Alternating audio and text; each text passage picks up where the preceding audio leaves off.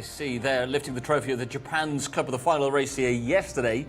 Thamar Al-Tahani who won the final race, and today could well be Thamar Day. We could rename this Saturday Thamar Day because it is Saturday the 8th of February. A warm welcome along to you. Welcome back to Riyadh, welcome back to King Abdulaziz Racecourse, and welcome back to Saudi Arabia. This is the Jockey Club of Saudi Arabia's English-speaking channel. It's Al Juf Regional Corporate Cup Day. It's meeting number 90, and it's the final meeting before the Saudi Cup meeting, which gets underway in, less than 2 weeks. A week on Friday with the International Jockeys Challenge. We've got the big race itself 2 weeks today. Likely fields announced yesterday. We'll be talking about that, I'm sure, over the course of the next few hours. But a 12 race card again today. 4 open races, a couple of handicaps, a couple of conditions races, a couple of maidens, and 2 cup races a little bit later on. As has been the case over the last 4 weeks, Tom Collins is alongside me. The last of 3 days racing, the last day of our stint before the Saudi Cup. Indeed, yeah. We go home. Well, you don't. You stay here, but I go home for a week and then come back. A little break, but it's been a good 4 weeks. And again, I feel like we're going to have similar kind of silks in the winner's circle today. The likes of Sheikh Abdullah Amalek Al Sabar's green and white. Maybe the red stable. They didn't have. You forecast a big day yesterday, and they let you down big time. Yeah. How many did they have? Is it just one? Just one. Yeah. Yeah. Disappointing. They will win the last today. I don't know with which horse. No, one. One. Yeah. They'll win the last race today with either Tarzim or Mashmouk. So that's certain. But Thamar Al-Tahani, Sheikh Abdullah Amalek Al Sabar, they're going to get today off to a flying start. And as regards the I've done it wrong again today. I've written down the wrong tilings. You lead 5-4. The cheat. It's a Freudian slip every time I do it. You lead 5-4 in the Interstudio Tipping competition. Callum's still there on 2 because it's not been the best of Thursday's surprise. But hopefully today we can extend and one of us is going to clear away. But it may come down to a head-to-head in the last. It could do, yeah. We're against each other in the finale, so it would be fun if there was one between us or we were level going into the last race. But we're still seeking that 10 winners for the week. That's the barrier that I always think is decent. Well, Thamar Al-Tahani, with the likely entries that came out yesterday for the Saudi Cup meetings, got some big guns to fire here in 2 weeks' time, including a couple of runners in the Saudi Cup. It could well be, though, Thamar Day today. He's got big chances. I've got him down as winning races 1, 2, 3 and 10 today. Great chances. I think I'm definitely with you 1, 2 and 3. I can't remember race 10, to be honest with you, without going back through my race card now. But you'll be with me? I probably will. It is Man of the Night. Oh, yeah. The draw is a bit of a problem there, but yeah. But 17, but he drew 15 when he won here last time. He did, and he looks clearly the best. Yeah, well, I did as well. He's on top for me. It could be his day, as you say. When we forecast that, usually it doesn't always happen, but if he can have maybe 2, at least we can say we were half right. He's going to have 4. Okay, I like the confidence. It's Thamar Day. Thamar time. I like that. Yeah. Okay, so 12 races to look forward to. The sun is shining. It's a lovely day here in Riyadh. We're 2 weeks out from the Saudi Cup. Another man who'll be here for Saudi Cup Day as well is Callum Helliwell. And once again, he's a man who always knows the time of day. Oh, what a link, Martin. What a link. Save that up for your last day here. Thank you very much. I appreciate it. Yeah, the countdown to the Saudi Cup is well and truly on. We are looking forward to that meeting very much. So the last Saturday before we take a little bit of a break and we get racing on Friday, International Jockeys Challenge, plus some very good other races. There's some good fillies, local bred handicaps that are running for lots of money, will be very competitive. And then obviously we go to the Saudi Cup on the Saturday. So can't wait for that. Remember, we've also got Breakfast with the Stars on this Thursday too. So there's plenty to get excited about here in the Kingdom of Saudi Arabia and at King Abdulaziz Racecourse. I'm excited about race 10, as the boys have already mentioned. Man of the Night features, but I also like the look of South Army. I think that horse, who's got plenty of early speed on a track that we know already favours early speed types all the way this week, might be difficult to catch. But boys in the studio, I'm looking forward to it. Hopefully we can find a few winners. I need all the help I can get. It has been said before. We will try and help him all we can as well through the day. Yeah, we're not giving him half-point opportunities anymore. That was a one-time thing, I think. But he didn't like it anyway, so no. We'll try and help the guy out, and he went mad. He does need to add to that tally, though. He is languishing. Well, I'm going to dare you to throw a half point to him later on. I'm not going to do that. Don't you worry out there, Callum. You'll go bananas. Okay, we've had Alexis here with us, Alex Fossey, named after the Lexus car who sponsored the first race here a couple of weeks ago. We've had John Deere, John Blance. We've had, who did we have yesterday? Corolla.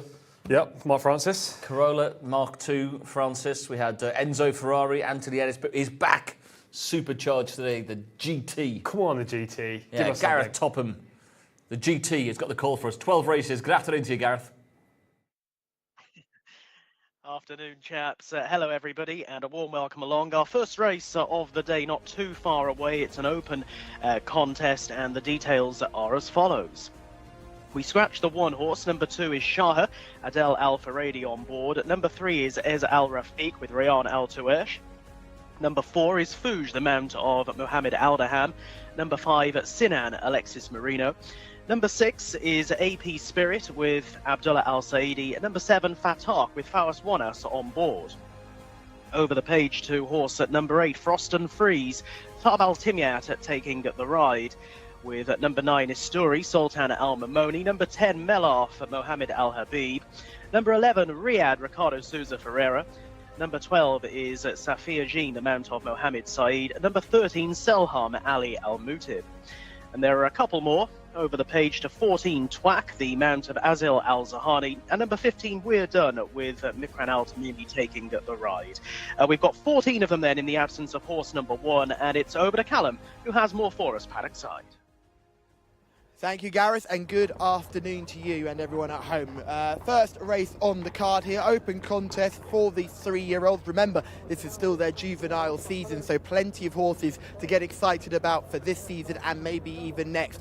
First one is Shahir. This is horse number 2, the immaculately turned out Shahir. The Abdullah Al Manif team always have their horses turned out incredibly well. A good winner on penultimate start, leaning on some experience, and then tried in a tough contest last time. This is a bit easier, and he looks in great shape, doesn't he? Certainly this son of American Freedom, I should say, is one to keep on the right side of. Here's the next from the 3, Ez Al Rafiq. I'm intrigued by this one. Showed very good form in Taif. Returned from a break to run no race at all, but he's better than that, and I wouldn't be surprised to see a better effort today. Just on looks, he's quite big and raw still. He's a very heavy walker. He doesn't exactly float across the parade ring. I mean, probably today won't be the day, but I think there's ability in there. But he might be hampered off a rating of 82, which seems criminally high. We'll go back to the 4 here. This is Fouge, the first of the Sama Al Dahani runners we'll see today. Really nice horse, this Fouge. He's a big scopy chestnut with a bit of a strong front on him. If you see his neck, he's got a really short, powerful neck on him. He's got some intriguing little patches on his back end, but I wouldn't hold that against him. And he is beginning to slip into that winter coat. Hopefully he can continue the good form he's shown, because he won last time out, and we'll be looking to make it 2 wins from 2. Lucas Gaitan saddles the 5, Sinan, who comes towards us now. Typically well turned out by Lucas's team. Is a horse that needs to show a little bit more form. The last one was quite disappointing, and we need him to take a big step forward today. The yard that Lucas has got is currently struggling a little bit for form, but hopefully they can bounce back in some way. So he's a big strapping type, isn't he? Maybe one for next year. Keep your eye on that one. Finally, we're going to go back to horse number 11 with the intriguing one for me. I think Riyadh is a fascinating horse.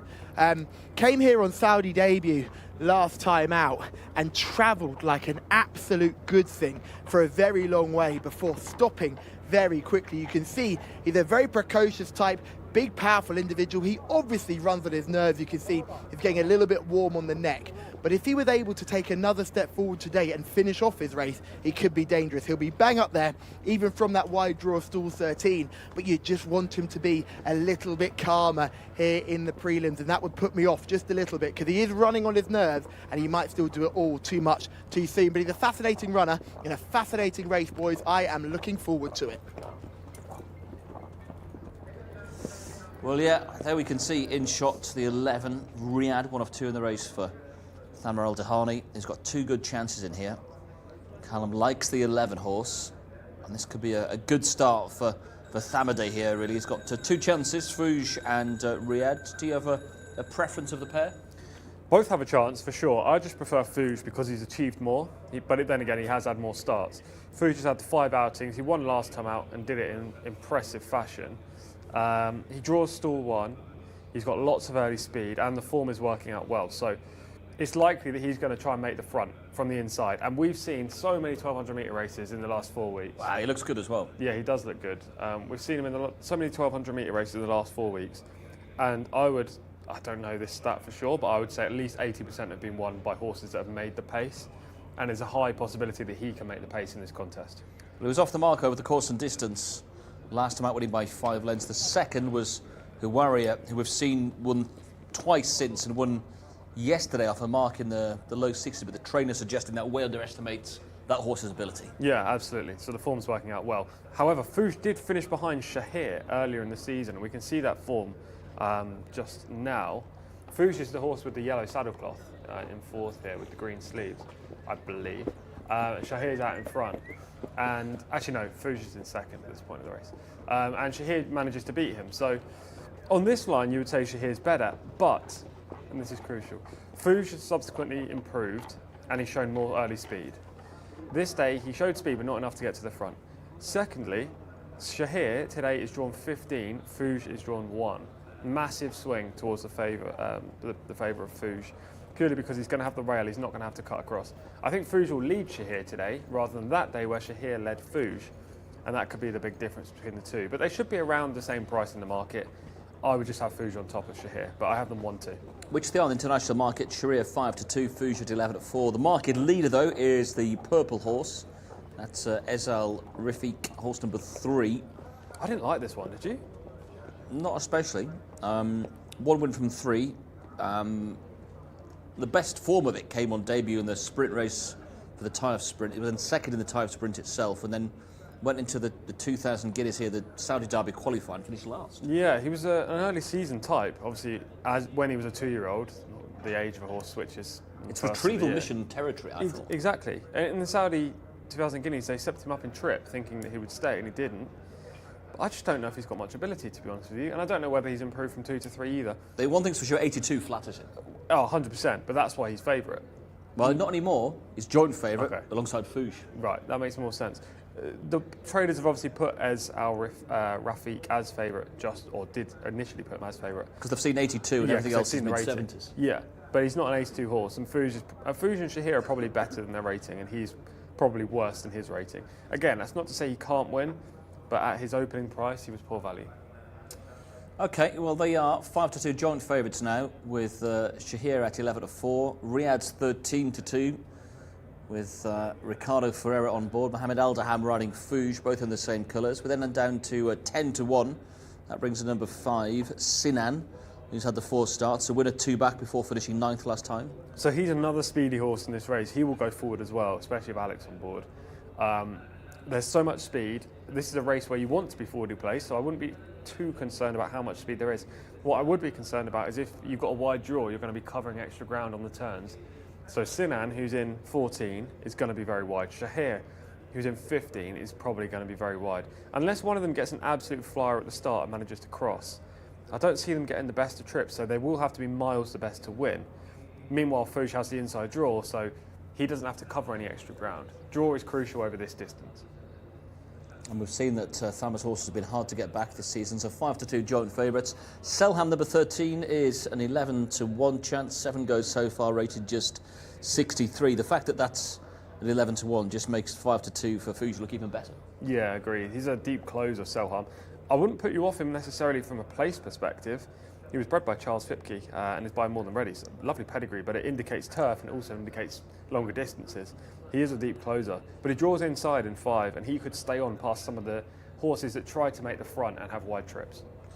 Got Fatak has got the pink colours on. That's horse number 7 at 14-1, 2 starts so far, but he's been off the track since September. Yeah, that's a big problem for him. He did improve from one first and second outing, but as you say, the long absence, how many months is it? 5 months absence is a problem for the 7 horse here. Okay, arriving down at the start. Shahir's 11-4, Fouge and Ezal Rafik both at 5-2. They're drawn quite close together. Would you see the 3 maybe trying to follow Fouge in the box seat?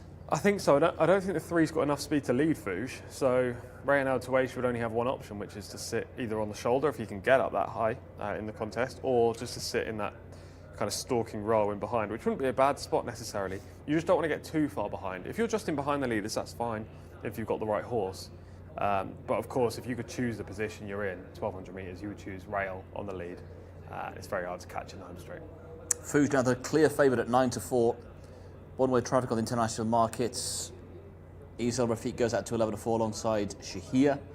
RIYADH at 13-2. So, I was predicting it's Thamma Day.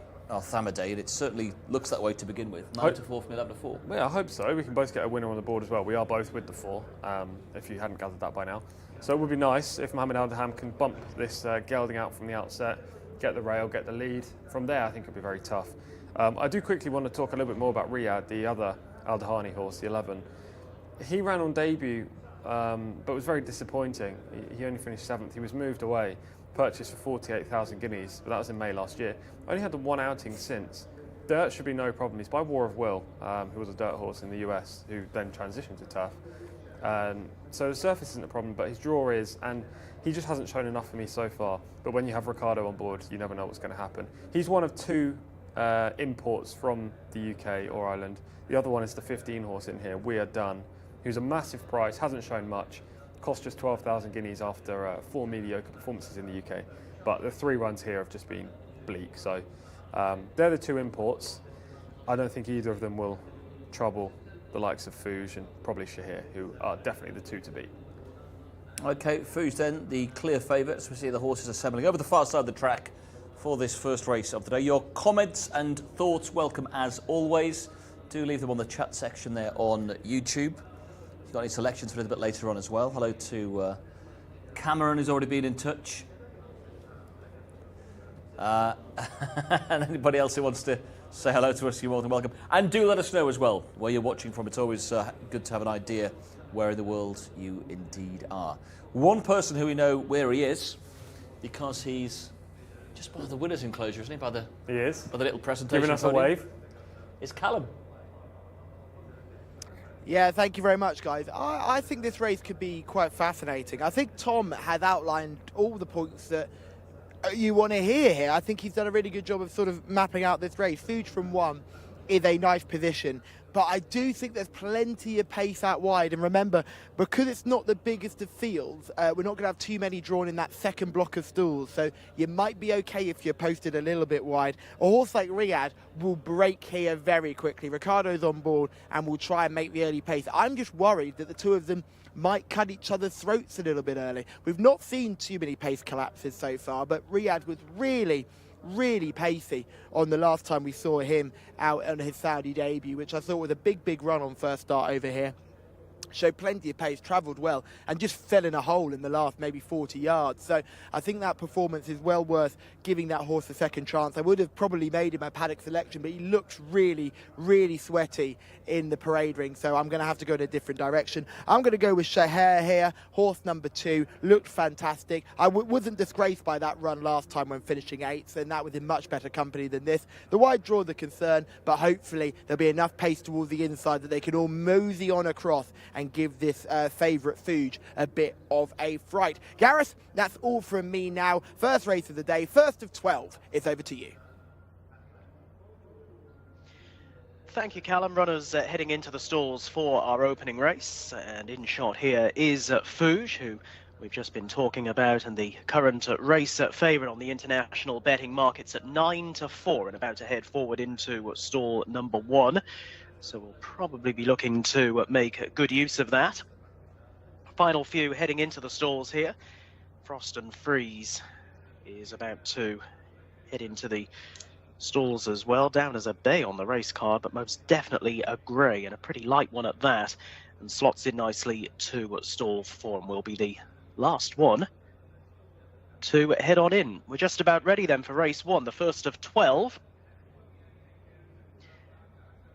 All the runners stand well, and gates crash back. They're off and racing. With beginning well, Selham is going to be one of the first ones to show, with now Fouge taking that prominent role from stall 1, the green sleeves and cap, and heads them all off through the opening furlong. In the same ownership, Riyadh, the white cap up towards the outside, is prominent, and Sinan also joining in as they race towards the turn. They're being followed through by Frost and Freeze, and then Shahir, who's a little bit wider out on the track as they're making the journey back towards home. With in behind runners, as they gallop left at Selham, who's now just dropped back into midfield, is racing on ahead of Ez Al Rafiq, and then comes on the outside Melarth, with Twelfth following, and likewise Isturi, but they've all got plenty to do. And the race up ahead is developing. Fuge has taken a couple of lengths out of the field and gallops on strongly down the home run, chased by RIYADH and Sinan down the outside, Shahir up the fence, and in behind runners staying on best of the rest is Twelfth, who might well move into second place, but surely has no chance of catching this leader. It is Fuge in the hands of Mohammed Aldaham, staying on strongly towards the line and maintaining a 5-length lead. Fuge is the winner of the opener. Back-to-back wins for Fuge. Second position goes to Twelfth, who's run a nice race within third Shahir, and they were chased home by Sinan. And down the outside, Safia Jean putting in some fair late work. Our opening race winner is Fuge, Mohammed Aldaham, just guiding this individual home, this son of First Samurai, to a very comprehensive success, and backs up that last time out success. Didn't really look in any great danger from the home turn, where he quickly put daylight between himself and his rivals, and it's a winning start for our team in the studio. And the distance between Fuge and closest pursuer at the line, Twelfth, was some 6 lengths, with Shahir best of the rest in third. Fuge clocking a time of 1 minute 13.23 seconds. Prominent throughout. Will that be a theme of the day here in Riyadh? We have seen it, of course, in recent weeks, but there's no doubting Fuge has run out an impressive winner of this, our opening contest.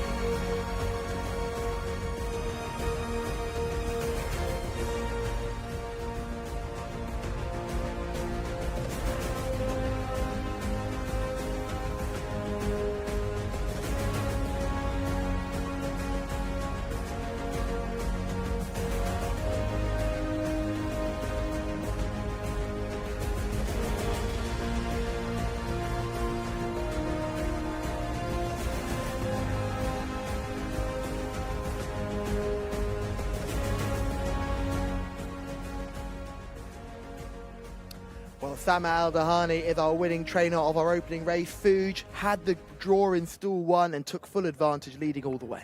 Yeah, he's a fast horse.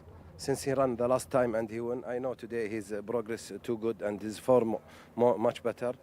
I'm happy for him to run a good race, you know. The horse is really a fast horse, sprinter horse, 6 furlong. The stall with him today, and he ran too good, you know. The boys in the studio were really keen on him. They liked the draw, they liked how he had early speed, and they were very happy with the result, obviously. Yeah, I'm happy also. The horse is too good, you know. He ran too good. I hope we'll see him as a sprinter next year. He will be a good sprinter horse. Yeah, he's an exciting horse for sure. You've got transferred later on in our third race of the day. He looks like a really special type. Yeah, I have the second race, Blehan, he's a good horse, and I have transferred, he's a good horse today. Could be a 1, 2, 3. Go and enjoy the photo. Thank you. Sam Al-Dahani there enjoying this moment. This is the first of his 3 runners in a row, and it could be the first of 3 winners in a row. Really excited to find out about what he can offer. As we can just see Fuge standing up here. That's this horse's second career win from 6 career starts. And he's done that in really imperious style. But if you listen to Tom Collins, he did explain exactly what would happen. I think it's really good, worth having a look back at this race and look what Shahar has to do from that wide draw. Still the pick of the paddock for me, but was drawn wide, had to basically, Adele did very well. Instead of coming right around the houses, he cut back towards the rail and tried to make ground there. But by that point, Fuge had gone too far clear and ended up getting passed by Twake, who ended up finishing in second, Sinan in fourth, Salem in fifth. And we'll grab a word with Mohammed Aldaham, our winning jockey. Congratulations, Mohammed. Well done. Oh, the boss doesn't even going to shake your hand. Well done. Thank you, alhamdulillah. Thanks to Allah and the owner and the trainer. He made that very easy for you, didn't he? You got the good draw in stall 1, you made the pace early, and you never really looked back. Yeah, mashallah, nice horse. He ran before 6 furlong. I know this horse half speed, and today, mashallah, come very good, form good, and alhamdulillah, gate 1, catch the rail and I go. Nice and easy when it's from gate 1. Were you surprised at how easy you were able to get to the lead? Because no one seemed to challenge you early. Yeah, you know, sometimes lucky, you know, but my horse today he come very good. When he jump, mashallah, he jump very good, and he go easy with me. And I have some horse very good, ride Adel, but alhamdulillah, my horse today come better than this one, and I win this race. Yeah, you're on the right one today. Well done. Thank you. Thank you. Well, Fouge, all the rage in the international markets before the race. 3-1 disappeared, 11-4 went, 5-2 went. He's gone off the 9-4 favourite. Then after about, what, 50 yards, it was in the bag. Yeah, it was game over. He broke well. He was immediately on top. Mohammed knows how to ride this horse. He knows how to ride the track. Once he got to the front, we were saying to ourselves in the studio, wins, just wins from here. And he did. He just galloped clear of the remainder. It's so hard to reel back in forward-going types over this trip, especially when they've got a class edge and when they're drawn on the rail. And he ticked every box today. He just needed to break well, and he did. Good start for Fouge followers, good start for favourite backers, good start for Al Dahani, and good start for us. Take it from the start here.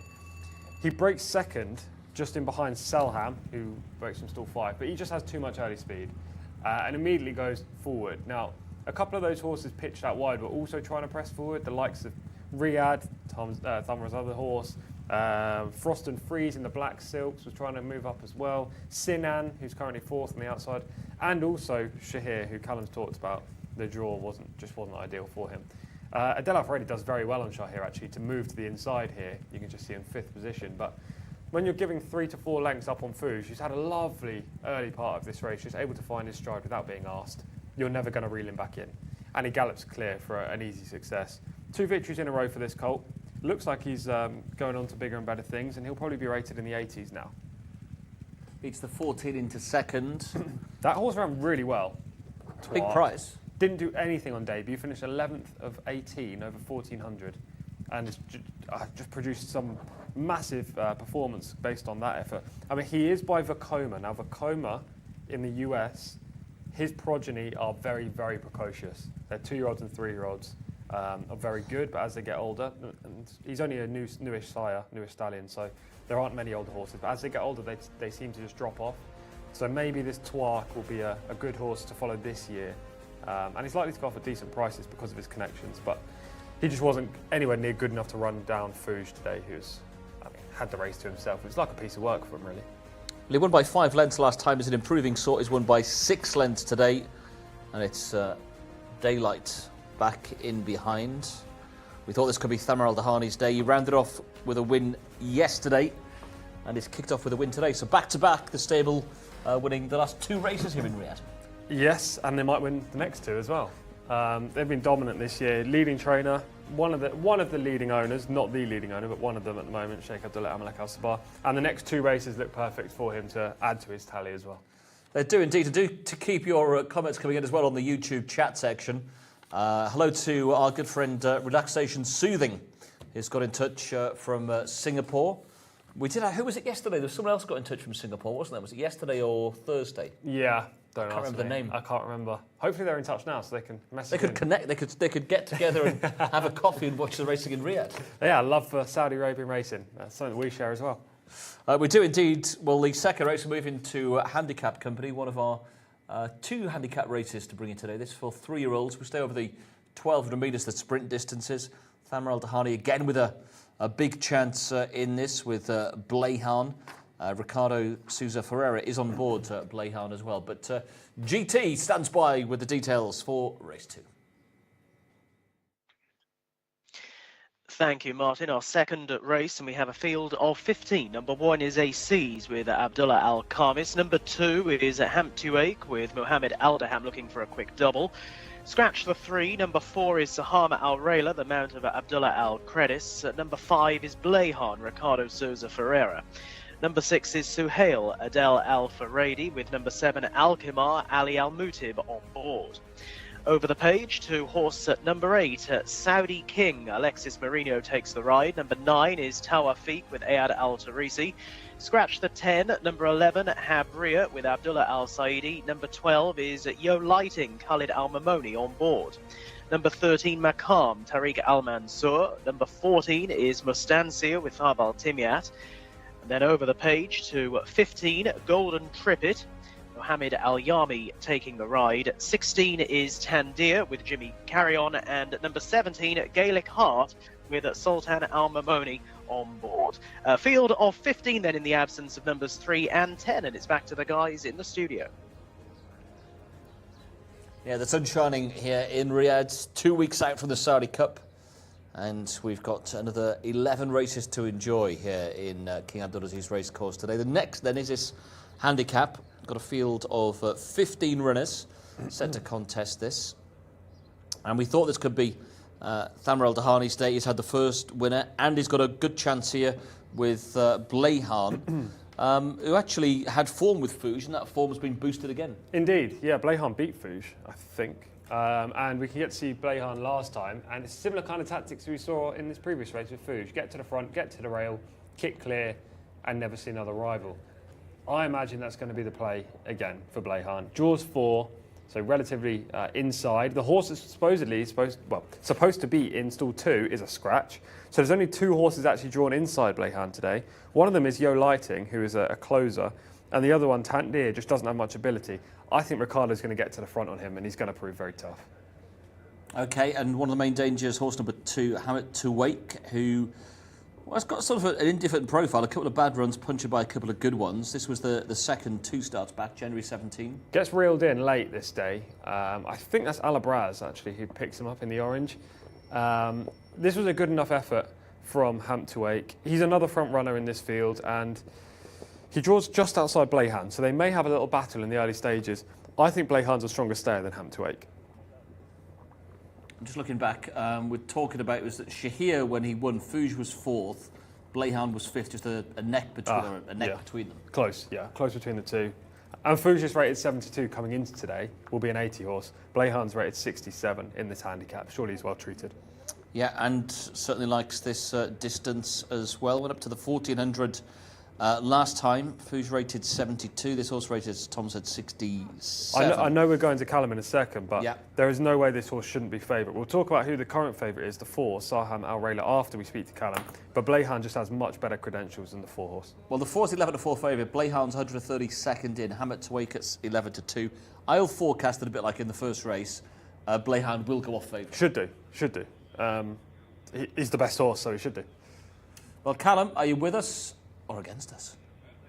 Oh, boys, I'm with you. This is the 5. This is Blayhan. You can walk him on a little bit. That's fine. He can walk on a little bit faster. Mustafa can keep up. He's fine. This is a really nice type. He's a gorgeous, but it's the best I've seen him. It's the best I've seen him by far. He's growing in front of our very own eyes. And, yeah, he looks absolutely perfect. And I think he has a big chance today to make it 2 wins from his last 2 starts. Let's pull back to the 6. This is Suhail. A horse who I think just hasn't quite lived up to the potential he showed earlier on in his career when winning on only his 2nd career start.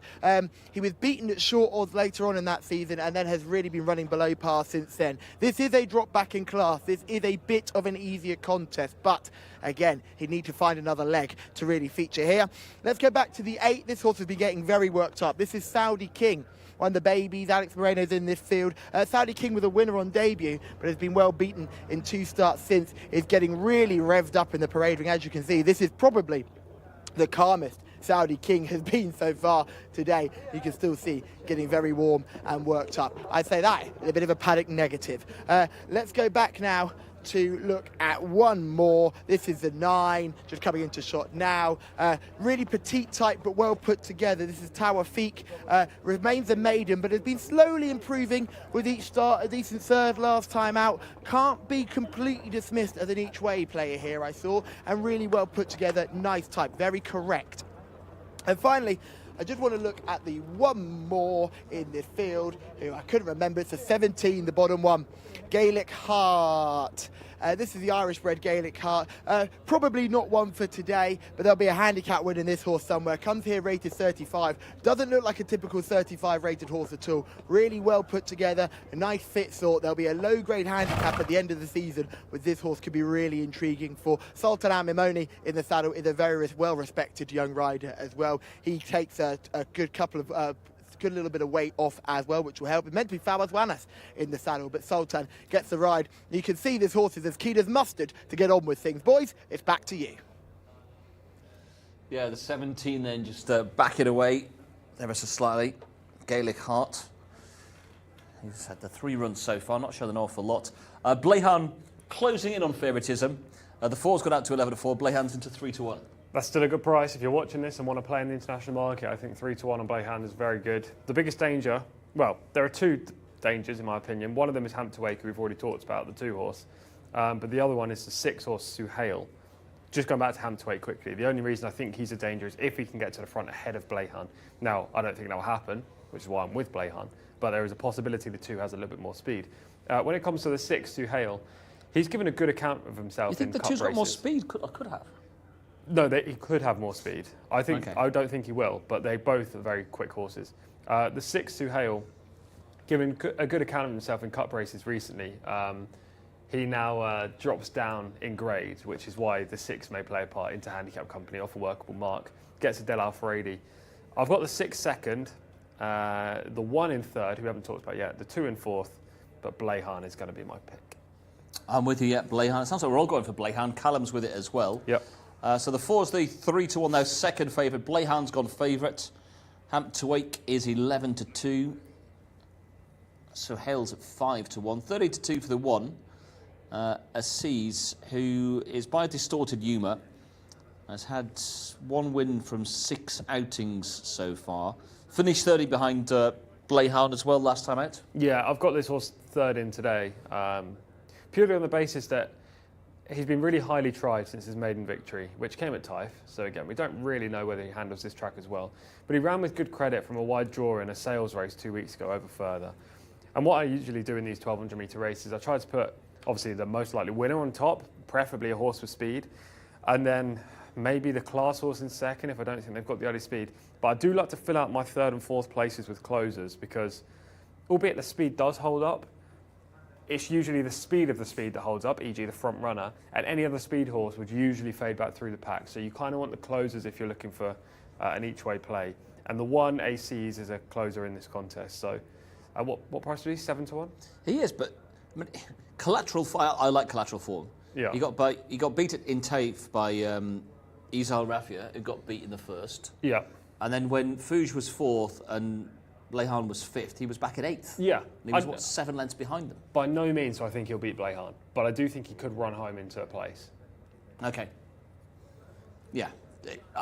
I look at it more that it just increases Blehan's chances, and the fact that he's 13-2, Blehan is getting shorter at 5-2, but it'd still be a standout. I much prefer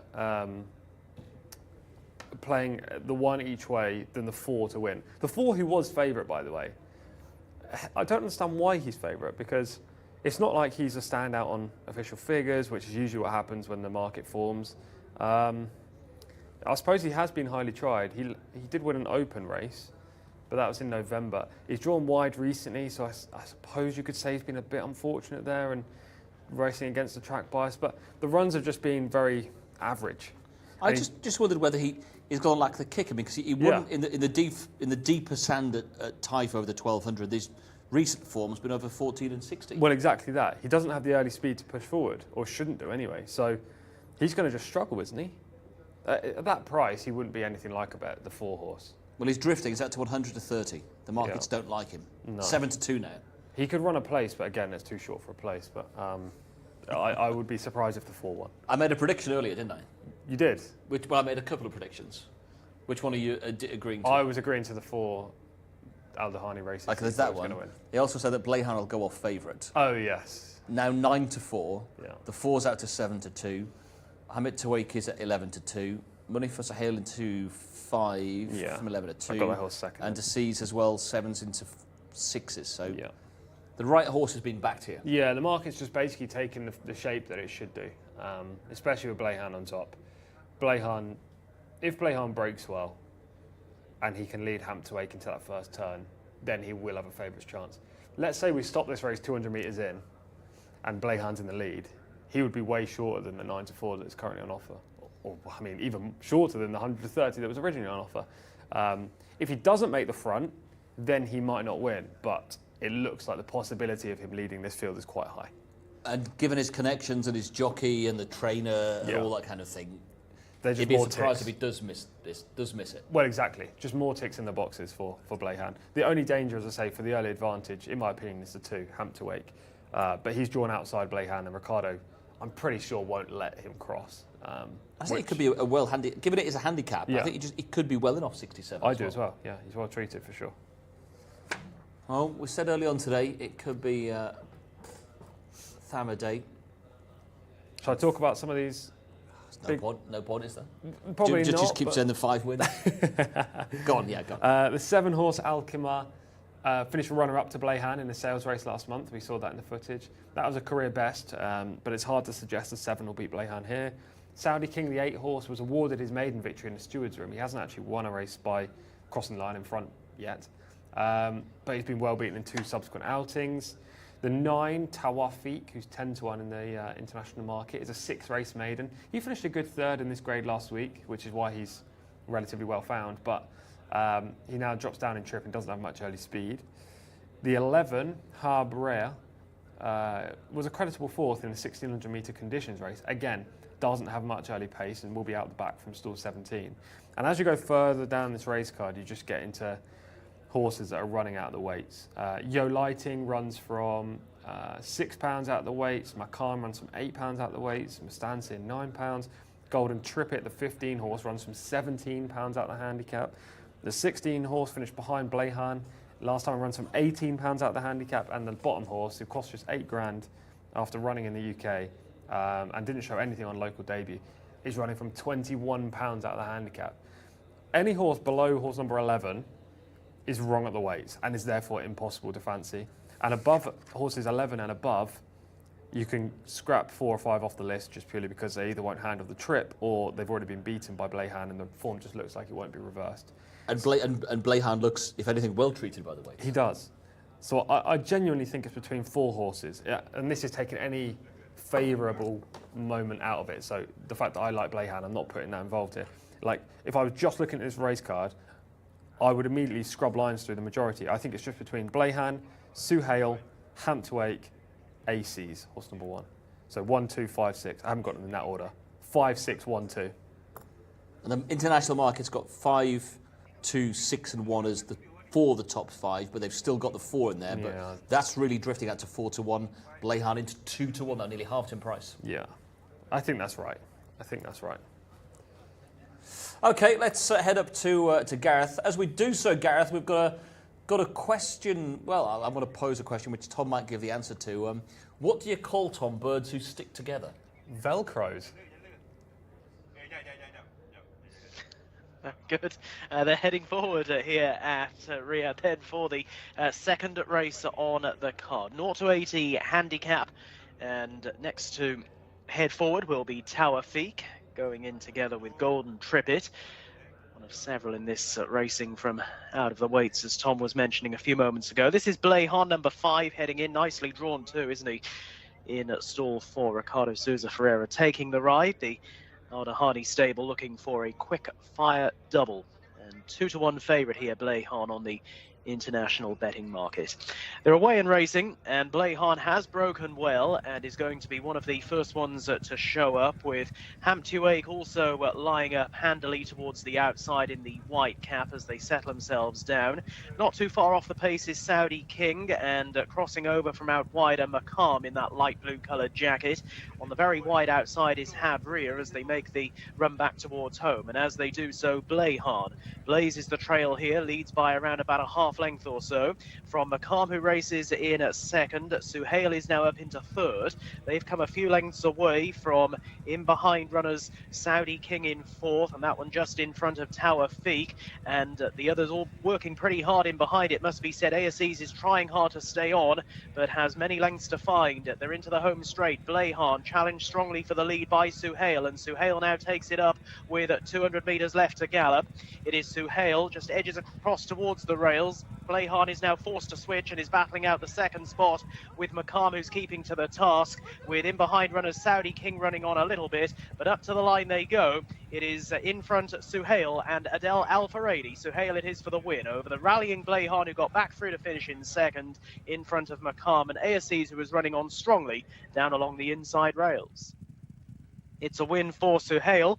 Again, never too far off the pace, and in the hands of Adel Al-Faradi, has stayed on strongly towards the line and keeps up this sequence that he has going at the moment. He seems to run a really good race, followed by a not so good run, and he did have to bounce back from his latest effort. Today he has done that, and he has scored quite decisively. In a time of 1 minute 13.54 seconds, beats Blehan by 3 lengths in the end. It was a neck back to McCarm in third place. That's your 1, 2, 3. ASEs was in fourth and perhaps never nearer, but a comfortable enough win for Suhail in our second race on the card.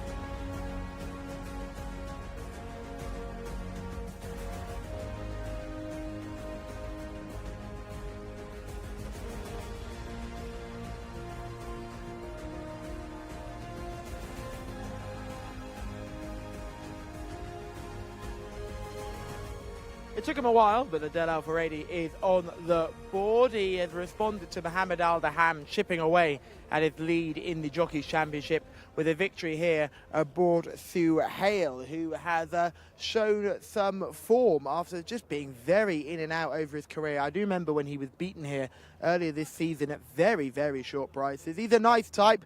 He might have actually been thrown in here for a mark of 65 and has taken full advantage of it under Adel Al-Faradi to win here, beating Blehan, who finished in second. Yes, he did come across to the rail, but I think even Blehan's bigger supporters would think they weren't going to win on this day. Mac ran in third, AC's in fourth. Saudi King ran a big race considering how overheated that horse got in fifth, and Tower Feek back in sixth. Adel Al-Faradi back with the winners, boys, and as soon as we join the triple threat, we have a loser. I'm cursed, lads. I'm absolutely cursed. Right, the second race of the day goes the way of Suhail, who you could see really been running the 2,000 guineas, the Saudi Derby qualifier last time over the 1,600. Had form with Jeddah Beach over the 1,600, but had been showing more over shorter distances. Yeah, I had to say, like in the preview, I said I had 5 over 6. They were the 2 big horses in here. Blehan did exactly what we wanted. He went to the front. He broke well, went to the front, and from there he was the horse to beat. I didn't think Adele and Suhail would be able to sit so close. We'll take it from the start. Blehan, inside white noseband, breaks brilliantly. The script early on was good. Perfect. It all went to script. Perfect. The 2 horses inside didn't have any speed. Yo Lighting showed nothing, and the horse in 1 showed very little as well. Blehan was able to out-sprint Hamp to Wake for the start. Hamp to Wake there in the white cap, 1 off the rail. He is done early, Hamp to Wake. He doesn't like when he doesn't lead. But Adele Al-Fredi is able to sit close on Suhail in that blue and black checked silk colours in 3rd. For a horse that's been running over 1,600, that means he's always going to be dangerous. I thought he'd be a little bit further back in mid-pack and then run on for 2nd. At this point, I still thought Blehan was going to win because he had the perfect sit. But you did have a stamina horse that was also well handicapped just in behind, and he wasn't able to fend him off. There is a bit of interference in a second. Adele and the eventual winner cuts across Blehan, the eventual runner-up, just about here. Ricardo has to take up just there. I mean, it causes him to lose a little bit of ground, but he was going to lose anyway. And albeit Blehan did run on actually quite well for 2nd, I don't think... Firstly, it wasn't enough interference to cause a result. We know that for sure. It didn't look as bad on that angle as well. Yeah. I didn't think. The fact he had to stop riding is tough, but equally it didn't affect the actual result. This horse was always going to win regardless of the incident there.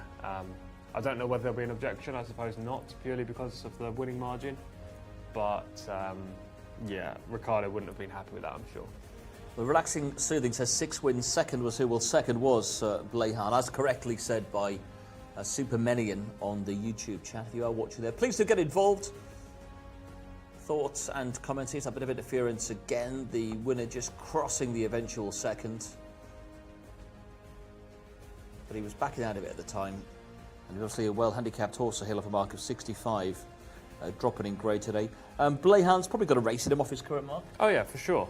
It'll be a similar kind of race to this as well, where he's just able to dictate off the front and kick clear. He just bumped into a horse that's got equally as much ability, but also extra stamina. He's been running over further. He was just able to fend him off. The right 2 horses finished 1st and 2nd. Unfortunately for us, they're in the wrong order, but that happens.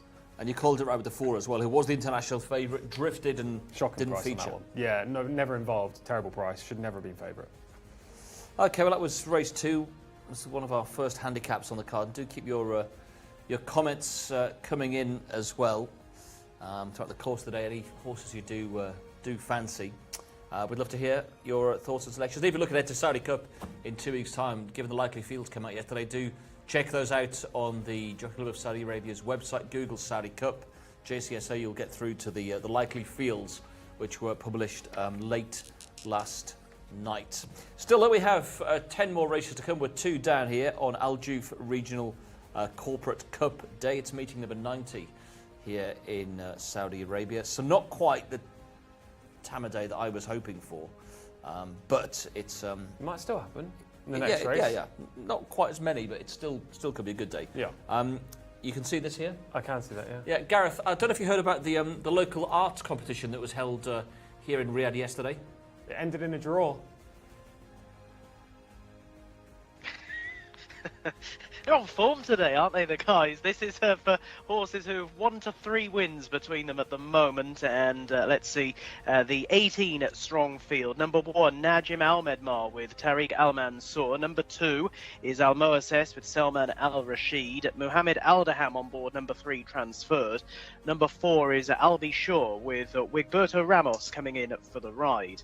Number 5 is Al Mgam with Abdullah Al Khamis. Number 6 is Al Safar Azil Al Zahami on board. Over the page to number 7, Al Farb. Al Farb partnered by Ali Al Mutib with number 8, Bariat Aloha with now Mohammed Al-Habib taking the ride. Mohammed Al-Habib, that's a jockey alteration there for horse at number 8. Number 9 is Estiknan with Abdulaziz Al-Musa. Number 10 gets stuck in now with Khalid Al-Mamoni on board. Number 11, Jasmine Abdullah Al-Credits. Number 12, Najim Al-Sara with Ayad Al-Tarisi taking the ride. Over the page to number 13, Not Even Close with Alexis Marino. Number 14 is Karnas, Rayan Al Tuesh. 15 is Scratched. 16 is Shanko with Abdullah Al Saidi. Number 17 is Tawakal with Fahid Al Faradi. 18 Noor Rose, Naif Al Anazi. And 19 Asna Adel Al Faradi. Scratch 20, 21 and 22, they don't run, nor does the 15. It leaves us with a field of 18, and it's back to the guys in the studio. Maybe Gareth's going to come back at us at one stage today with a joke. Well, he's got plenty of time in between race calling and giving the runners and riders to go on Google and give us one. So I've got why not? I'm loaded up with these terrible jokes today. You've already told me you have plenty in the offing. Yeah.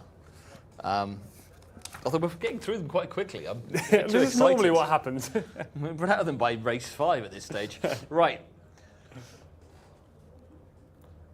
Race 3. Horses have won 1 to 3. Yep. 4-year-olds and older. We're still over the 1,200 metres here. Tamer Al Dahani, a win and a second. And the international market, well, they put Transferred in at 11 to 4 early on today. That lasted momentarily. 6 to 5 now at the top of the market. A horse who's looking to complete the hat-trick. Is this not just the good thing of the day? Yeah. I think so. I think so. Had a first couple of runs over longer trips, but back over the 1,200 and 1,400 metres, he streaked home. He followed up a 12.5 length win with this performance last time out. He just blitzed them from the front. Another very similar kind of effort that we've seen in the VTs from Frujan Blehan in the last 2 races. But he goes forward. He's got lots of early speed. He draws out wide today, which isn't ideal, but I think he can cross. That's how quick he is in the early part of the race. And he gallops all the way to the line. He's quite unprofessional still in the way he races, which suggests there's more to come. Yeah, and he goes on to it handsomely on this occasion by 3 3/4, following up that win by 12.5 on his previous start. Has he got a preferred distance, do you think, the 12 or the 14? If anything, he was more impressed about the 12. Yeah, I think 12, because over 14, you have to finish your race as well. It's an intermediate distance, isn't it, between sprinting and going over a mile. When you return to sprinting, all of these horses have one speed. They go as quickly as they can from the outset. Some of them are able to sustain it throughout the whole race, some aren't. Well, Transferred is just quicker than all of these horses. So if he can show his quickness in the early stages, get into that prominent position, and he has the stamina for further, much like we've just seen with the winner of race 2, he should just be able to outlast them. The only problem for Transferred is, can he cross from 12? That's literally the only question mark I've got against him. I think he can. Mohamed Al Daham rode the first race winner for Tamer Al Dahani on Fouge. There are a few horses that are rated similar to him in the race. Al Bashir, 86. We've got Not Even Close, 85. Shanko, 83. And Tuark as well on 80. Let's touch on Not Even Close, who was the second pick on the international markets. Alex Marino is on board. 2 wins from 15 that has been in Phillies Opens for the last couple of starts. But Callum, we're heading back out to you where we can see Al Moussasis in shot. Thank you very much, Martin. Al Moussasis in front of me now. Lovely looking type. I'm pretty sure this horse is a paddock eye catcher every time I get to look at this 5-year-old gelding now. Lovely loose mover, big strong type, but the form recently has been hugely disappointing. Back-to-back 9th place efforts. Bit of a drop in class today, but others would be preferred on form. Let's go back to the 3 here now after this is Transferred. The next one we're going to take a peek at. And now Transferred is a lovely type, isn't he? Obviously, according to a lot of people, the good thing of the day today, like Tom's given all the good mentions, I've got nothing to take away on looks-wise either. Looks perfectly fine, still clinging on to that summer coat as well. Hasn't quite snuck into that winter coat yet, so plenty of positives to like about Transferred. Won the last 2 starts as well and looked hugely, hugely impressive on the last occasion as well. Cantered all over them. Could be hard to beat today, even from a wide draw. Let's look at the 4. This is Alb Shaw. Intrigued by this one. He's a lovely looking type. Look how powerful he is. He's shining up in that coat today. He's got a really loose, relaxed walk. Watch him. He just lobs along, takes everything into his stride, which isn't common for these 1,200 metre horses. He walks more like a middle distance type, and hopefully he can run as well as he looks. We'll drop back now after the 6, the grey that comes towards me. This is Al Safar.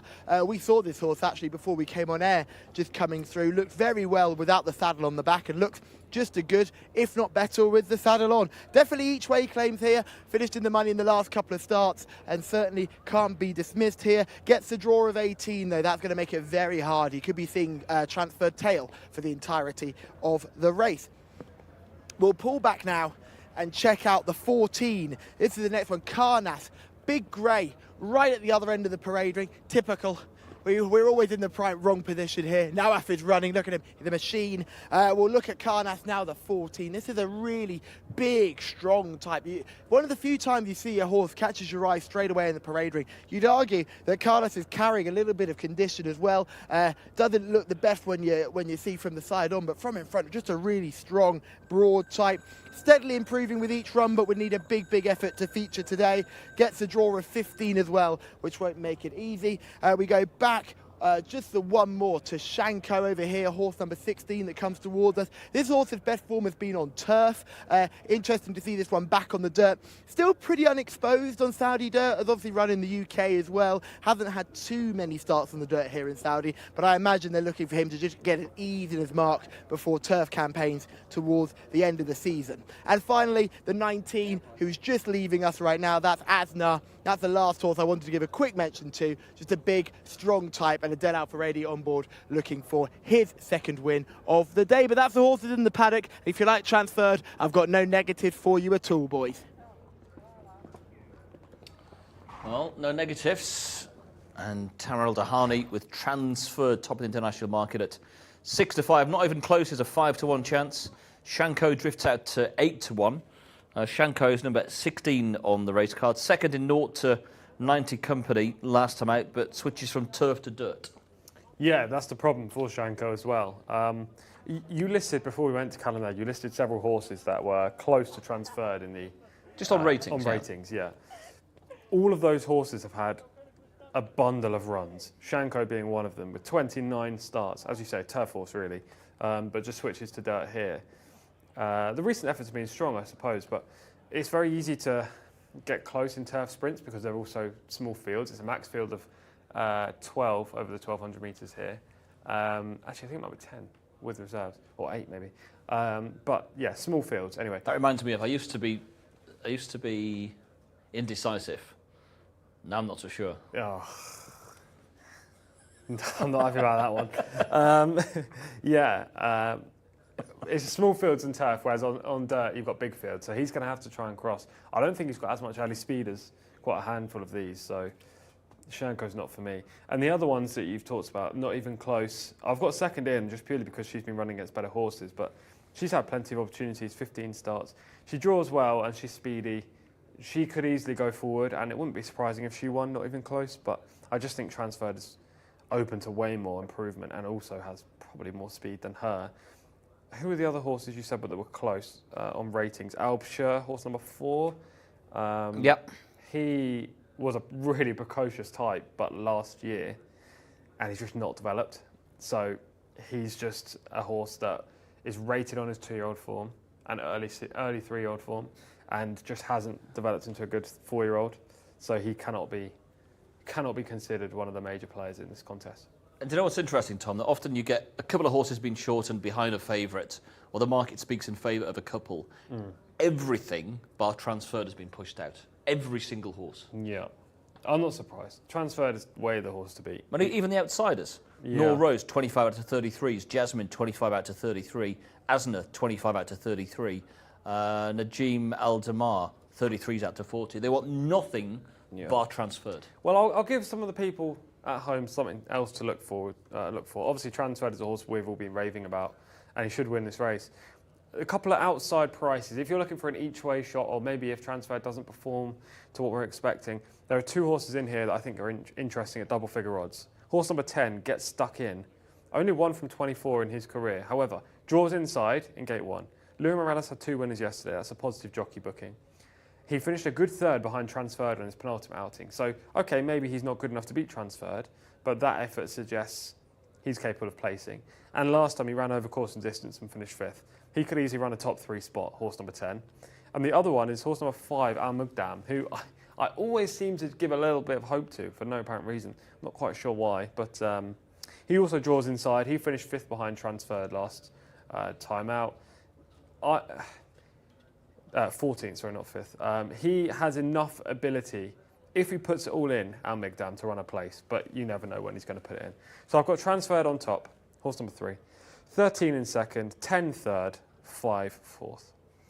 Yeah, transferred, did beat Al Bashir, Al Magdam, Al Safa, and get stuck in with that victory last time out. So he holds those in no uncertain terms. Not even close. Not fancied all of the international. Geez, they're really drifting. Not even close. 9-2, 5 out to 11-2. Shanko 7-8-9s. Al Bashir 8-9-10. Al Masassis 10-11-12. The only one for a tiny bit of money is Get Stuck In, who you touched on, who was then third in behind him, 2 starts back. It was 5th over the course and distance last time out. But you're only really playing for the each way, aren't you? Yeah. 1 from 24. He's an each way player, yeah, for sure. I think he could definitely run a place, which is the option that some people would like to go down in a race like this, considering the favourite's short and a couple of those in behind in the market are easily opposable.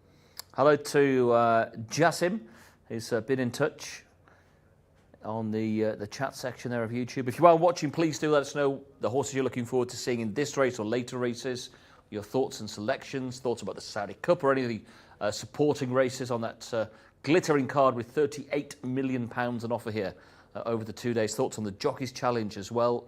Any questions for Tom before he heads home and packs his bags and heads back to the UK tomorrow? You looking forward to 4 degrees tomorrow? No, but I am looking forward to seeing the family and then getting revitalised ahead of Saudi Cup week. A lot will go into Saudi Cup week. I'm actually going to start doing my prep for Saudi Cup week when I get back with the likely fields. There's a lot fields. to do. Yeah, the likely fields. Hopefully there's no late minute scratches. But yeah, do the prep, make sure we've got it all sorted. 2 huge days coming up in a couple of weeks. And yeah, as much as I can, I'll get ahead of the game and try and provide some winners then too. Yeah, well, that's to come in 2 weeks' time. We're down at the 1,200 metre start once again before moving up in distance to 1,400 for our next couple. In fact, no, we're over 1,200 for the 4th race as well. A local bred open. We go up to 1,400 and 1,600 up to 2,000 and jump right up to 2,400 for the Al Juf Region Government Cup, our final race, race 12, worth 150,000 Riyal. So down at the start, this should be Transferred's race, we're hoping. The international market certainly saying so. Callum's also with us on this. What we need is what we saw in the previous race from 2 Al Dahani horses. We need early a clean break, early speed, and if Mohammed can get to the rail on Transferred from there, I think it's virtually impossible to run down. The only way he gets beaten, in my opinion, is if he misses the kick or can't get to the rail. They're the 2 stumbling blocks. If it can't get to the rail, he could still win. He just needs to prove that he's way better than his mark. Which we think he is. Which we think he is. And George thinks he is as well. Yeah, that's a bonus. What's George saying here? He says, looks outstanding against these, should confirm superiority and also is in top form as well. Yeah. He could do your job, George. He could do. He very much could do, yeah. There's a seat here if you want it, George. You're not even sitting in it? I'm not. I've got to stand up. You've on vacated it ready for George to come in and sit down, that's why. 6-5 then before Transferred. I wonder who it was on the international market who gobbled up the 11-4 when the markets first went live a little bit earlier on today. I hope it wasn't Rory Delagi. He didn't let us know, so. Might have been Gareth Topham or GT. Could have been the Super GT. He's hot on the throttle today. He's ploughed his way through those races, the GT. Apparently he wants more jokes. No one's ever said that. Not to you anyway. You're full of them. Well, I'm running a bit No, dry. don't go yet. We need to save some for later. Well, I can maybe get some more. I can't really. What was the one? Oh, yeah, we could do the parachuting one. I can't remember what the punchline was. You're going to have to do it yourself. Well, I can tell you, Gareth, I'm not a fan of parachuting per se, but if it comes down to it, I'll do anything if I'm pushed. They're getting worse. The runners heading forward then for this 3rd race. A reminder, this is for horses who have won between 1 and 3 races so far in their careers. Quite a valuable little contest as well, and 1,200 metres is the journey in front of the field. This Transferred, well supported here, opened up at 3-1 on the international betting markets, but is now into as little as 6-5 with at 11-2, not even close. 9-1, Shanko and Get Stuck In. Get Stuck In just clipped in from 10s. 10-1, I'll be sure. 12-1, bar those, as this field continue to head forward one by one. Transferred is actually still one of those out of line and is due to head forward into stall 12, which might make life a little bit difficult, as the guys in the studio were saying he's going to have to show plenty of early dash to get across from there. Next to head forward will be Almgadam, and the final couple to slot in will be Noah Rose with those blue and white zigzag colours, and also out of line is the 4 Albi Sure with Wigberto Ramos taking the ride. So we are very nearly set to go for this third race on the card. And field now stand well, we're set. Best of luck here if you're playing.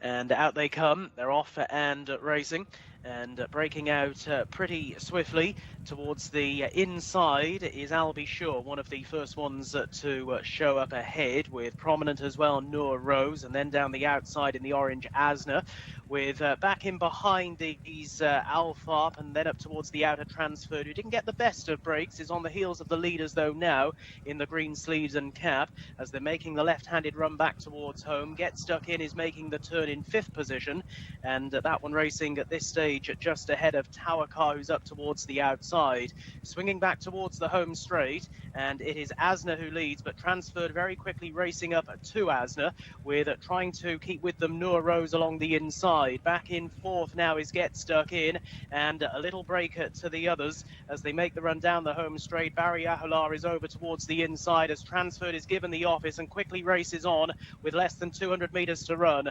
It is Transferred moving away by a length and a half now, with a gallant Noor Rose keeping to the task as very quickly Asna drops away. Finishing off well is Almagdam down the outside. Transferred is all out in the end to hold off the late flourish of Agnom, but he's held in by half a length. Transferred is the winner from Agnom in 2nd.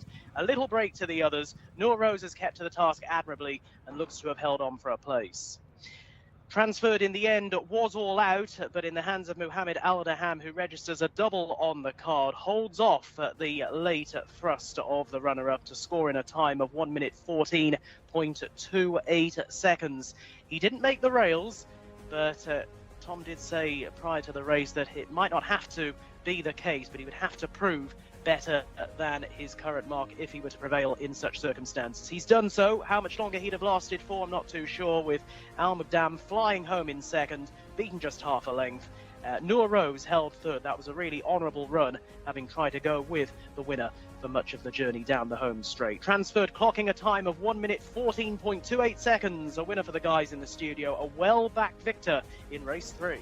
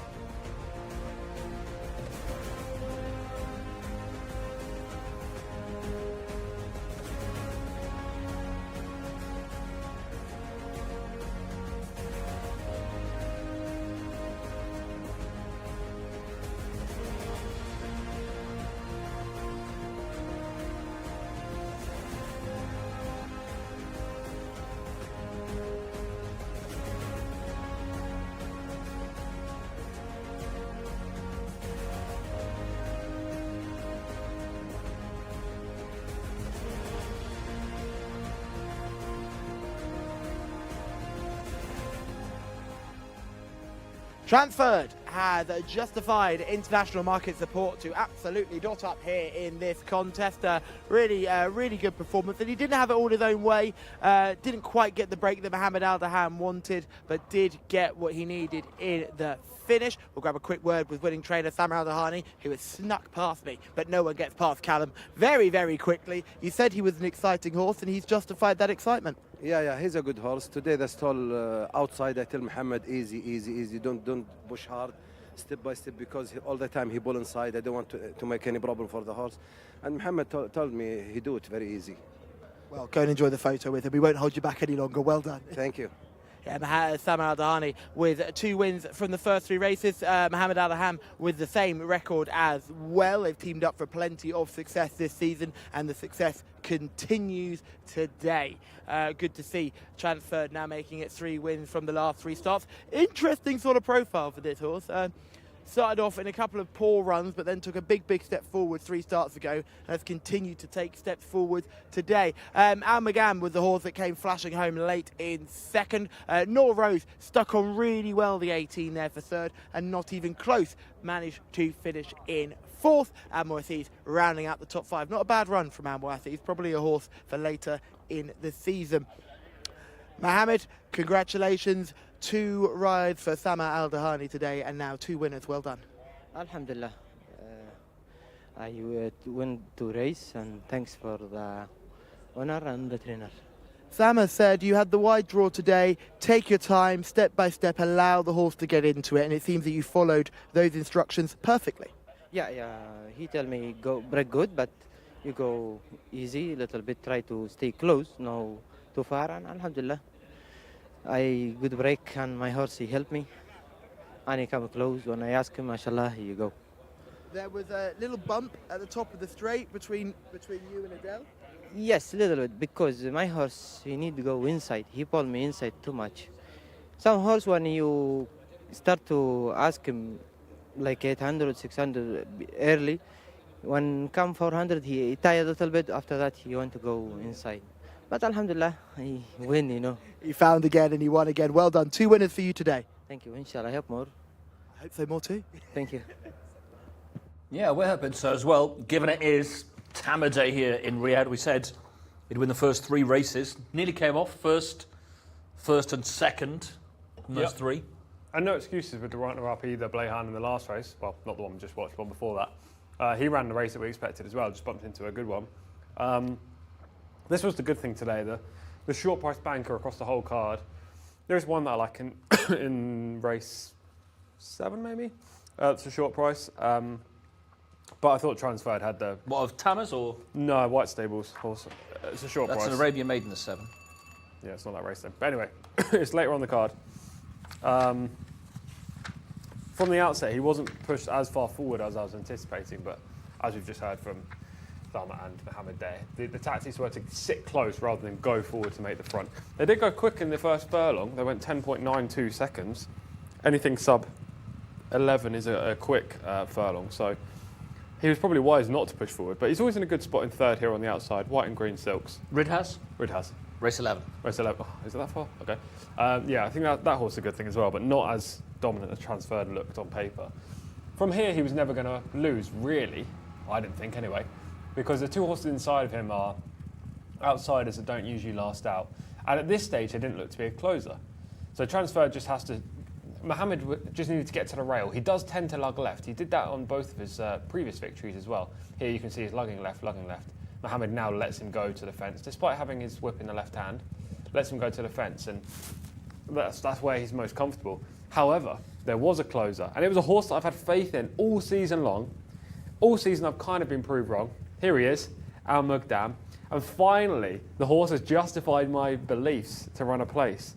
I said beforehand, before the race, if you want an each-way play, there are 2 horses in here, and Al Mugdam's one of them at 18-1. So I do hope someone who maybe didn't want the short price on the winner, which we both liked and put up as our pick, if they didn't like that, then I hope they had a bet on Al Mugdam, because he was a great price and he's run home really well.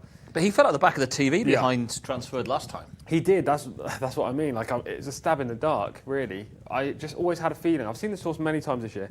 I've always had a feeling he has some talent. He's been running over a variety of trips. And today he's finally put it together. Now, that's not to say I'll put him up as my selection anytime soon as my main tip in the race, but... He's only won 1 from 26. Yeah, he just shapes like he's better than he is, if that makes sense. And he's done it today. He's performed and finished a good second, Al Mugdam, so I'm happy about that, but more happy that we got the winner in Transferred. We did, and Tama Al-Dahani has now won 2 of the 3 races here in Riyadh so far today. Well done to George as well. He thought that Transferred looked outstanding. Should confirm his superiorities on top form. And George comes back in to say, and he holds on. Nice. Nice. It was nice. Yeah, it was. Good start to the day. It is. I think we left a bit flat yesterday. It was tough. Yesterday was very, very difficult. We had one each, I think, across the whole card, and there weren't many fancied horses winning. The pace bias yesterday seemed ridiculous. Like, the horses with no chance were actually coming out on top. Today, whether the pace bias is still as strong, I'm not sure, but what is helping us is the fact that the best horses are forwardly placed horses. So even if the pace bias is strong, we like them anyway. So yeah, it's a good start. Hopefully we can add some more winners. And we were slow yesterday, but 7-6-3 on the stable or the studio tipping competition. Nice. We've both had 2 apiece today. Callum's had a winner as well. He gets on to 3 for the 3 days. He'll be very happy out there, I'm sure, after yesterday's drought. But yeah, we're still looking for that number 10 to get more winners to get up to number 10. I think I've got 3 more to get today. You've got 4. Yeah, 4. Yeah, sorry, I'm 6, not 5. Yeah, We got there in the end. Yeah. sorry. And your thoughts and selections as well, more than welcome. Anything you want to look forward to today or in the coming days and weeks. Well, let's get back to the turbocharged GT for the details on this local bred horses open. It's race 4. Gareth, I'm getting a bit low on the joke, so we'll have to maybe press pause for a race or 2.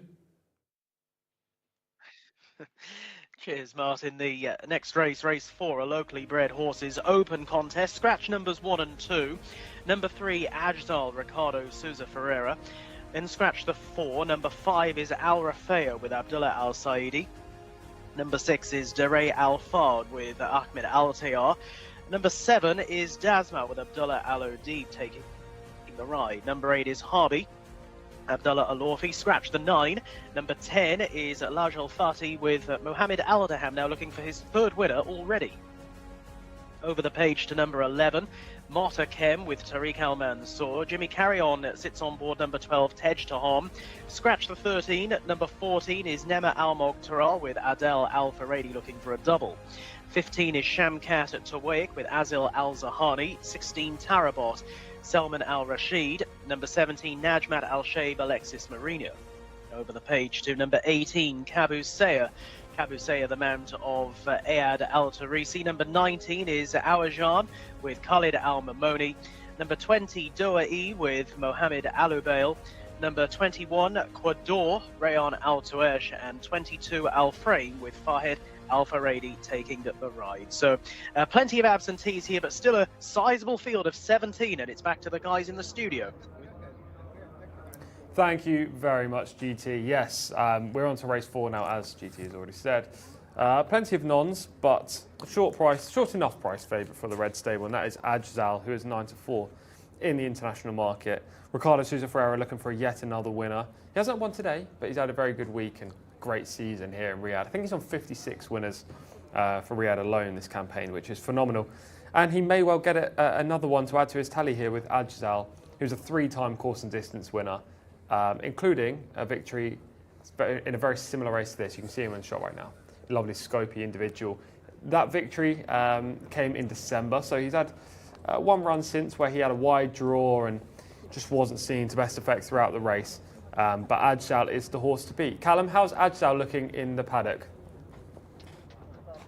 Yeah, he looks okay, mate. I'm not going to lie to you. I'm not going to say he's blown me away as much as that horse we saw in our second race, but that horse went and lost, so maybe I don't want to be totally blown away here. But Ajdal, a nice enough looker, as Tom has mentioned, has won over course and distance at this level before. The last run was very, very disappointing. Look, I know he was running against Fighter, who's a very good horse for the same owners, and was disappointing on that occasion, but he just...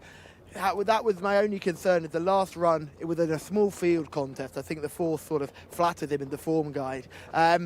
So yeah, he'll need to bounce back, but he's got form over this trip. He's won at this level before. This is a drop back in class. He should be up there in this. Let's talk about the other red stable runner, Al Rafea, just coming towards us now. I'd say this is more of a paddock eye catcher than the 3. This is a nice looker, the 5 here in short. 3rd last time, a winner on penultimate start as well. Certainly could see this horse doing well on this occasion. Frozen Power is the sire, and Abdullah Al Saidi is in the saddle. Really pretty individual and just handling everything well. She's a nice type, and I'd be intrigued to see what she does in this contest. Let's pull our way back I'm going to look at another red stable horse. They've got 3 in here. All 3 of them are worth talking about. Harby is the next one here by the Mighty Time Test, which is great to see. Abdullah Alorfi in the saddle. He had a double yesterday in the purebred Arabian races. He'll be looking for his first win of the week on the thoroughbreds.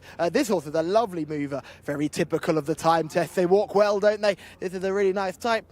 Pretty strong in behind as well. Look, the form has not been there, though. That's the problem. Might be here as a bit of a pacemaker angle in a race like this. 3 duck eggs next to the name. Hard to fancy on form. Let's pull back to the 10, Lajal Sati.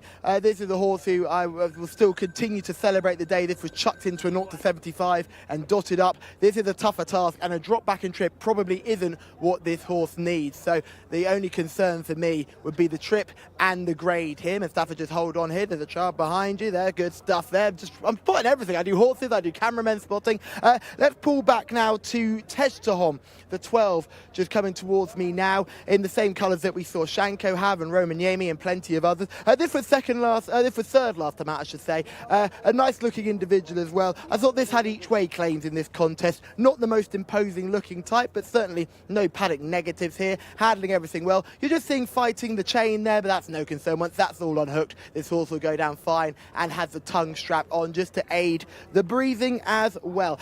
Finally, I just want to talk about one of the reserves that sneaks in. I think this race could feature some really, really interesting reserves, and the one that intrigues me the most is Cuador. This is 21. Just jockey getting legged up now. Is in the form of his life at the moment, old Cuador. He's a 5-year-old now, but he seems to be finding his best form. He sneaks into this race as a reserve. He doesn't look much in the parade ring, but he's very strong and powerful in behind. Just look at his back end. He's got a gorgeous hindquarters. He's a little bit slack in behind, but really there's plenty of muscle there. You can see he's absolutely ready to go, and he's certainly shown good form so far. He could sneak into a place here in a race like this as a reserve.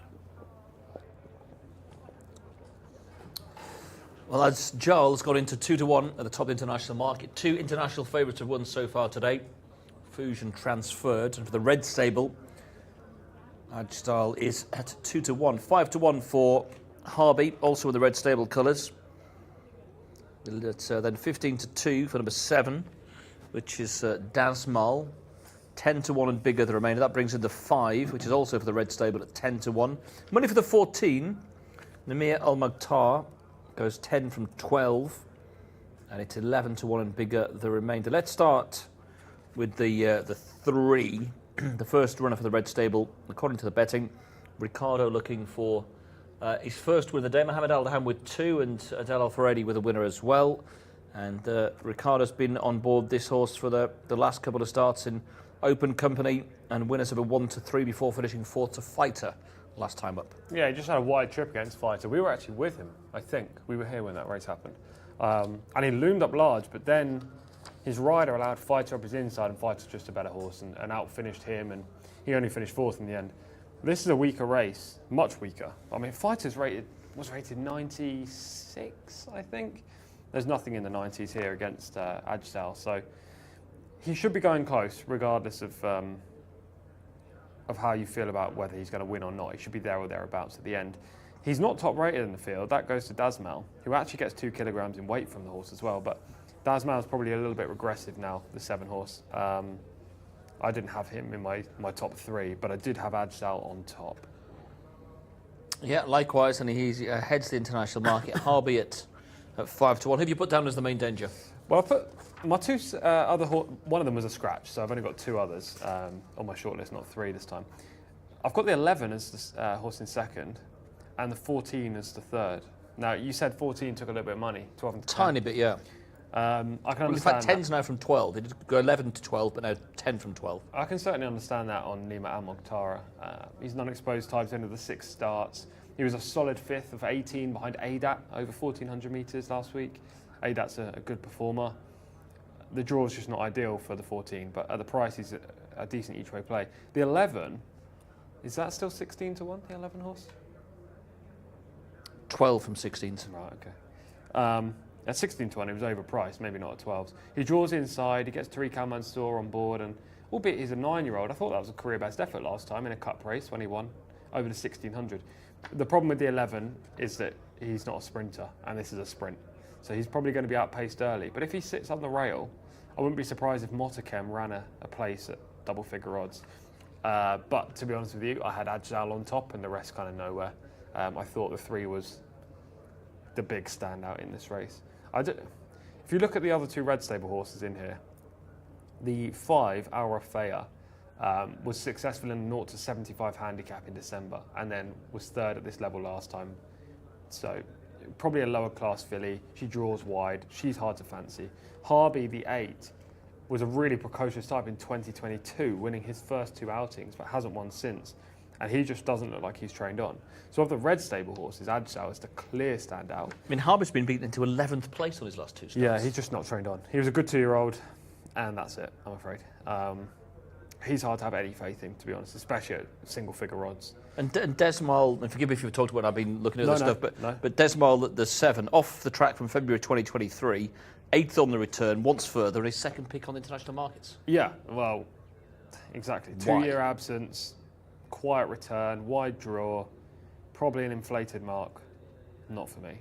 I think Agile's the clear standout, and then if you didn't want to take the favourite in here, I think you have to look at bigger prices, and the 11 and the 14 would be the 2 that catch my eye just to run a place. Okay, well, he's 7 to 4. Harvey at 6 to 1. Dasmal, second time after that layoff at 15 to 2. The 14's best backed against the favourite, 9 to 1 from 12 near Al Mokhtar. Yeah.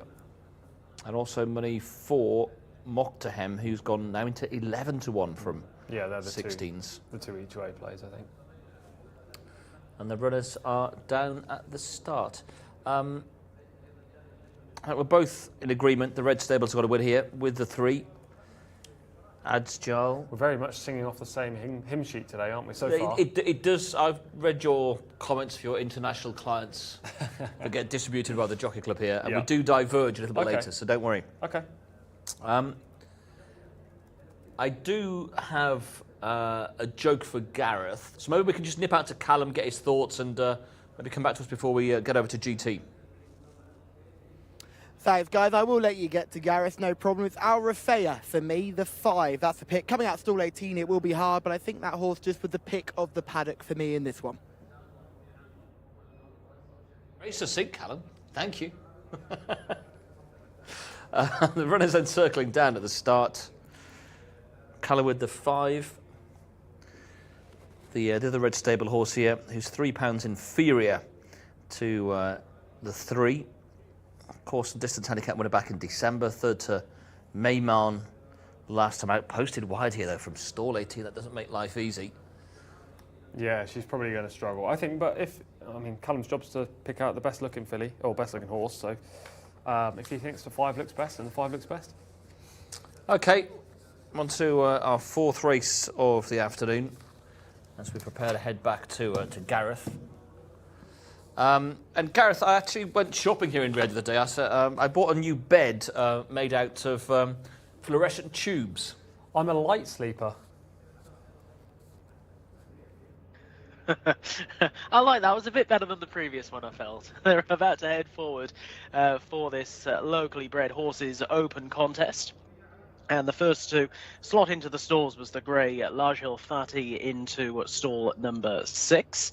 And just being joined in the 5 stall by Dere Al Fard. Ahmed Al-Tayar taking the ride on this one. Once again, 1,200 metres, so a sprint contest ahead of us here. And as you can see, once again, the loading up processes, they are so efficient, aren't they? They waste no time in going in. The horses clearly well schooled at home for this sort of thing. And yeah, they really do put some jurisdictions to shame in this regard. And again, loading up nice and quickly here. Big fields, and well, you wouldn't know it, would you? They're slotting forward nice and fluently as we see Shamkat at Tawaik about to head forward now, along with Awajan, who's gone forward. And very quickly we're down to the final couple, Dasmal and also Al Frame. Al Frame, who's now drawn right along the insides, one of the 4 reserves who have all got in here. And the last one to head into the stalls, Dasmal. We are ready to go. Race 4. Set to go, and after a fairly long hold, they're away and racing.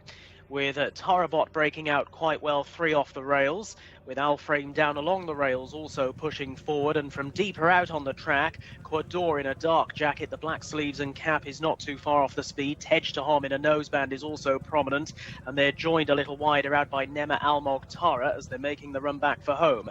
Al Rafai is parked deeper out on the course, is in company with Kabu Seya as they're now making the run back towards the final 400 metres. Fairly tightly grouped field, and up ahead it is Tej Tahom up along the inside of Nema Al-Moghtara. They are the leading two. They're racing a couple of lengths away from Doa E, who's now moved into third position, just in front of Kabu Seya in fourth. Ridden along next, Dere Al-Fard over towards the inside, and then Harvey, a blue cap, a white cap of Al Rafai, and right down the outside, Ajdal with plenty to do, and running on quite strongly, Dazmal in the green jacket, but it looks to concern two of them here with 150 to run, and it's Nema Al-Moghtara who's taken it up down the stand side from Tej Tahom. Tej Tahom is battling all the way to the line, but Nema Al-Moghtara just proves too strong for Tej Tahom, and it's close for the minors in behind as well. Dazmal down the outside of Harvey will be the two involved there. It was a good battle to the line, but in the end, success going to Adel Al-Faradi once again as he secures a double on the card, and this time it's Nema Al-Moghtara who just gets the better of this protracted duel inside the final 2 furlongs with Tej Tahom, who did not give way lightly.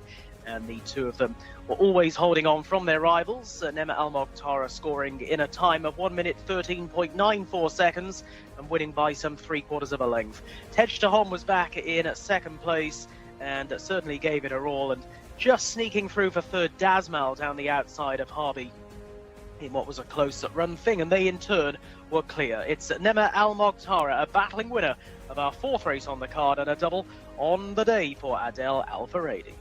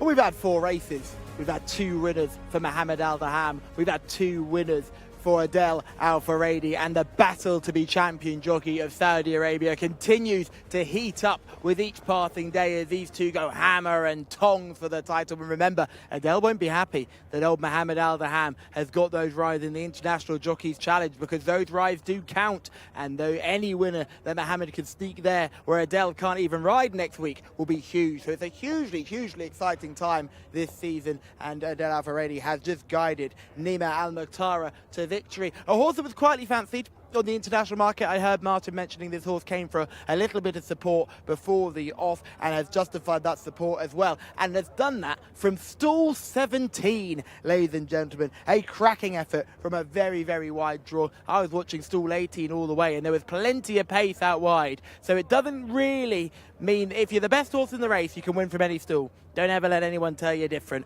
So stall 17 has landed the odds here. Adel Al-Faradi responding to what Mohammed has done in his races, and the two have 2 wins each after 4 races here in Saudi Arabia. We've still got 8 races to go, plenty more excitement to have, but boys, the Jockeys Championship is really beginning to hot up. Thank you, Callum. Yes, another winner for Adel Al-Faradi. He's fired back after Mohammed was getting very close, actually, to him over the last week or so. But 2 winners for Adel will ease the pressure off him at the top of the standings. And it's another impressive victory on a horse who was always forwardly placed over this minimum distance, which is what we've seen is the way to ride over this track, dirt track. I did quite like Nima Al Mukhtar each way in here. He was a big price, and then he was shortened up going into the race. I think he went off around 9-1, 8-1, but he was 12 originally, and that was a fair each way price considering what he's achieved and his unexposed profile. The main task for Adel was to get across from stall 17, but Adel was such a good jockey that he was able to find the right spot, not waste too much energy, keep the horse on an even keel, and have some petrol left in the tank for a finishing kick. As you can see, turning in, yellow with the green stripes on the sleeves on the outside of Tejdahom, who's on the inside with the yellow, and the brown with the white noseband. Those two had it between them, to be honest, for much of the contest. But Nima Al Mukhtar just had a little bit extra to give. That unexposed profile, a little bit of stamina over further, was able to fend off the exposed Tejdahom, who was racing just for the second time for New Connections today. And as I say, those two were clear for much of the way. He's leaning into his left, but Adel does a good job. You can see with his knees there to keep the horse straight. The finishers were Harby, who finished 4th, and Dazmal, who finished 3rd. The eventual favourite in our selection, Ajzal, was just never really involved. He was out the back of the pack in the early stages, which was expected, but he didn't come with the run that we had hoped in the closing stages. Quickly watch the horses on the inside. There's a lot of scrimmaging between 5 horses towards the rail. Al Frame in the black takes the worst of it there. Black and yellow drops out the back. The horse in white and yellow, Shamkat Tawake, also takes a pull coming into the turn, as does Tarabot, horse number 16. Those three are out of contention at this point. And it just allows Tejdahom and Nima Al Mukhtar to scoot clear. And from here, Martin, Nima Al Mukhtar is just never really in much danger. He has enough stamina to beat Tejdahom, who's very much a speedball that doesn't really get the trip. And again, it's the same sort of scenario we've had. The pace holds up. Those up on the speed have dominated. Yeah, speed dominated. As I say, there were 2 closers, Dazmal and Harby, but even those 2 could never really get involved. You can see Dazmal about to move into 3rd in the green, Harby just got into 4th in the red. But the closest they ever get to winning the race is at the wire, when they get beaten around 2.5 lengths into 3rd and 4th. So, yep, speed's the way forward over sprinting trips. We say it time and time again, and just yet another good ride from Adel Al Faradi. Yeah, and that's a double up on the day. 2 jockeys have won our first 4 races. As we head back outside, we once again rejoin Callum. Thank you very much, guys. Yes, we saw wonderful scenes here with Nima Al Mukhtar won our last race, and some of the winning connections have joined me here. Kava Mohammed is from Germany and Elias is from France as well, so plenty of international connections here. Firstly, Kava, congratulations on this victory. It must have been a wonderful race to watch. طبعا هو يقول مبروك وتكلم عن الجاية هذه عادي تقدر تكمل يعني باللغة العربية. He can speak Arabic little bit, but he. أنا فخور جدا في السعودية وخاصة في الرياض، ويعني فرحان إنه في هيك فعاليات الخيل ما شاء الله، وبين أهلنا يعني عندي العربية شوي ضعيفة. He said, I'm excited to come to Saudi Arabia, and it's first time. It's very, very amazing, and I'm so happy. And he want to send this message by German language. قولها بالألماني. أيوة. Well, thank you so much, and we're sure our viewers in Germany will be over the moon to hear such a thing as well. Gareth Toppen, you've got the runners and riders for our next contest, but such wonderful scenes here down here with our winner of our last contest. So 4 races down, 8 more to go. Gareth, it's all yours. Thank you, Callum. We've got an Arabian Horses Open contest on the way. Here are the runners and riders. Number 1 is Akzam Judah with Azil Al-Zahani on board. Number 2, Dosar Al-Riyadh with Ayad Al-Tarisi. Number 3, Hutam Fawas Wanas. Number 4 is Kataf, the mount of Abdul Ella Al-Hussein. Number 5 is Manay, the mount of Abdullah Al-Yesh, with Tariq Al-Mansour sitting on board. Number 6, Satam Al-Hazam. Over the page to horse number 7, Sati Canon with Abdullah Al-Credis. Number 8 is Saif Al-Amamir with on board Abdullah Al-Shrad. Number 9 is Shabel Al-Kuwalidia, the mount of Abdullah Al-Lawfi. Number 10 is Shabel Al-Sakra, Muhammad Al-Dahab looks for a treble. 11 is Talal Gouda with Khalid Al-Mamoni. Number 12 is Al-Aldala with Alexis Marino taking the ride. Again, over the page to find number 13, Berayat Arab Al-Sara with Mohammed Al-Yami booked for the ride. Number 14 is Hajar with Nawef Al Fayrouz. Number 15 is Jassara Al Jassar with Jimmy Carrion, with number 16 Kazimar, the mount of Eddie Castro. Number 17 Naila with Mohammed Al Ubail taking the ride. Scratch horse number 18. Number 19 is Nura with Abdullah Al Khamis on board. And over the page to the final couple here, 20, Smodi Al Jandi, the mount of Abdullah Al Saidi, and 21, Wishmi Al Zreya with Ricardo Souza Ferreira on board. Those are our runners then for our fifth race. The Arabian Horses Open. Back to the guys in the studio. Yeah, thanks, Gareth. So yeah, this Arabian Horses Open. We're lacking a bit of form for this. All of these horses making their debuts. Of course, two Group 1 Arabian races to come in a couple of weeks' time. We've got the Al Manifa and the Bayer, one on turf, one on dirt. They form part of the Saudi Cup weekend, which is now just less than 2 weeks away. It'll get underway a week on Friday, the 21st and 22nd of February.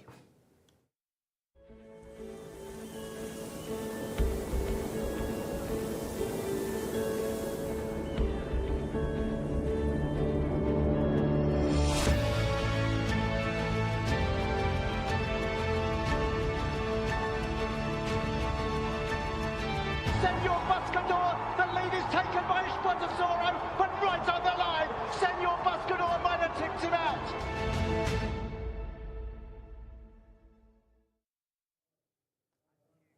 Yeah, and the likely fields for the Saudi Cup released yesterday. So the 14 runners include two for Tam Al Dahani, who's had a couple of winners on the board so far today. Al Musmak, as we expected, and if you've been watching us over the recent weeks, we thought Al Musmak would definitely make the field. But he gets a second dart as well with Weight to Excel, who was in behind last time out. The horse who won the qualifier here, Rattle and Roller, goes for Kenny McPeak. Yeah, well, Weight to Excel has been my favourite horse in the country for, well, ever since we started really last year, at the start of TIFE last season. When I first saw him, I loved him. He came from James Tate in the UK, and I'm really happy just to see him run in the Saudi Cup. I don't think he's good enough to win, but I've always been quite high on Weight to Excel. And Tharma, as you say, he has so many chances over the course of the 2 days. He'll be hoping that Al Musmak produces a performance we've never seen before from the horse to win this rich Saudi Cup, but it just feels unlikely because the international challenge is so strong. Yeah, and that's headed. Well, we've got a couple of Argentinian breds who are now locally trained in the field in El Cadigo, and another one a little bit further down Reserve as well. One of the reserves. Yeah. Intense for me, the first reserve, yeah. Yeah. That first Argentinian bred, El Cadigo, who makes the final field, is rated 116 according to Racing Post, but has only ever run in Uruguay. So we have no idea how good this horse is. First time up in Saudi. Interesting runner. Well, 116 would make him pretty good. Which is why he gets into the field, right? It is, yeah. Oh, alongside Factor Cheval for Jerome Renier. He ran third of the Maktoum Challenge over in Dubai recently. Laurel River goes for Bubat Simar, the Dubai World Cup winner. Rated, according to the official figures at least, the best horse in the world alongside City of Troy. Lock to a second to Whiter Barrio. He comes out for Todd Pletcher. Ramjet again for Japan. Rattle and Roll, the qualifier. We've got Ushbar Tesora coming across from Japan. Weight to Excel, who was in front of Factor Cheval last time out. Sorry, Walk of Stars was in front of Factor Cheval. Walk of Stars, Weight to Excel. Whiter Barrio and Wilson Tesoro also for Japan as well. And Whiter Barrio, who was back to his best in the Pegasus last time. He was unbelievable in the Pegasus, but he does have an excellent Gulfstream Park record. And when he goes away from Gulfstream, he's not as good. I would prefer Locked out of those two from that Pegasus. Really? I was with Whiter Barrio in the Pegasus itself. I tipped him and played him in the international market as well. But on this track, and in that race specifically, which I think is going to favour closers, I'd prefer Locked out of those two. But they will have to go some to beat Forever Young with the course form.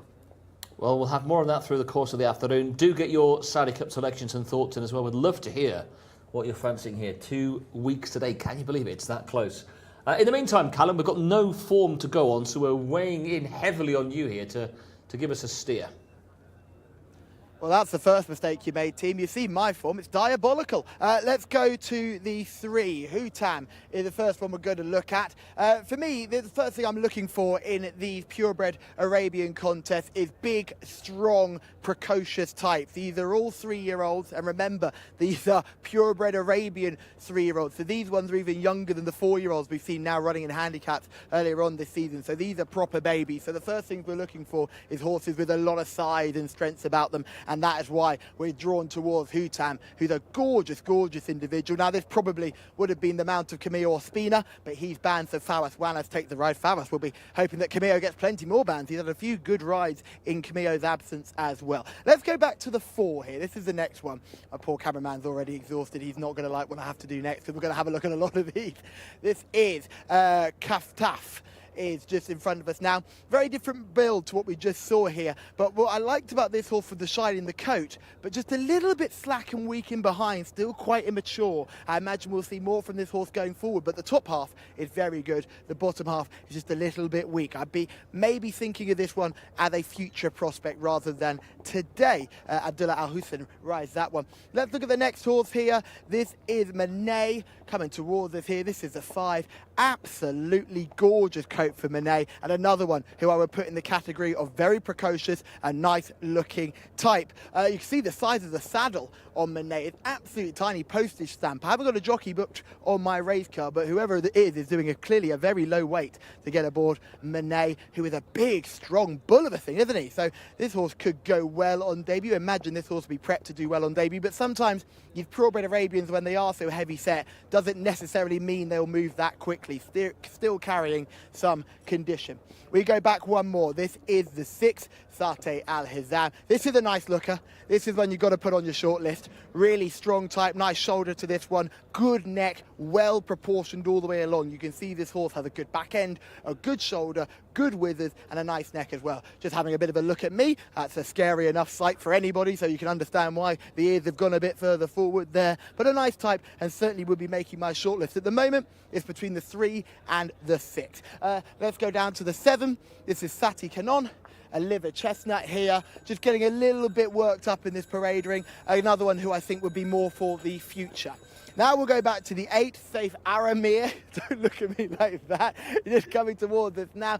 Gorgeous, gorgeous mane. Reminds me of Tyrian Sea, with a winner at Lingfield yesterday. Beautiful, beautiful mane for this one. Having a bit of a look around, some of these are still very, very immature, as you can imagine. First day of school for all of them, so it's all a learning experience here. This horse, quite immature, quite petite, probably going to have other options for this one in the future. Let's just stand here and let them go past us, Mustafa. That's a 9 coming by. It's another one who catches the eye. We're going to see the 12 soon. I like the 12 coming to a steady. Everybody just mind out the way. That's Khalid Al-Mamoni just getting carted on the 11. That's Talal Gouda, who's obviously having a great time. This is the 12 coming towards us. Now, I like this one. This is a really, really nice type. We'll go through. There's a couple more just towards the back end who will just let come towards us. This second grade, not the first one, the 14. This is Haja just getting a little bit overexcited. We'll just give Haja some space. Jockey is on fine. Great to see. And the horse seems to be walking away well. Here's the 15 and 16. Let's look at 15 and 16 here. Jesra Al Jessa. This is for good connections, who will be well regarded in the purebred Arabian world. A very well developed type. Definitely would make my short list. The other one here, the 16, Eddie Castro's mount. Another horse you could put in the same category. Nice, well developed, leggier type. A bit of bone about the 16, which is what you want to see. And then we'll just catch the back enders. One more I wanted to take a peep at was the 21, the final one coming around here. This is Washim Azreya, just coming towards us with the big white face and the 2 white socks in behind. And Ricardo Sosa Ferreira in the plate as well, which is always a positive jockey booking. Ricardo told us yesterday that that he only gets good rides in purebred Arabian races. So keep an eye out on anything that he rides in a purebred Arabian contest. Ricardo, positive or negative? Are we happy? Are we good? We're happy. We're happy about this one, which is good to see. So the 21 obviously has to make your shortlist as well, boys. I think for me, it's between the 3, the 6, I'm pretty sure. Yeah, 3, 6, 21, and there was a couple of others that caught the eye further down. I think it was the 12. So 3, 6, 21, and 12 would make the shortlist. Make of that what you will. Thanks, Callum. That's a good rundown of those in the paddock. Hopefully, Callum's guided you towards a winner We are relying on Callum here because we've got no form. They're all debutants in the field here. I have pedigrees and I have stats, but I We've don't got betting. We've got betting, which Be interesting to see what the betting is. I'm sure you can find a lot of value in a race if you had any idea of the talent of these. But which is favourite on the international market, do you think? Well, you're saying. Well, in fact, you know because you wrote down the You're telling me this without. Yeah, I know the prices. Do you know what's funny? My selection is favourite, so I don't know how they've come down on the same one as me. The Well, 7? they were joint favourites, 7 and 12. 7? 7's now clear favourite, 3-1. I don't know how we've come down on the same one. I've also got the 12 in third, and the 17 was my other pick for the top 3. I'll give you a line on the 7. The reason why I selected this horse, again, just to clarify, we don't have any form. None of these have ever run before. Whoa! Did you see that? That was close. One went flying through the shot. The 5, yeah. That was Manet. Wow, that was close. Fortunately, everyone's okay. Yeah, the 7 horse, Sati Canon. Unraced, obviously, by Masha Al-Khaladia out of an unraced mare. No positives. Connections, Sami Al-Mutari, 23% this season. That's it. That was enough to put this horse on top. Let's have a look back at exactly what happened. You said it was the 5 horse. Yeah. Manet we saw coming through shot. He's up the inside. The jockey just can't get him to pull up, and all the stall handlers jump out the way. Ooh, it was close. Jockey does a good job in the end to keep the horse straight, but with these 3-year-old Arabians, you don't really know what you're going to get. Did he get? Oh no, is that the 3? Is that the 3 that got loose? Oh, That's no. the 5. Obviously dropped his jockey, didn't it? Okay.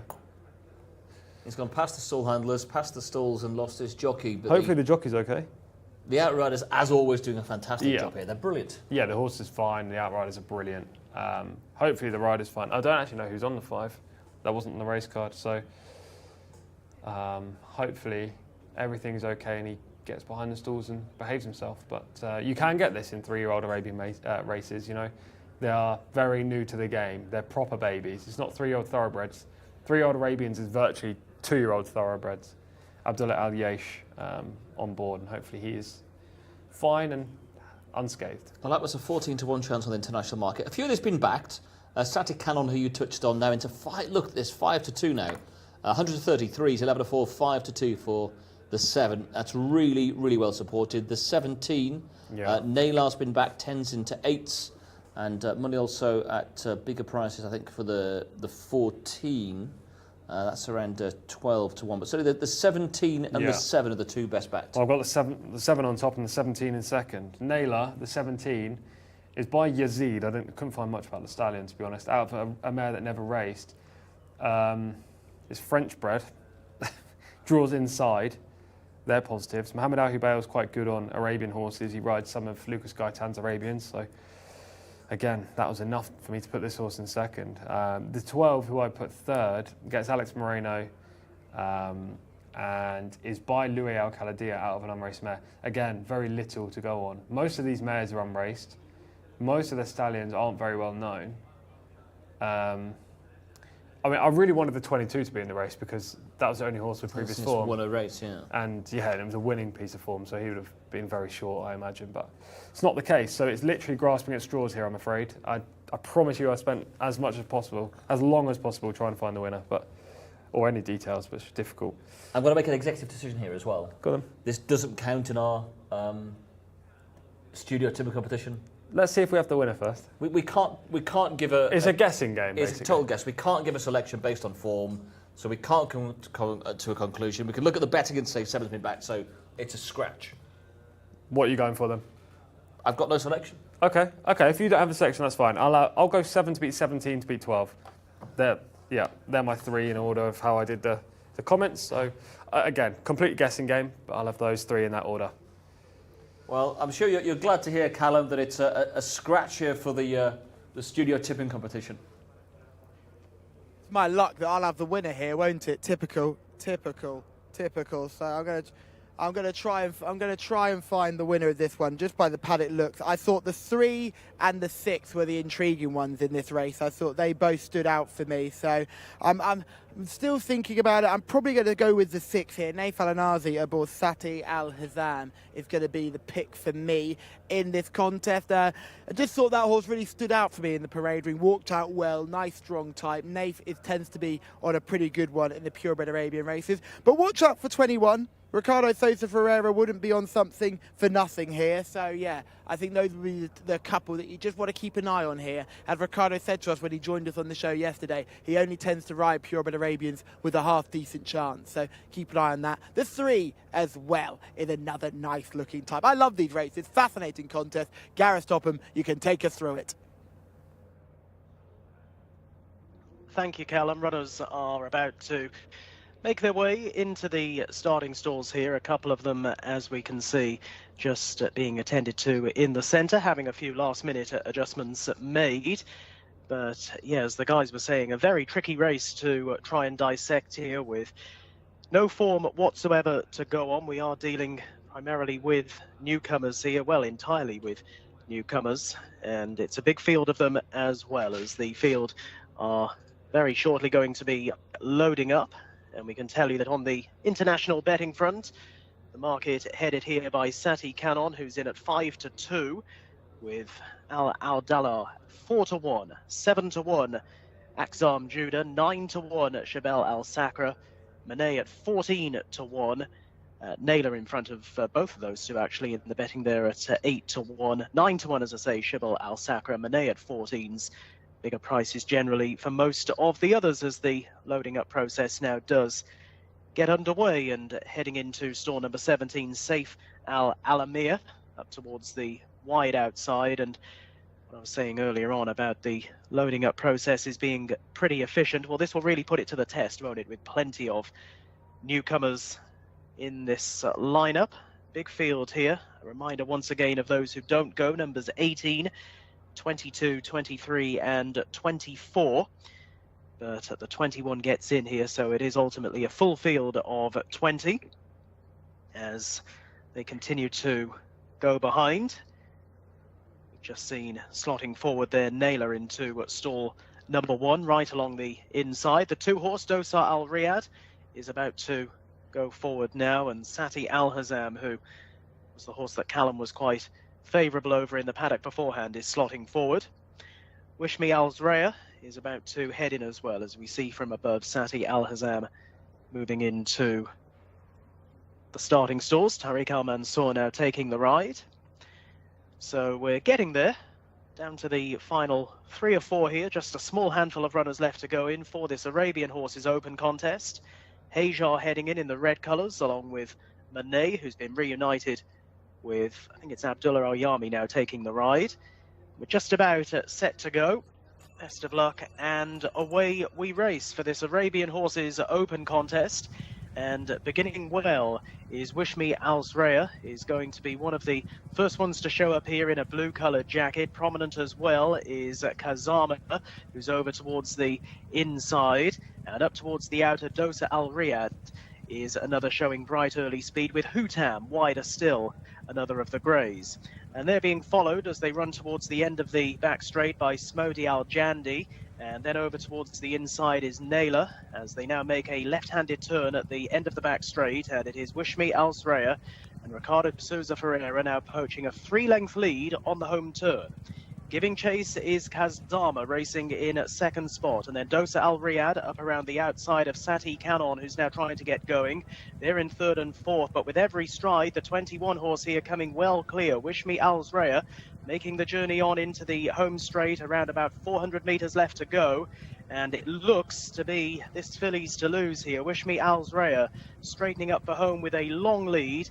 Over in second position, giving chase Kazama, who's been prominent throughout, but is not making any impression whatsoever. Then down the outside is Sati Canon, who's boxing on for a place. Sati Al Hazam is running on quite well down the centre of the course, may also push for places.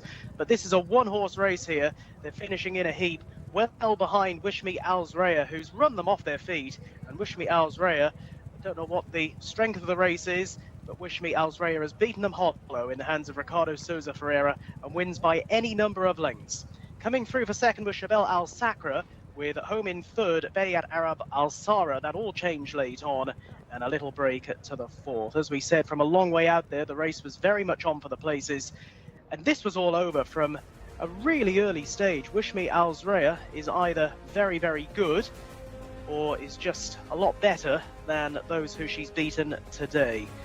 There were 19 others. Has scored in a time of 1 minute 36.52 seconds, beating Shabelle Al Sakra, who's home in second, 14 3/4 lengths. I can't remember a horse winning by as far around here at Riyadh in recent times.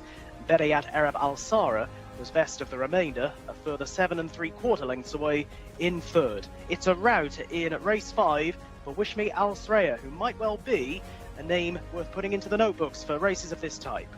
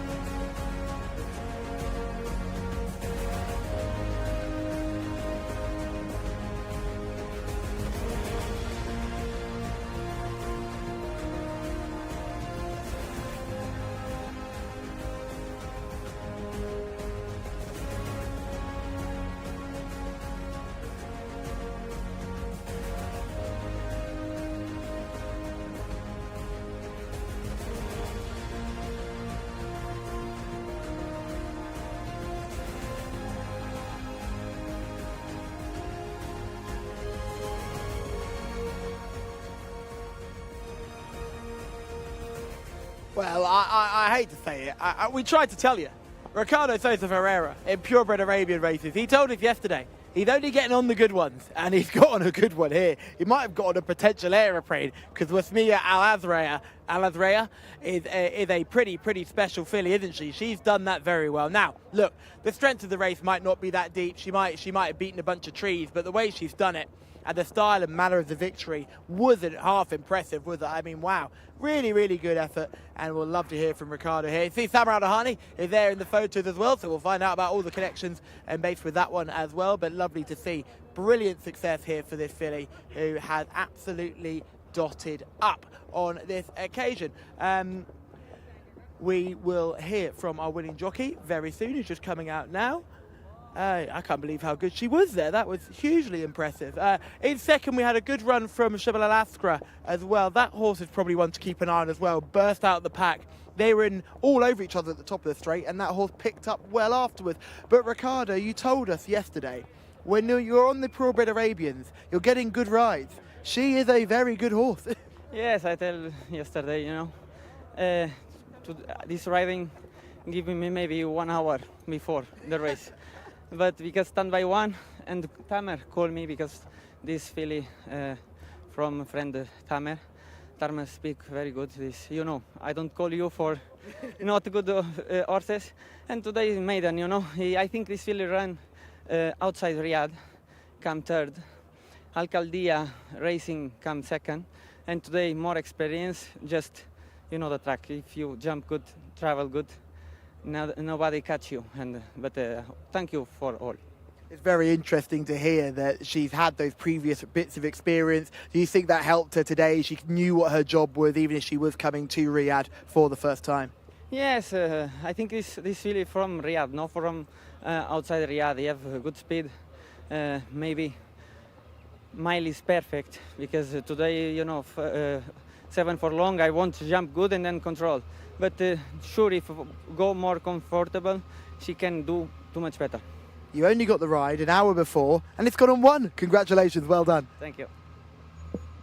Yeah, so lots of information we didn't have beforehand. The rider, although it was on the graphic we heard from GT, but looking through the race this morning, I had no idea he was going to ride. And listening to Ricardo, we had no idea about the experience this filly's had as well.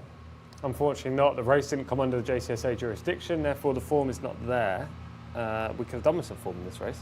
If not only just to find the winner, but to talk about pre-race.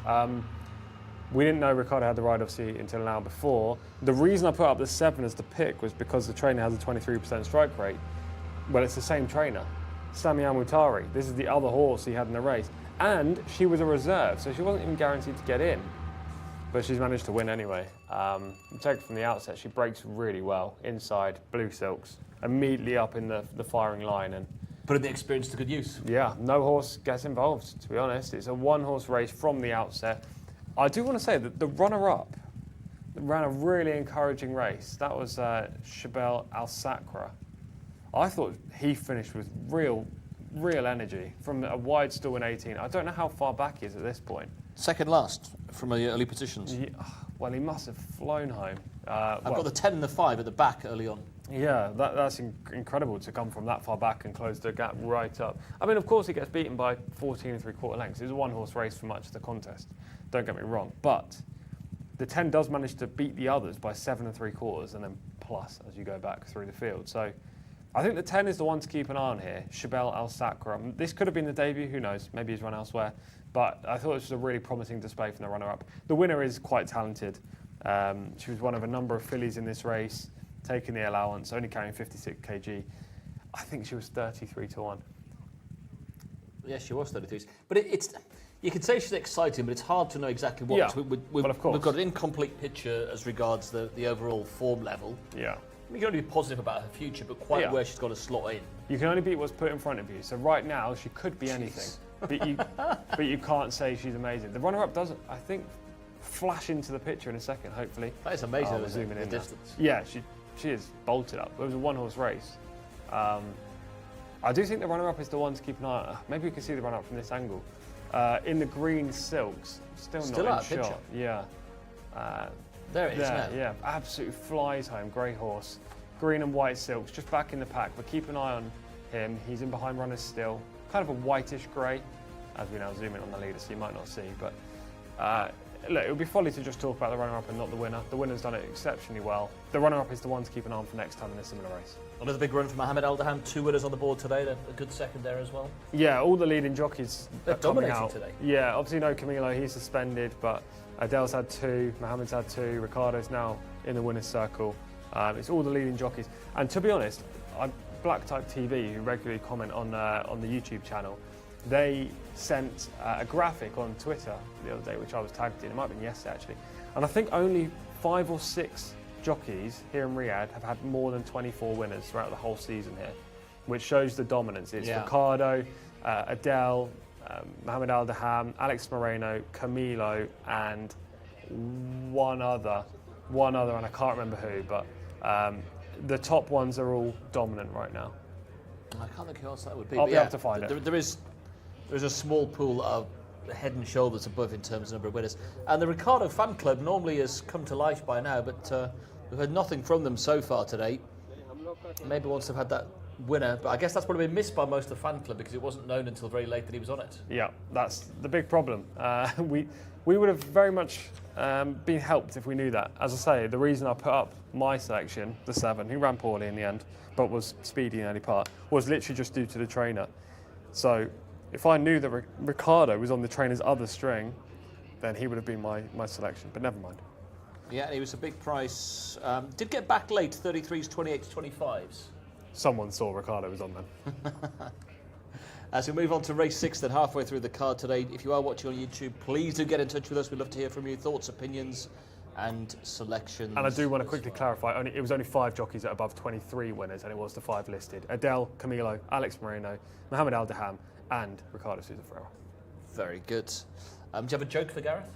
I don't have a joke, no. What about the traffic coming into Riyadh today was really bad. There was a lorry and dropped a load of dodgems all over the road coming into the track today. It was bumper to bumper traffic. Thank you, guys. Race 6 then, a locally bred horses maiden. And another sizable field. Here they are. Number 1 is Al Bourgeoisie with Tariq Al Mansour taking the ride. Number 2 is Al Thabta with Rakan Al Obeida. It's now Mohammed Al Yami taking the ride on number 2. Number 3 is Al Thib Ghanim with Alexis Marino. Scratch the 4. Number 5 is Ebtida Al Kalam with now on board Fawaz Wanas, replacing Louis Morales. Number 6 is Fal Al-Shimal with Mohammed Al-Habib. Number 7, Gaith Makar with Abdulaziz Al-Musa. Over the page to horse number 8, Glock with Thab Al-Timyat on board. Number 9, Hasnan with Mohammed Al-Daham looking for a treble on the card. Number 10 is Milton with Azil Al-Zahani. And number 11 is Morawek Al-Bal with Abdullah Al-Khamis. Number 12, Mothray with Salman Al-Rashid. Number 13 is Shibble Rumour with Ayad Al-Tarisi. Over the page to horse number 14, which is actually a non-runner. So take out the 14 at Summerwack. 15 is Taj Al-Kahim with Ali Al-Mutib, with number 16, Thayeb, Jose Rodriguez. And number 17, Yansir with Khalid Al-Mamoni on board. 18 is Yofins with Adel Al-Faradi looking for a treble. 19, Kaflatuhom with Abdullah Al-Saidi. Number 20 is Saj with Rayan Al-Tuesh taking the ride. And there should be one more, number 21, Yeglik with Abdullah Al-Credis now on board. Those are our runners and riders then. The 14 there being a late scratch joins the 4, 22, 23 and 24 on the absentees list, but still a big field. Callum's casting his eye over them in the paddock. It is a big field, isn't it? And it's an interesting race, local bred maiden. Not a lot of these haven't had too much experience, so yeah, I wouldn't say it's one of the tougher races where you've got sometimes with these older horse maidens, they can be quite difficult. These ones still have plenty of potential. We start with the 3, Al Thib Ghanim. This horse has had the 4 starts. I just thought with a well-muscled individual, quite long in the back, and you could see you could get a jockey's father, a jockey's mother, and the rest of the family on board the back of this one. But certainly a nice-looking type. A poor run last time, but the 3 runs previous to that were quite promising and were all finishing in the money. Has to contend with stall 11 today, not totally negative. Let's drop our way back through them. I want to have a look at horse number... Was it 6 was the next one I was going to peep at, wasn't it? It was 6. So let's have a look at the 6. This is Far Al-Shamal coming towards me now. Sometimes you get so stuck into one, you kind of forget who you're looking at next. This is a big, strong type, very robust individual. So yeah, not coming into the winter coat, but just a little bit fluffy underneath. A couple of scrapes and bumps as well on this one as well. He's clearly not been the easiest in his box, or when he's been out, he's had a bit of a buck and a kick with somebody else. But he's a nice enough type, maybe carrying a bit of condition, but looks quite well in the coat when he's got all those little nicks on him as well. Now, let's drop our way back to the 10. This is the one that's a negative here. I know Milton is a horse that a lot of you like, but as you can see, has been really playing up in the parade ring and continues to do so now. They've gone from 1 handler to 2 handlers, has been on his toes all the way through. Asil Al-Sahani just coming towards me now. He's going to get in. He's going to get on as well. Whoa, whoa, whoa, everybody just keep me a distance with that one. I think they're just going to go back to 1 handler with this runner, Milton. Naif Wanas is doing the training as well. Now watch Naif here, he's a proper horseman. Okay, watch him. What's the trainer and the jockey here? We'll stick on this one because I think this is really good to see. Naif is straight away, as soon as he's over there, the horse has stopped. You see that? As soon as he has arrived, the horse has stopped. You want to see a proper horseman, Naif Wanas is your man. Mustafa, just give him a little bit of distance here as well. But Naif has just done superbly there. And look, you can just see the horses on toes here. Asil's on form. The trainer is an absolute quality horseman. And you just see giving the groom a pat on the back as well, making sure everyone's okay. The 15 is another one we like the look of. Taj Alakin as well. That's a really nice type. He just got run over by my cameraman there, but he's a nice one as well. The 15 is good. The 16 is getting worked up as well, but the trainer's confident about that. I had a quick chat with the trainer about the 16. He was confident too. A lot of these are getting really worked up in here. Plenty of drama going on. And 19 would be a negative for me. The 20 would be a negative as well. So a few of these getting worked up, boys. It'll be an interesting race. Hopefully they can all get down to the start. Thank you, Callum. Mothray, 7-4 international market favourite. And we have a look at this horse in action as well. Has had 3 runs so far. was fourth to Jadil last time out. But this is the run 2 back over here when finishing in second, with Milton back in third. I thought this was a decent enough effort. Look, he's quite clearly second best. He's not good enough to win. This winner came back the other day and ran down the field in an open race. Mothray does hang out to his right under pressure, which is a problem. He actually impeded with Milton when they finished second and third here. But you can see that Mothray is a stronger stayer than Milton was. And for that reason, I can't have Milton in this race. Mothray is the horse to beat, but I don't think he's unbeatable by any means. Yeah, it's got an official mark of 62. Distance-wise, when he was over 1,200 last time out, it's back up to the 1,600 today. He is. I quite like that. I quite like that for him. I don't like that for Milton. No? But I like it for Mothray. And Milton's been fourth of 18 over the 1,200 and third of 18 over the course and distance, rated just 55. Milton's a bit of a price, 11 to 1. Yeah, I don't think he'll stay. Okay, well, Mothray 7 to 4 heads the market. Shibble Rumar 7 to 4. Yeah, That's too short. He was my selection in the comments, but I'll be changing. 7 to 4. No, stay with it. No, Stay I with am it. not Stay staying with it. No, I'm not changing. We need to split and I'm diverge. I'm not changing onto your one. Don't you worry. Okay. Well, what about Shibble Rumar? 9 to 2 chance. I have this horse third in, despite the fact that last time up he was very disappointing. He was beaten a long way, but that on his penultimate outing went fourth. But he was beaten by a really smart rival. That came over 1,800 metres in December. The last time he was disappointing. He did have a wide trip. He now drops into a maiden for the first time in a while. So maybe the 13 is the unexposed type in here. He could definitely win from an inside gate. And as I say, I had him third in. He's just not going to be my pick. But I wouldn't be surprised if the 13 did win. Yo Fitz, number 18, is at 9 to 2. Also, same price as Shibble Rumar. Go down to Yo Finch, who's rated 57. This horse had 5 goes and was 5th over the course and distance last time out. This is the one I'll be siding with. He boasts the best piece of form in this whole race, but that did come over 1,200. I'm not convinced he wants this trip. However, he has speed. Hopefully he can get across from the outside gate and Adele can rate him early and not use too much energy. So a horse who doesn't stay and drawn wide. Yeah. It's that bad. Best form, but yeah, doesn't stay, drawn wide. It's a race where you can't be super confident about any. What about the 3 that I've gone for then? This is Althib Ghanim, who's had 4 runs so far. He's got a mark of 55. Ran in the Humanitarian Foundation races last time out, which are a better class, and has got course and distance maiden form as well. Yeah, I had this horse 4th in, so we've covered my top 4 there, basically at the top of the market in the right order. Apart from Yo Finch and the 13, I had them the other way around. Althib Ghanim, as you say, was 4th over course and distance, so he's proven over track and trip. 4th of 19, it was a big field. Last time, deeper race, as you say. Don't think it was the deepest of races, but it was definitely deeper than this. And could easily bounce back. I have no negatives about the 3.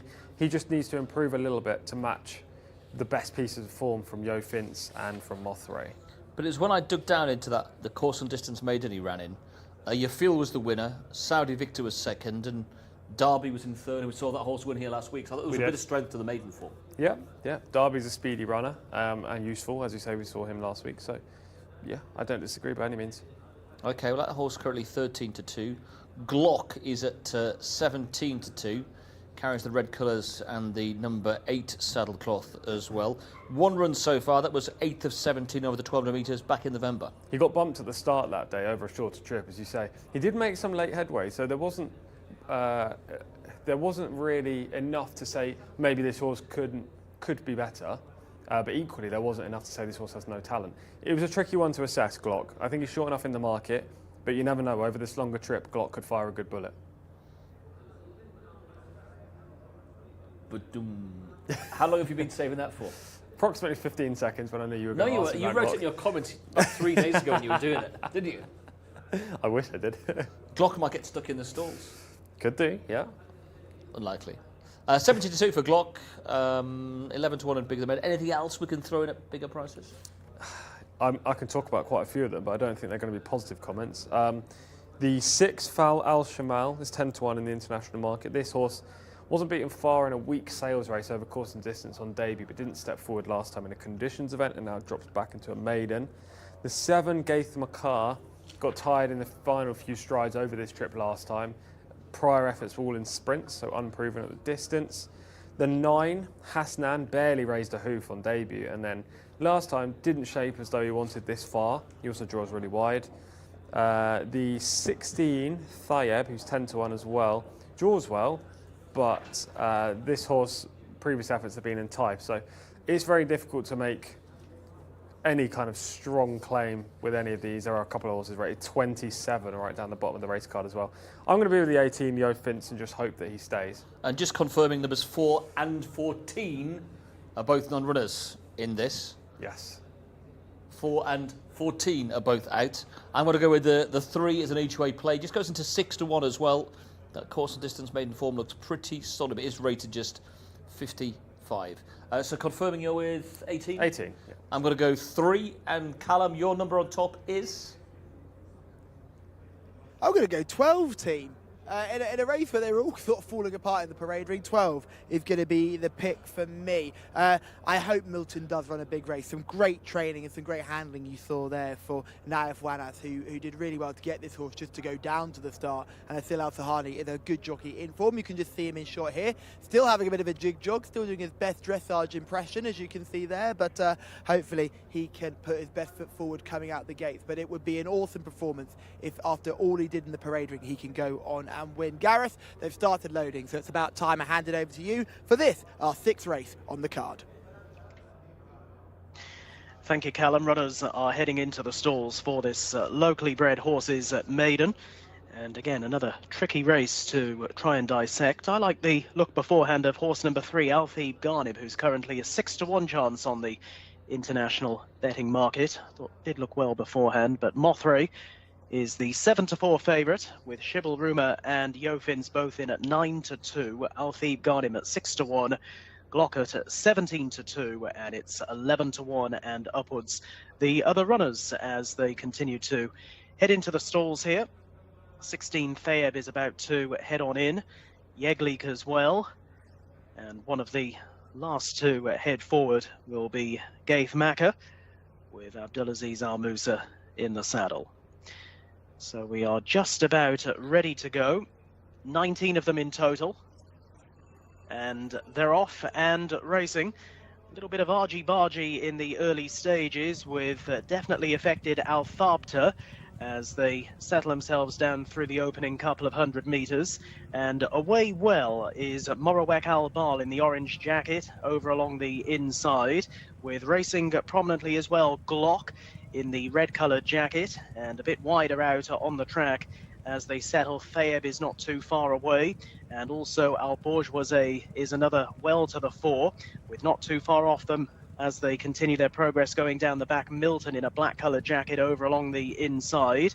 A hotly contested affair then up ahead as they race towards the end of the back straight, and Mothray now moving through with the yellow on the jacket to take over, with giving chase towards the outside Thayeb. They are now the leading pair, without wider of them Al Bourgeoisie looking to come into it, and is doing so, with also improving now. Yo Fince has gone up into 4th place in front of Milton, and then comes Glock, who just begins to slide back a little bit as they're making the journey left-handed back on into the home straight. And Al Bourgeoisie travelling well here, but now up towards the outside. Yo Fince looks a real thorn in its side and moves on. Yo Fince and Adel Al-Faradi chasing the treble. Goes on now from Al Bourgeoisie along the inside. The danger down the outside could well be Milton, who's now into the clear and is running on well. And also Shibble Rumour, the yellow jacket down the outside, looks a real live wire. Inside the final 200 metres they come. Yo Fince is now all out. Milton is on the attack. Shibble Rumour just a length and a half away as Milton goes to the front. Milton and Asil Al-Zahadi going home the strongest. Milton is the winner. It's very tight in the end for second. Shibble Rumour joining Yo Fince on the line, and they were a few lengths away from, it looked like, Fal Al-Shamal through for 4th. Milton and Asil Al-Zahadi getting through late. A strong finish, and has once again improved on his effort from race to race. Was 4th first time up, 3rd last time, and goes 2 places better on this occasion. Gets the better of Yo Fince, and the run of Shibble Rumour was a pretty sustained one as well. Thought he looked a real danger to both of them inside the final 200 metres. Might well have got into 2nd place, but in the end couldn't quite trouble Milton stuck on strongest to the line and wins in a time of 1 minute 43.42 seconds. Jofins in the end has held on for second place. And back in third, the never nearer Shibble Rumour down the outside. A thrilling conclusion then to this locally bred horses maiden race, and Azil Al-Zahani on the score sheet for the afternoon, courtesy of Milton, who's run out a 1 3/4 length winner.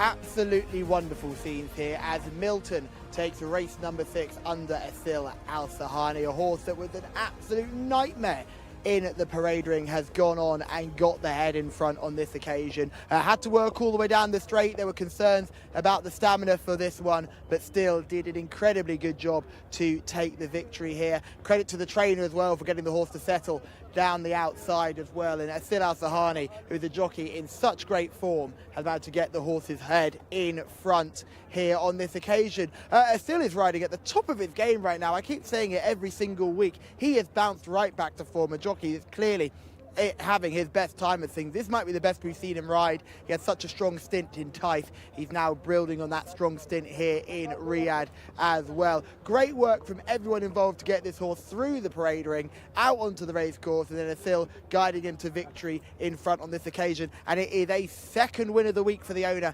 as well. Jofins there in second, Shibble Rumour in third, Fala Al Simal in fourth, and Abu Jazal in fifth, Ebte Al Kalan in sixth. Although we had doubts about the stamina, boys, the stamina has come through, and Milton, who was an absolute nightmare in the parade ring, has finally got the head in front. That was the horse we saw. I think Callum was showing us the jockey and the trainer just getting this horse out onto the track initially, and Milton's come home in front. And had a couple of runs so far, third over the course and distance last time out when he was beaten around 9 lengths. You had stamina concerns today, but he's allayed those. Yeah, well, the pedigree suggests he should easily get the trip. He's by Frosted, who's a US former racehorse, used to race in Godolphin Silks. He wanted all distance you can give him, really, but the visuals last time didn't suggest Milton really got home. Today he obviously has, and he's outrun my pick, Jofins, who looked really good for much of the way, but just didn't stay. As I said, stamina was a problem with him.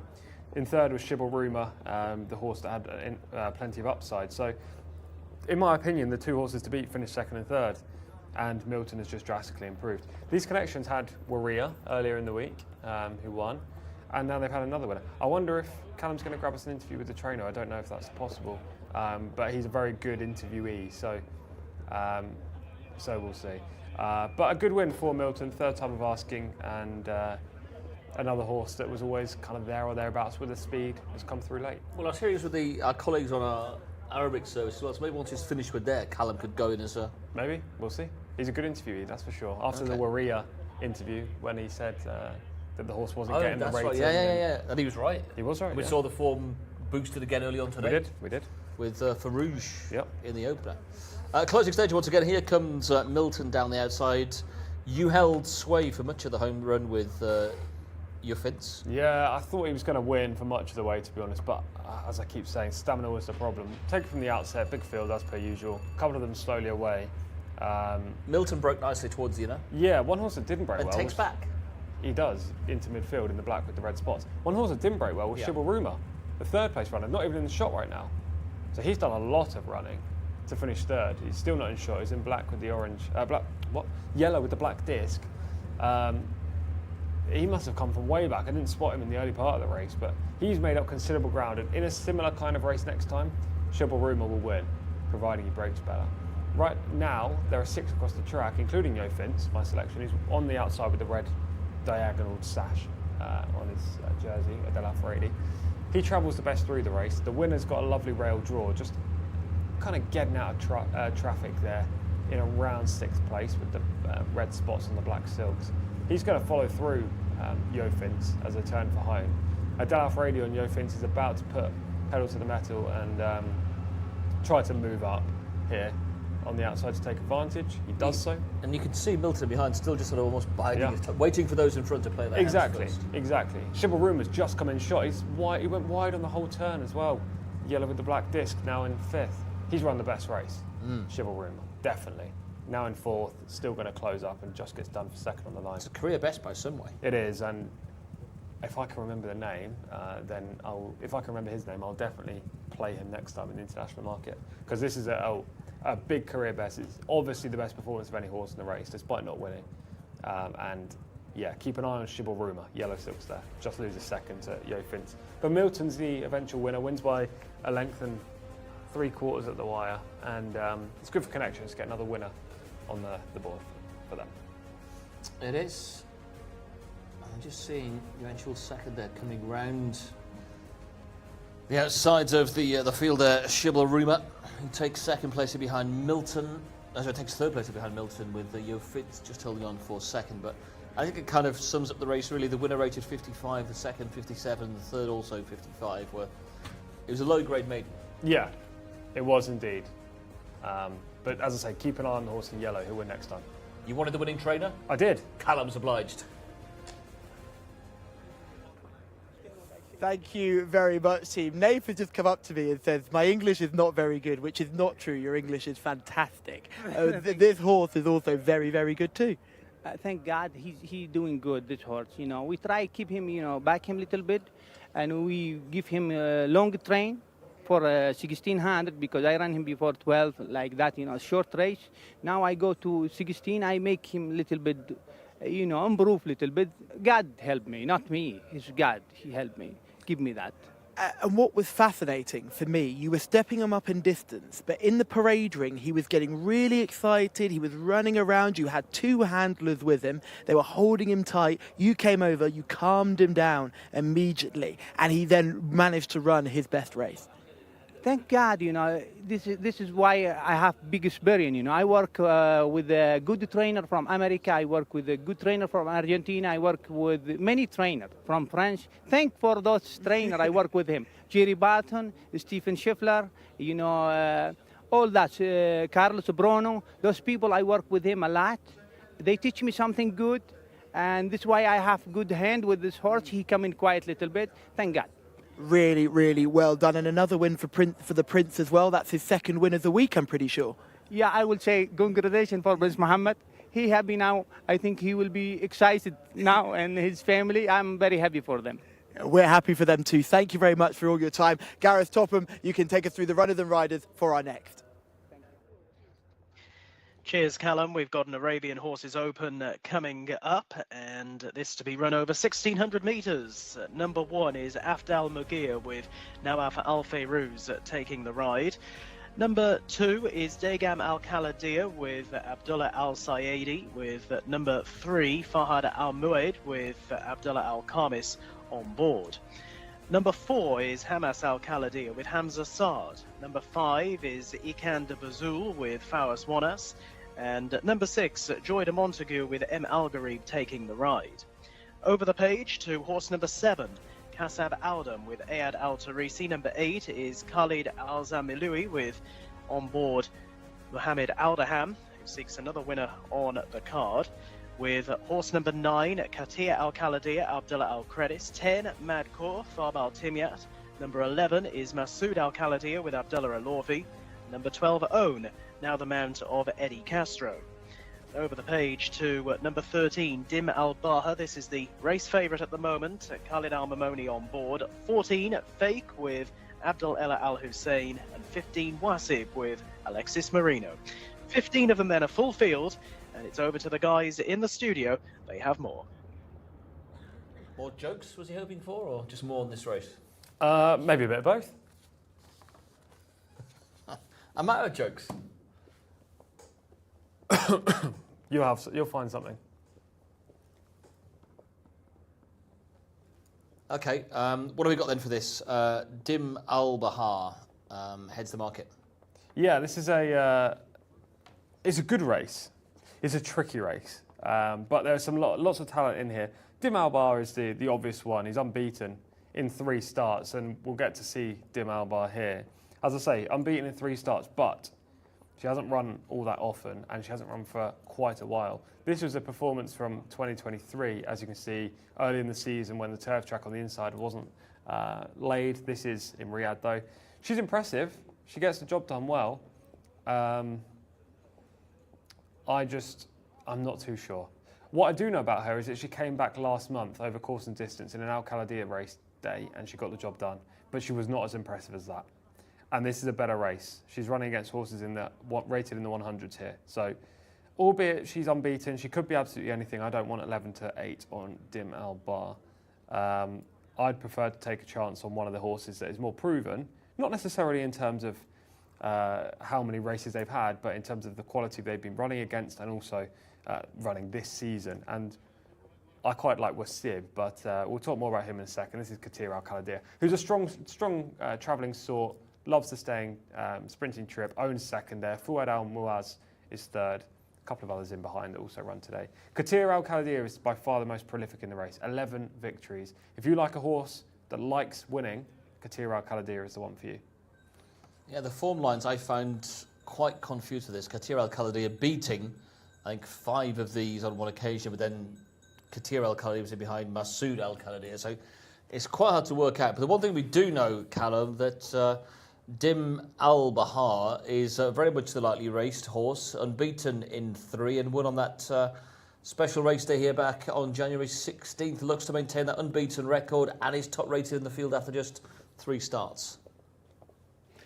Yeah, I think you've hit the nail on the head there, Martin. Hard to oppose that one on paper, but races aren't one on paper, they're one on the track. And let's have a look at them in the parade ring. The first one we'll peep at is the 2, Durgam Al Khalidiyah. Tom Collins mentioned a strong travelling type who loves these sprint trips. Definitely an above average purebred Arabian, but might just not have the class to deal with this. As you can see, right on toes, really keen to get on with things. Abdullah Al-Saidi in the saddle. He's very happy to see me, and he'll be hoping for a big win here. Let's pull our way back now. Let's look at the next one we're going to peep up. It's Joy de Montague. This is the 6, all the way down with the blue noseband just in front of us here in the 2-tone blue colours. This is another one who really stands out in the parade ring. He always does, to be perfectly honest. He always looks really well in the coat. He's always very well turned out by connections, and he's got plenty of ability, as you can see by his rating of 97. He was placed 3 starts ago, but the last 2 runs have been disappointing. They've been in better races than this, though. We'll pull our way back to the next ones to have a peep at. They're right down the other end of the parade ring, because it's the bottom tail of horses we want to have a look at.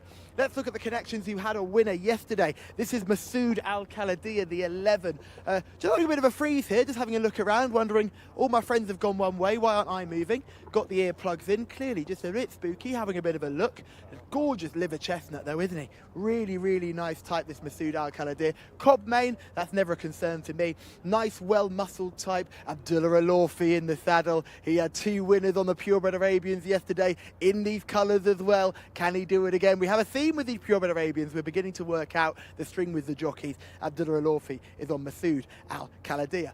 Let's drop back, we'll skip Own and we'll go straight to Dim Al Baha, who's a horse I know everyone's really keen on, the 13 in this race. Khalid Al Mamoni in the saddle. Doesn't blow you away on looks, does he, Dim Al Baha? But we know she's a talented individual nonetheless. You saw that video form of the win back in 2023, but we've seen more recent form since. Coming into this with the best rating is clearly the one they all have to beat on paper. And Tom Collins I'd be remiss, Tom, not to talk about the 15 Wasib, who's the last one coming out the parade ring. Big, strong type. I've been bitten by Wasib a few times now. Always a very good looker for very powerful connections. Alex Moreno in the saddle as well. All plenty of positives. And Tom, Wasib looked fantastic in the prelims. Okay, well, market leader 11.08, the 13 then. Demal Bahat, who maintained that unbeaten record. Katir Al-Khaladi 11.4. Masood Al-Khaladi 9-2. Wasib's at 5-1, Fahad Al Muad at 15-2, and it's 16-1 and bigger than the remainder. Is Own a big price at 16s? Could be. Not in my top 4, but definitely could be a big price. I think I put Own up maybe last time or the time before. So what have you got then? 1, 2, 3, 4. Wasib on top, 15. Didn't really get to talk about him. Callum said he looks great, which is fantastic. I think he's better than he's shown. Last time he ran on turf, he actually shaped okay. But dirt is his favoured surface, and when he won so impressively.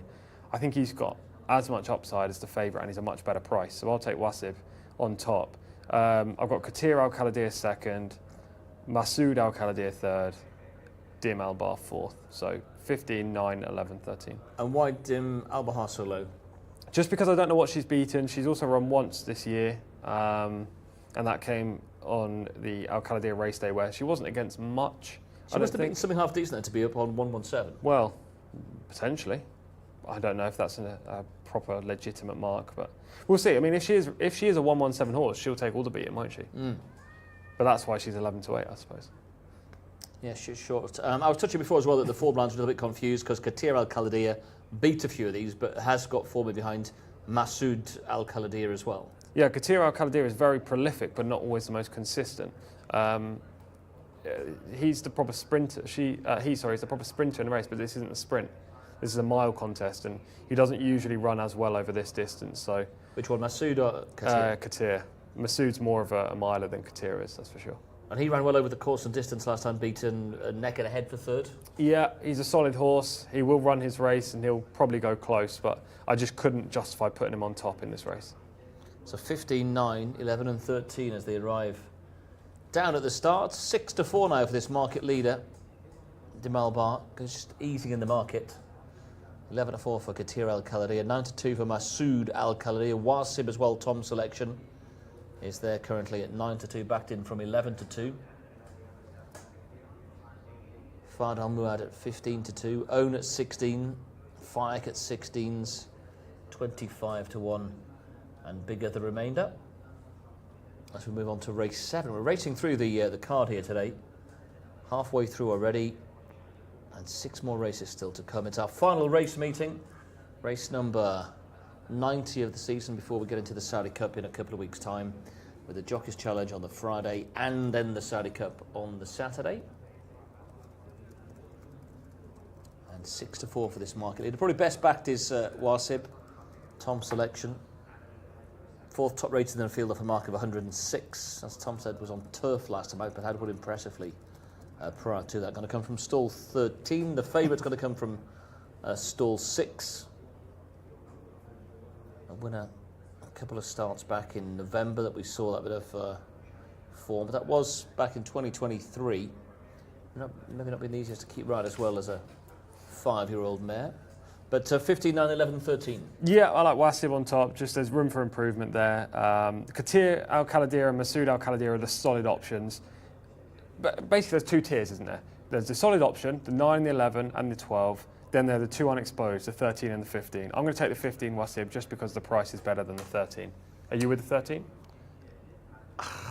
I'd probably... You know, I like the sort of unexposed sexy horses. I tentatively go the 13, but I think it's a really hard race. Yep, that's fair. Really hard. 13 for you, 15 for me then. As regards the competition, yeah. I'll go 13. We've got the better races still to come a little bit later on today as well. We've got a 0-20 handicap still to come. And we've got our feature races, the Ministry of Culture Cup and then the Al Juf Region Government Cup as well a little bit later. We've got selections for those. We'd love to hear from you. If you're watching today on YouTube, do get involved in the chat section with your thoughts and selections and let us know where you're watching from as well. So 13 and 15, Callum, the tips from the studio. I'm glad one of you've picked 13 because, yeah, I just think that she could be a little bit special. I think it's worth noting when you see her, she doesn't look like a purebred Arabian at all. She looks like a pretty weak thoroughbred, so I'm intrigued to see how she goes here in better company. I'm going with the 11 though, Masood Al-Khaladi. Abdullah Al-Orfi for these connections. They were successful yesterday. This horse looks absolutely impeccable in the parade ring. And Gareth, hopefully you can call Masood Al-Khaladi home to a victory.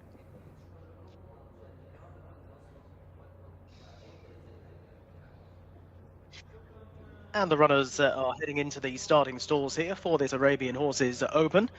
And again, an open-looking heat, isn't it, with Dim Al Baha heading the betting here at 6-4, with Katir Al Khaladi at 11-4, Masood Al Khaladi at 9-2, the same price as Wasib, with at 15-2 Fahad Al Muad, and it's 16-1 Barthos. That's a rough guide of the betting on the international markets. We're down to the final couple to slot forward here. Afd Al Mughir and also Daigam Al Khaladi are about to complete the set.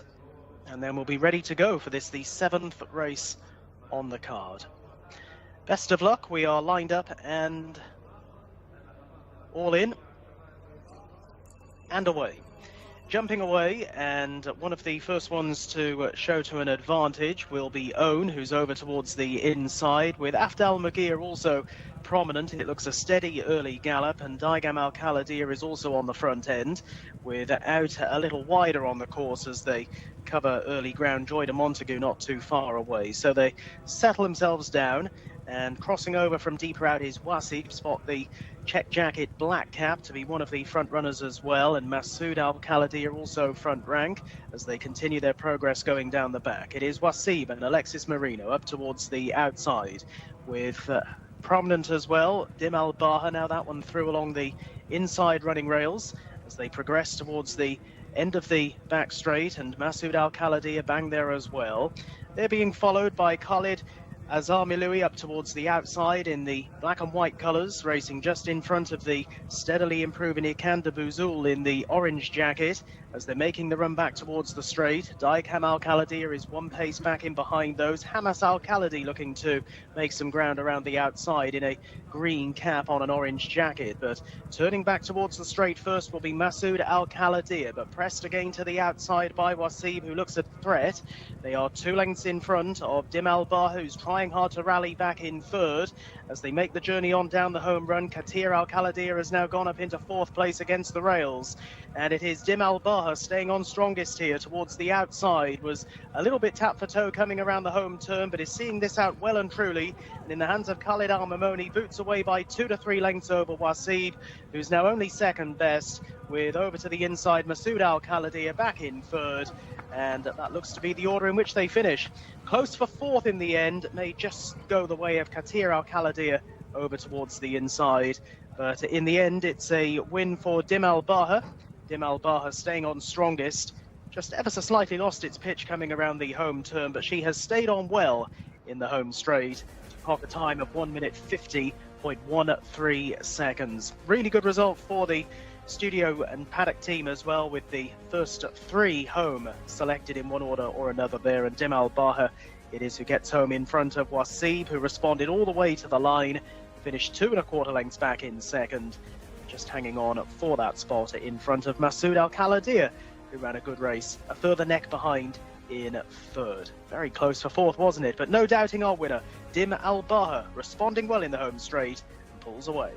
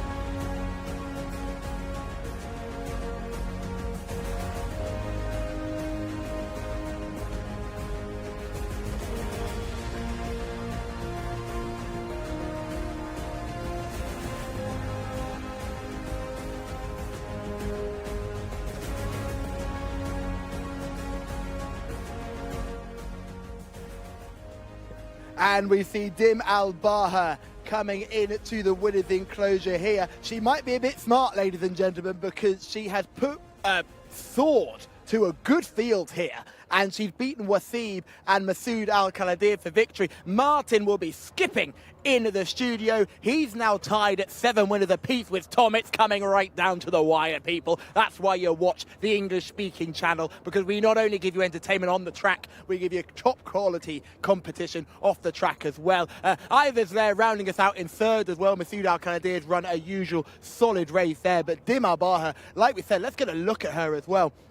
She's not the biggest of types, but she looks like a thoroughbred. I don't know where the purebred Arabian is in her, because she just looks like a very weak thoroughbred. If she was running in an open contest for the thoroughbreds, I wouldn't touch her with a barge pole. But in these purebred Arabian races, she's just different gear, and she's gone and won there under a jubilant Khalid Al-Mimoni, who is continuing his big run of success. Remember, he's associated mainly with FMQ stables, but he also does work for other ownership groups as well.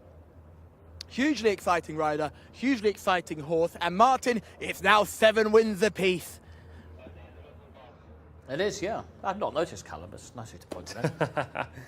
Well, we're both on the road to 10. Still, how many races left? We've still got 5 races to go. We need 3 more each to get to 10. We're going to be together on Man of the Night.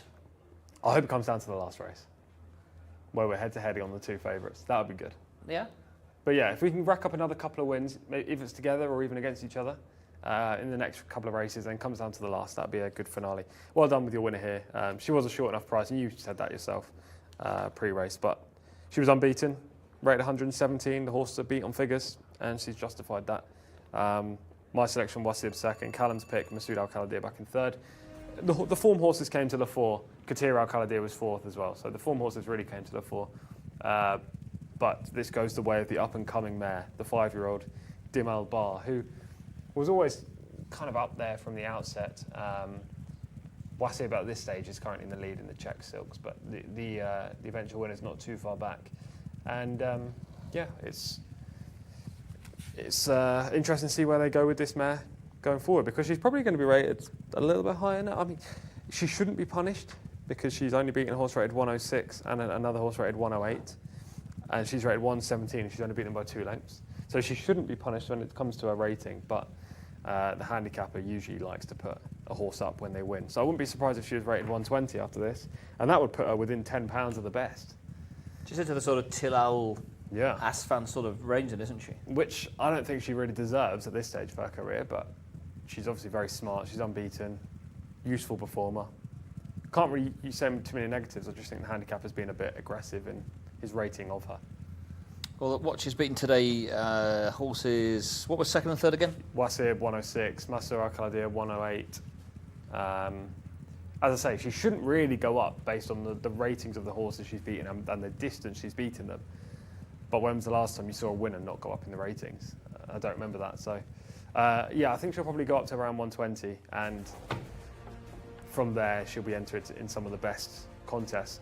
But she's a nice mare. There's nothing negative really to say about that. She's useful. I think this is her maximum trip. As you can see late on, she does start to come back to the second and third, who she went by instantly. Wasib is closing up to the wire, and actually past the line, Wasib's in front. So this is the maximum distance she wants, 1600. But she's obviously very useful. Wasib will be a proper sort over 2000, I think, but he's still a work in progress too. But could that be slightly, the winner's gone, won the race, eased down, whereas if you're in second, you're still trying to close down the winner to an extent? I don't know if it is eased down though. Is she eased down? Khalid's still properly going for her at this stage. She drifts across to the rail like a tired horse, and then at this stage she's still finding. It's hard to tell from the head on, of course, because you can't see the proper distance, but it starts getting eroded. She's not eased down for my money. I think not eased down, but he's not used there, eased down. Yeah. She just doesn't finish with enough energy. I wouldn't want her over further, is what I'm trying to say, no, against this opposition. But obviously, over 1600, she is plainly the best of those.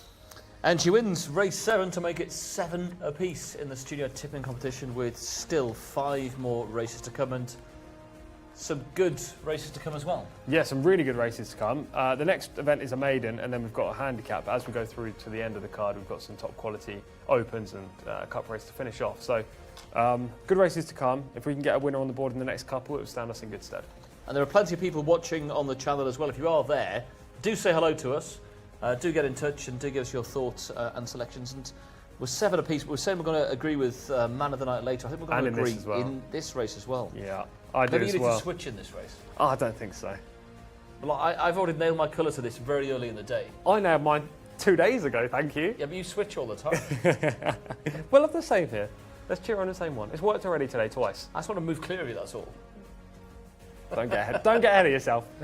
Well, I'm not. Well, that's what I want to do. I want to get ahead. Right, 7 each. Come on then, Gareth. We've got to go for this maiden next. It's a local bred event.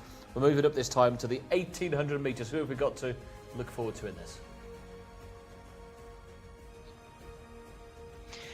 So on to the runners and riders for race 8. Number 1 is Al Mushmakir with Hamza Saad riding. Number 2, Anfi with Abdullah Al Odib. Number 3, Fiber, Abdullah Al Saidi with number 4, Ibn Al Wakas with Mohammed Al Obail. Number 5, Ibn Ramos with Abdullah Al Khamis. Number 6 is Janea with Tariq Al Mansour. Over the page to horse number 7, Multayem with Khalid Al Mamoni, now looking for a double on the card. Number 8 is Sonic with Adel Al Faradi seeking his 3rd winner here today. Number 9 is Taroud Al-Jmaj with Fahed Al Faradi. Number 10 is Thunderstorm, Alexis Marino, and Mohammed Al Yami on board number 11, Yabri. It's a full field, and it's over to Callum in pre-parade with more. Thank you, Gareth. Yes, always a privilege to come down to the pre-parade ring to just go to the calm before the storm. This is Thunderstorm, who looks in really good shape here. Pretty exposed. 11th start of the career for this one. Alex Moreno in the plate, but just a really nice type, well put together. Now, the reason why we're down here, because I was really excited to see one horse who I saw coming down this afternoon, and I am now even more excited to see it in the flesh. This is Yabri, horse number 11. And when I say I don't often fall in love, I have fallen head over heels in love with this thing. This is gorgeous. Goes for connections we know plenty about. Rakan Al Abeid, big ride for Rakan. This comes out of stall 10, that won't make it easy, but this horse is just lovely. Shines up beautifully in the coat, has a relaxed, strong, looping gait. Beautiful walker, beautiful mover. I'm really looking forward to seeing how the 11 gets on here. And surprisingly for a paddock pick, it actually has some form to go with as well. So plenty to like about the 11 if you're keen. Just watch the way this horse covers the ground as he walks. Now, I did say we were going to have a pop across and have a look at one of the others. So we are just going to do that. So let's head across here and look at Ibn Al-Waqar, who's just coming out of the box here, just coming into the order. So you see what happens is that horses, they circle up in order, and then the horses that are late out just get brought out. And this is Ibn Al-Waqas, who is the number 4, who just comes out now, is looking very relaxed. See the water just dripping off the mouth. They've just had a little bit of a squeegee in there while the horse had the tongue strap in, just to get some last minute moisture in there. You see great trainers in the UK and Ireland, Nicky Henderson, Willie Mullins, all have that sponge in there just to get a last minute bit of water on board, last minute bit of fluids in there, and they don't chew down on their tongue too much when they've got that tongue strap in. So that's nothing to be too concerned about. A little bit fluffy in the coat. There's no getting away from that with the 4, but certainly a horse that's been well prepared for today. Maybe today could be the day where this horse can turn the form around, slowly improving with each start. Wouldn't be crazy to call this an each-way player. But let's check in, Callum, on the international markets and see what kind of price we have. So this local bred Colts and Geldings maiden for the 4-year-olds only. It's a smaller field than we've been used to for much of the afternoon so far. I've had a few international favourites winning. 3 of them, I think, so far. Fouge transferred and Dimal Bar in our previous race. As we check in on the market and see what's happening ahead of race 8, which local time is the 6:05 race here in Riyadh, and number 11. Yabri is the international market leader. Yabri at 13-8 currently. Been steady at that price for much of the day. 0 from 3 so far, rated 72, top rated in the field. Moltem 11-4, Thunderstorm 130. Junai is at 7s, 10-1 for Ibian El Wakas. Anfield at 20, Fiber 20, Sonic 20, Abian Romas at 25, Almush Makir at 33s, and Tagrud Al Majid is at 33-1. So Yabri Tom is the favourite. 3 runs so far. A couple of goes out in Taif over the 1400, and then 7th over the course and distance last time out in a sales race back in November. Yeah, wasn't that in November 2023? I just put 24th to the 11th, so if it was... I think it was 2023. Okay, so been off the track for an awfully long time. I think so. Hopefully my notes are correct. I've got written down was placed on the first 2 outings at Taif in 2023, hasn't been seen for 14 months. So if that's correct, which I would usually say it is, but I'd say I can make a mistake. If that's correct, then I wouldn't want to play at a very short price after a 14-month layoff, that's for sure. He's definitely got the best form in the book, those 2 Taif runs, but again, that hasn't come at this venue. So he's got a layoff concern. Yeah, 24th, 11th, 2023, you're quite right. Yeah, layoff concern. I was cold on it even before I knew that. I just thought the overall profile wasn't brilliant. Never mind the fact it's been off the track for 15 months. Exactly. Long absence, track unproven, wide draw. Not for me at a short price, that's for sure. Okay, what about the 7, Malta M? I've got this horse 4th in. I struggle to see how this horse could possibly be second favourite. Much like, I mean, Yabri can be favourite, but just 13-8 is too short after the layoff. Malta M, I don't know, what's the thinking here? Maybe the rating of 70 puts this horse second in. If you look form alone, he placed in 3 Taif Sprint Maidens in 2023. So on that evidence, we know that they're at a different track. They came over a year ago and they were over sprinting trips. Now he's going over 1,800 at RIYADH. Subsequently, he's finished down the field in a whole stack of events. In the deep end, he's been running against better horses, but when you run against better horses, the handicapper out here punishes you, even if you're beating a distance. So that rating of 70, I don't think is reflective of his ability. I have him 4th in, as I say, because it's a weak race in terms of depth, and he at least showed something at Taif back in 2023, but again, I can't have him at the price. Well, the horse I thought would be favourite, and probably quite a short price favourite on the international market, was the 10 here, Thunderstorm, who is more exposed, but with a mark of 68. But there are bits and pieces of form that I really thought this made it stand out, Thunderstorm, against his rivals today. Yeah, I don't disagree. I mean, I've got him on top. He's going to be my pick as well, Thunderstorm. But I'm not as keen as you. I think I remember. I'm not going crazy about it. Yeah, I just didn't like this race at all, I don't think. I just thought it was a cup race last time. Okay, he was 9th of 9, but that was 2,000 metres. Yeah. Go back before that, 3rd in a course and distance maiden back in December. Yeah. He's got form that ties in with Feldfell, who's been in good form as well, not beaten far by him. Yeah. He should be favourite. That made it good enough for this horse to be, I thought, probably around a 6-4 chance. Yeah, he should be favourite. He's drawn inside in 6. Got Alex Moreno, positive jockey. Handles the trip, good maiden form. And his rating of 68 suggests he's one of the horses to beat. And then when you consider Yabri, he's rated 72, hasn't run for 14 months. And Malta M is probably not a 70 rated horse that the current rating suggests, then surely he's got more in his favour than anything else. Thunderstorm for both of us, basically. Yeah, I should go for something else. I think he really should. No. I think he should. No. Thankfully, Callum, looking at the sky, no thunderstorms around here, but let's hope we'll see one on the track shortly, in winning form. Yeah, let's hope so. No horses in the parade ring as yet, so I thought I'd just run through a nice little bit of graphic work that they've done here in preparation for the Saudi Cup, sort of running through key contenders per continent. Asia represented by the likes of Romantic Warrior, Forever Young. Of course, you'll know that already. But what about Ushba Tesoro, horse who came with a huge reputation last year, finished 2nd in the big race last year. You've got the likes of Shin Emperor, 10 Happy Rose, they're both going to be on the turf, and then Remake, Il Remarque, I should say, who will be in the dirt sprint as well, the Japanese winning the dirt sprint last year. US representation is headlined by White Barrio. You've got Locked as well, who I know Tom Collins is a big fan of. Rattle and Roll, who won the trial. Howard Wolowitz, for all the Big Bang Theory fans out there, he will go in the turf sprint. Cyclone State, that's a horse for the Saudi Derby as well. The Americans and Japanese will be keen on that race. And Straight No Chaser as well for the dirt sprint. I know Tom Collins likes that one too. Europe has contenders as well, which include Factor Cheval, we talked about. Diera Mile, remember when he was a Derby contender at one point. Continuous for the O'Briens. Al Riffa will come here representing Joseph O'Brien as well, a hugely exciting horse. Spirit Dancer looking to double up, a horse that loves coming overseas as well. And then you've got Anaf looking to defend his crown in the sprint as well. And then the Gulf countries have their horses. Laurel River, the best horse in the world, alongside City of Troy. Walk of Stars, El Cadojo, who will represent the guys from Uruguay but is coming via the Gulf nations. Tilal Al Kaladir representing Saudi Arabia. Caliph in the Neon Turf Cup, and Golden Vekame as well is one of the other ones in that field as well. So plenty of international excitement as we build up towards the Saudi Cup. The horses are now just coming in behind me. We're in no rush to get to them, so I'll go back to you boys. Yeah, thanks, Callum. He's really whetted the appetite there for some of the horses going to be landing in here over the next couple of weeks. Yeah, it'll be a fantastic couple of days. I'm really looking forward to it. We didn't get likely fields for the Friday, did we?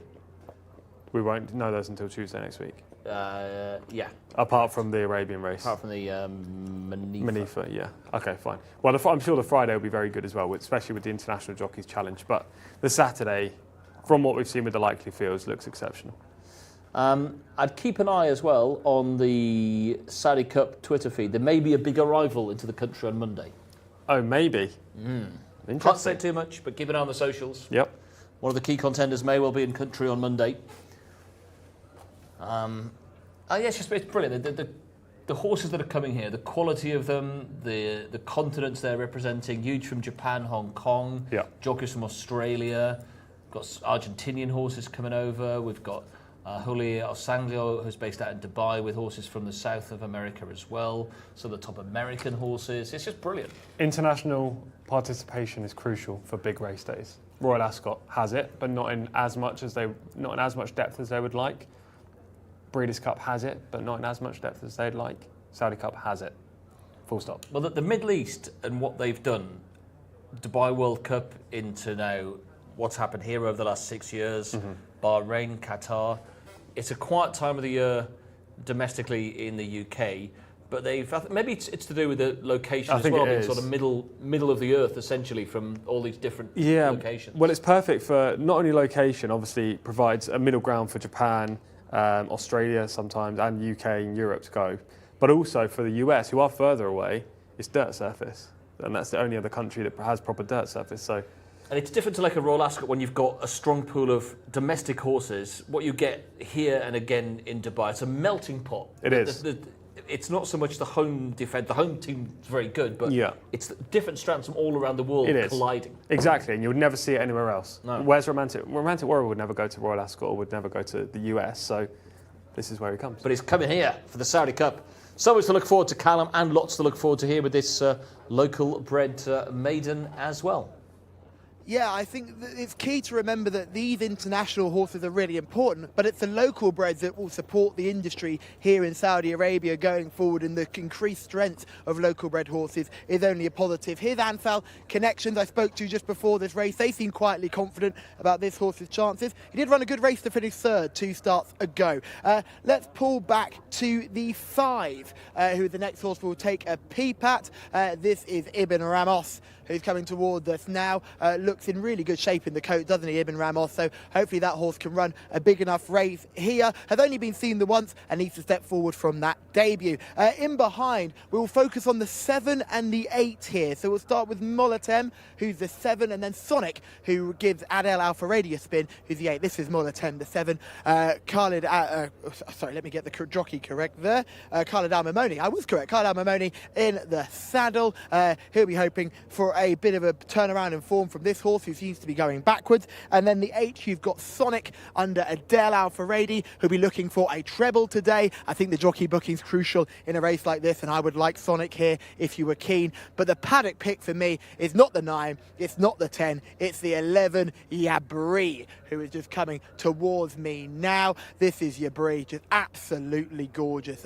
Mohamed Aliami will actually get the spin here. Obviously, there must be an issue with Rakan Al Abeid. He didn't have rides yesterday, so Mohamed Aliami takes the ride today.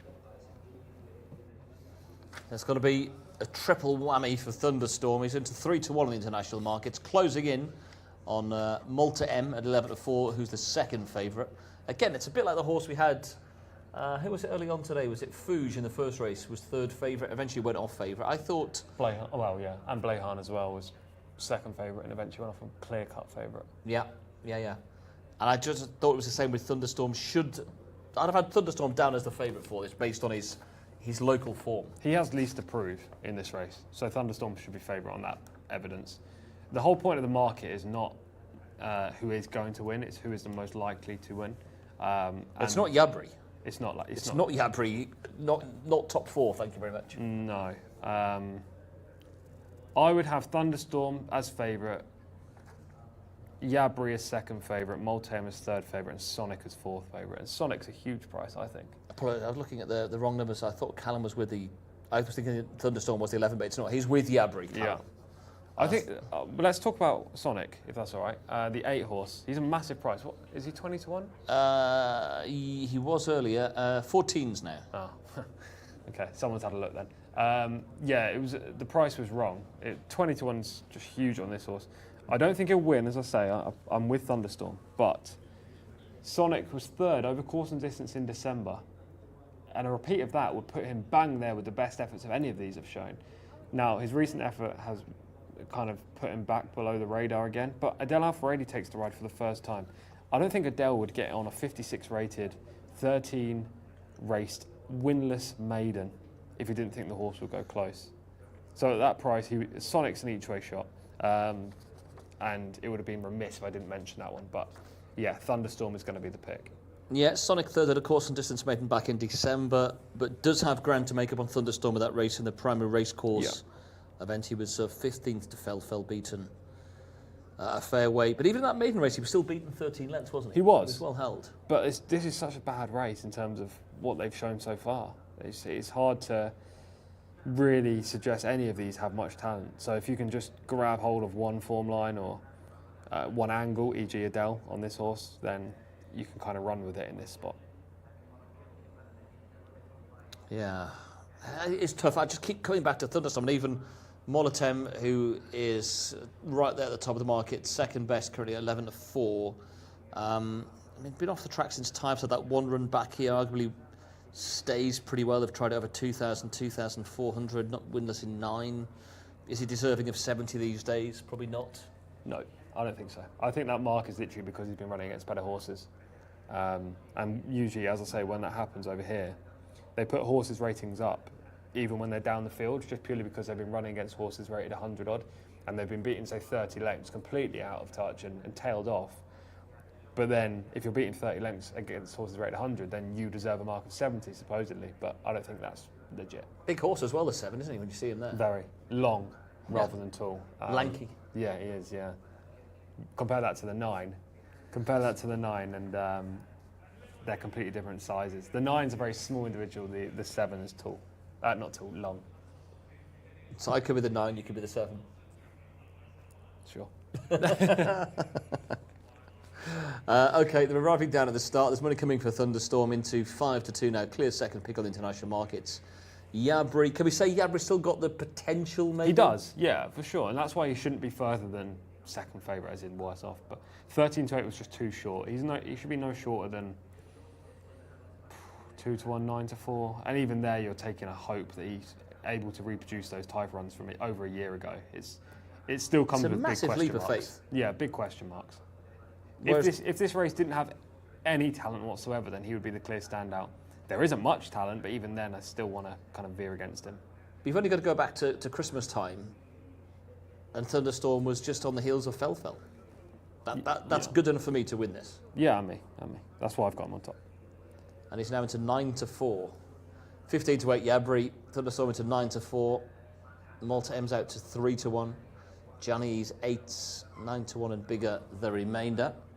Good money for Sonic at bigger prices though. I wonder if this Thunderstorm will actually go off favourite in the end. Might do. Seems close to. If there were 2-1 joints, I don't think there would be any problem with that because Yabri's got the most upside, you'd suggest, albeit he's got loads to prove, and Thunderstorm is probably the best form.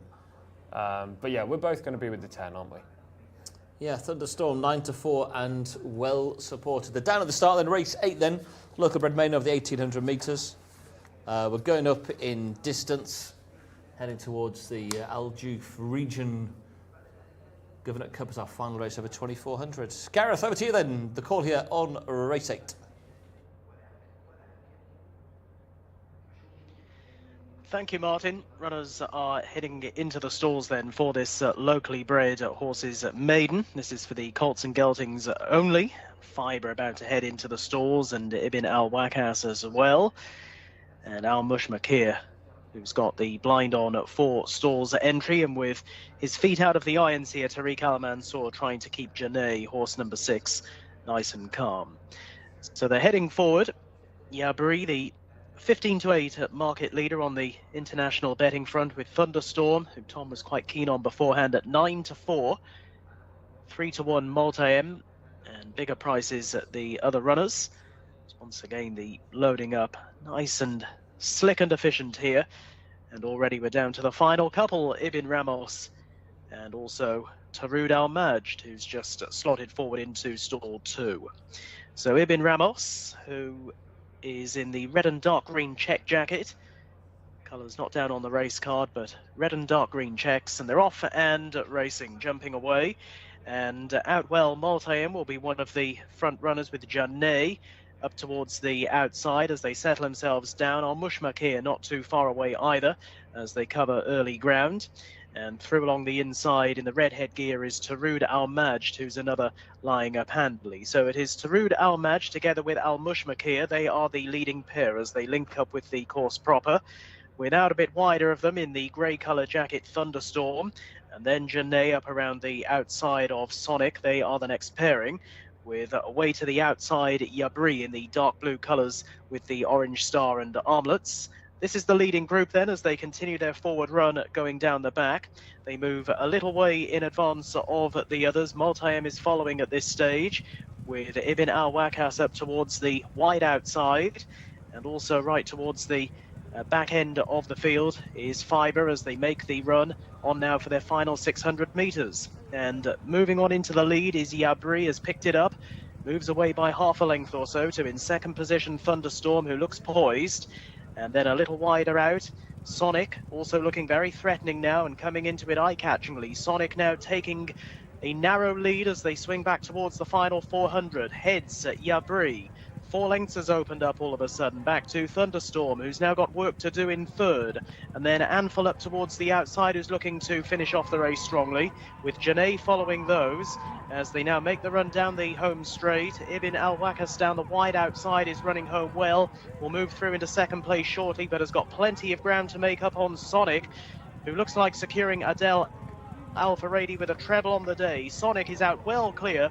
He's 5 or 6 lengths to the good, a slightly diminishing advantage as they near the finish, but Sonic, the job is done and he wins. Sonic wins well from Ibn Al Wakas, who's through for the second spot, and Phil crosses the line in third. Close for the minors in behind. Thunderstorm and Yabri were the 2 involved. It's a very easy win for Sonic, a third on the card here for Adel Al Faradi, and he just had to keep Sonic up to his work in the latter stages here.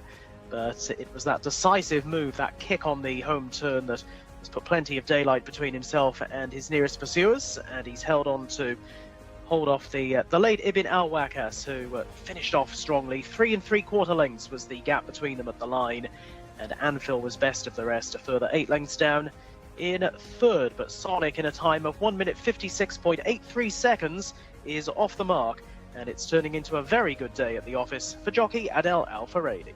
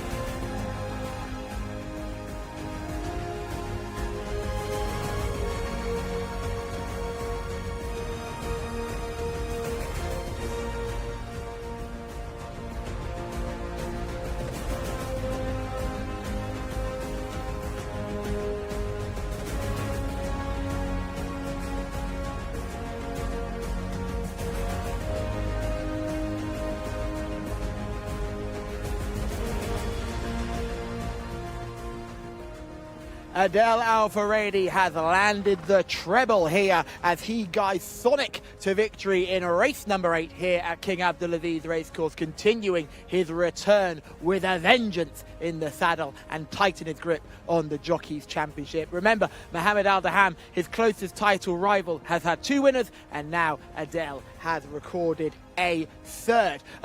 Pretty much plain sailing for him. Yabri made a very strange early mood under Mohammed Al-Yami. Not quite sure what that was all about. Ended up getting very tired late on. But Sonic just tracked him all the way through. Looked the winner from a long way out and won well. Ibn Al-Wakas, who we saw coming late into the pre-parade ring, came 2nd.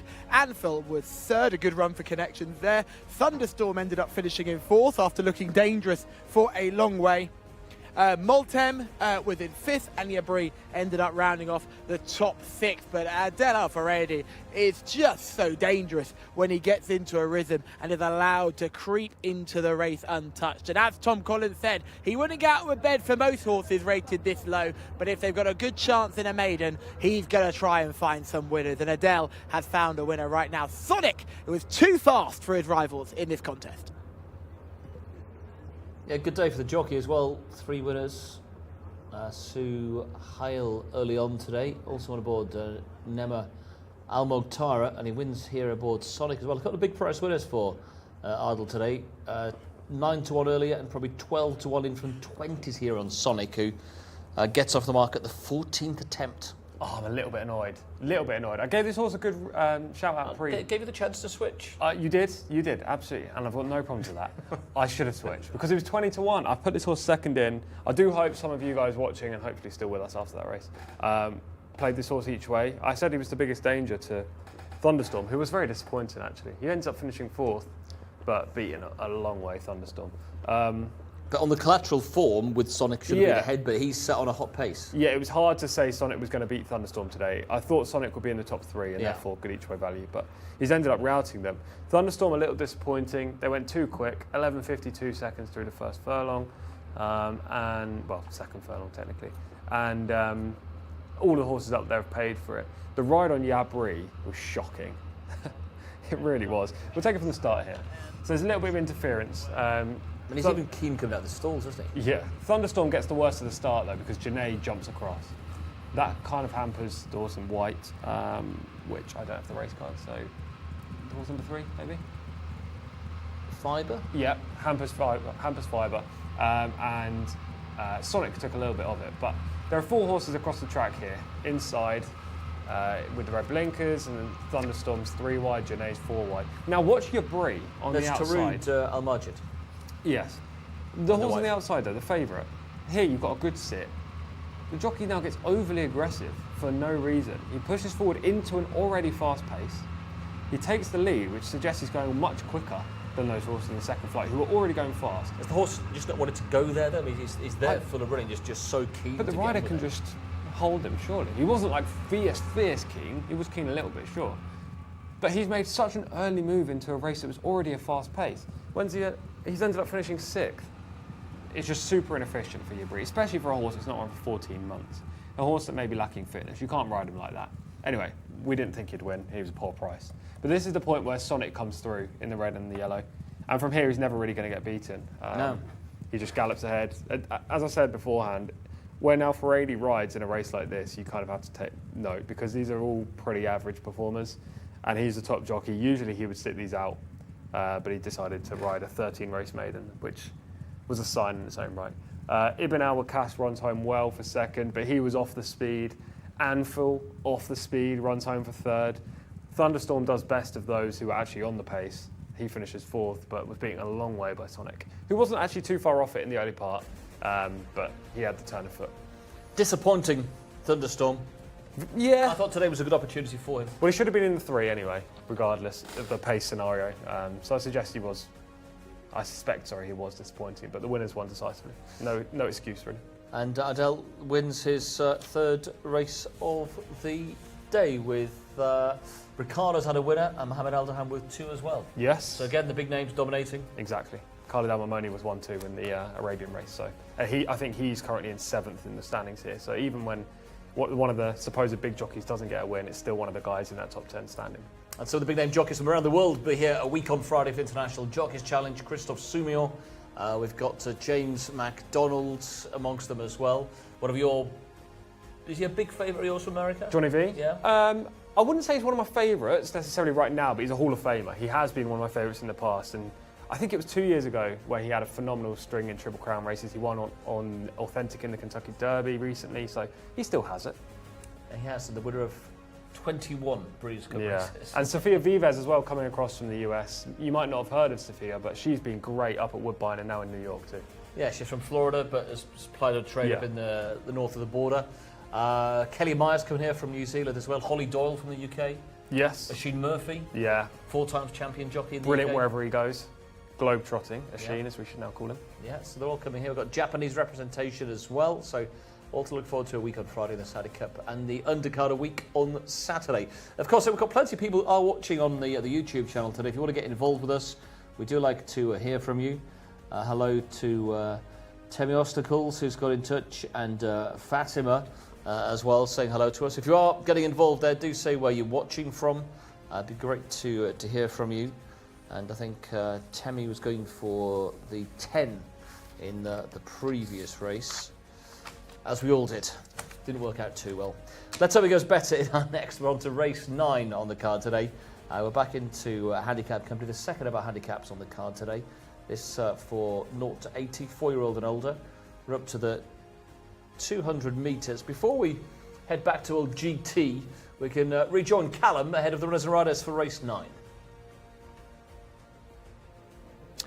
Yes, thank you very much, guys. I just decided to make a little appearance at a spot we've not been to yet on the English Channel. This is the Panoramic Restaurant, and we are currently on the balcony of the Panoramic Restaurant. Now, it's a really affordable deal to come here during Saudi Cup weekend and look at the views that you get alongside it. Absolutely panoramic, as I imagine they say. You can see right to the top bend, all the way down the home straight, and you get beautiful views of this stunning racecourse, which will be heaving come Saturday in 2 weeks' time. You're also on the same level as some of the Royal Lounges just across as well, and then behind us, as now we'll see, you can just see the Panoramic Restaurant is in behind us with plenty of tables and lots of dining options and hospitality options available as well. Now, I spoke to a few people just outside in the restaurant, and I said, we're going to try and get onto the balcony, and they said, it's a bit cold out here, so if you are coming, make sure to bring some layers, because it does get a little bit chillier up here as well. And it's a beautiful spot to be at, and I think when we come to Saudi Cup night, it's going to be absolutely packed. Let's make our way along here and see how far we can go, because it stretches right the way along here, all the way down across this massive grandstand. See, we've got people inside enjoying lots of cups and tea and various other things as well. And you can go right the way, all the way to the pre-parade ring. We'll make sure we just let these kids enjoy where they're standing, but you can see the pre-parade ring, you can see the parade ring, you can see the weighing room. Don't apologise at all, it's fine. You can see the weighing room and all the other shots across this great vista of a racecourse. And straight opposite is where Nawaf and I were a couple of weeks ago. You can see the Royal Pavilion. This will be where MBS and the rest of his delegates are going to be positioned during the Saudi Cup. There'll be a pause in the action as he arrives and enters the racecourse, usually around race 3 or 4, and then they will enjoy the racing from that side. And the little platform and podium you can see is the Welcome to Saudi Cup sign, the February 21st to the 22nd, and that is going to be where the presentation for the Saudi Cup will be taking place. Now, if you're wondering where the presentations for the other Saudi Cup races would be, they'll be down here on this little stage here, which you can see. They've been using this a lot more this season than they did last season. It was a sort of a very last-minute experiment thing. I know Martin will be very keen to talk about it because he was very much involved in when they changed this at the position at the last minute and where connections were going to go. Is he does greet all the winners in come Saudi Cup evening. So that will be where the majority of presentations will be. The Saudi Cup presentations will happen just in front of the Royal Pavilion, and there'll be plenty of excitement to enjoy. Now look at the turf track as well. That rail has moved. We are using the full length and breadth of the turf track here in King Abdulaziz Racecourse for this week, in the next 2 weeks time racing. What will be interesting is to see that fresh strip of ground on the inside. We will see a real bum fight for the rail in some of those turf races, including the 1351 sprint and the marathon as well. And don't forget the most prestigious of them all, the Neon Turf Cup. I, for one, am very excited. And if you still haven't got your tickets and you're umming and ahhing to go, get on to WeBook, get your tickets now, and come and enjoy these panoramic views of King Abdulaziz Racecourse. Thank you, Callum. We move on now to our 9th race, the details, the runners and riders for this 0 to 80 contest. 2,000 metres in front of the field, and number 1 is Atomic Impact, Alexis Marino. Scratch the 2. Number 3 is Amo Tawi with Mohamed Alobale, with number 4 Anafel with Ricardo Souza Ferreira. Abdullah Al-Khamis sits on board number 5 Emirates Currency. Number 6 is Helmi with Abdullah Al-Credis. And we have number 7 Palance with on board Mohamed Saeed. Over the page to horse number 8 Wild Rhythm. Wild Rhythm will be the mount of Jimmy Carry-On with number 9 Courageous Knight Selman Al-Rashid. Number 10 is Passionately Abdullah Al-Saidi. Number 11 Swing the Ring Adel Al-Faradi, looking for a 4th winner on the card. Number 12 is Tornadic with Fahed Al-Faradi. Number 13 is Mutashim, now the mount of Eddie Castro. Over the page to horse number 14, Valinor, with Khalid Al-Mamoni seeking a double on the day. 15 is Clifford, with Azil Al-Zahani taking the ride.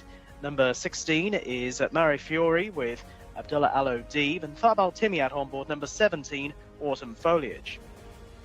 Over the page to number 18, 18 Forgivable, Abdullah Alorfi, 19 Prison Victor Gutierrez, 20 Tequila Mockingbird, Nawaf Al Fayrouz, and then the 21 Hakwat with Fawaz Wanas.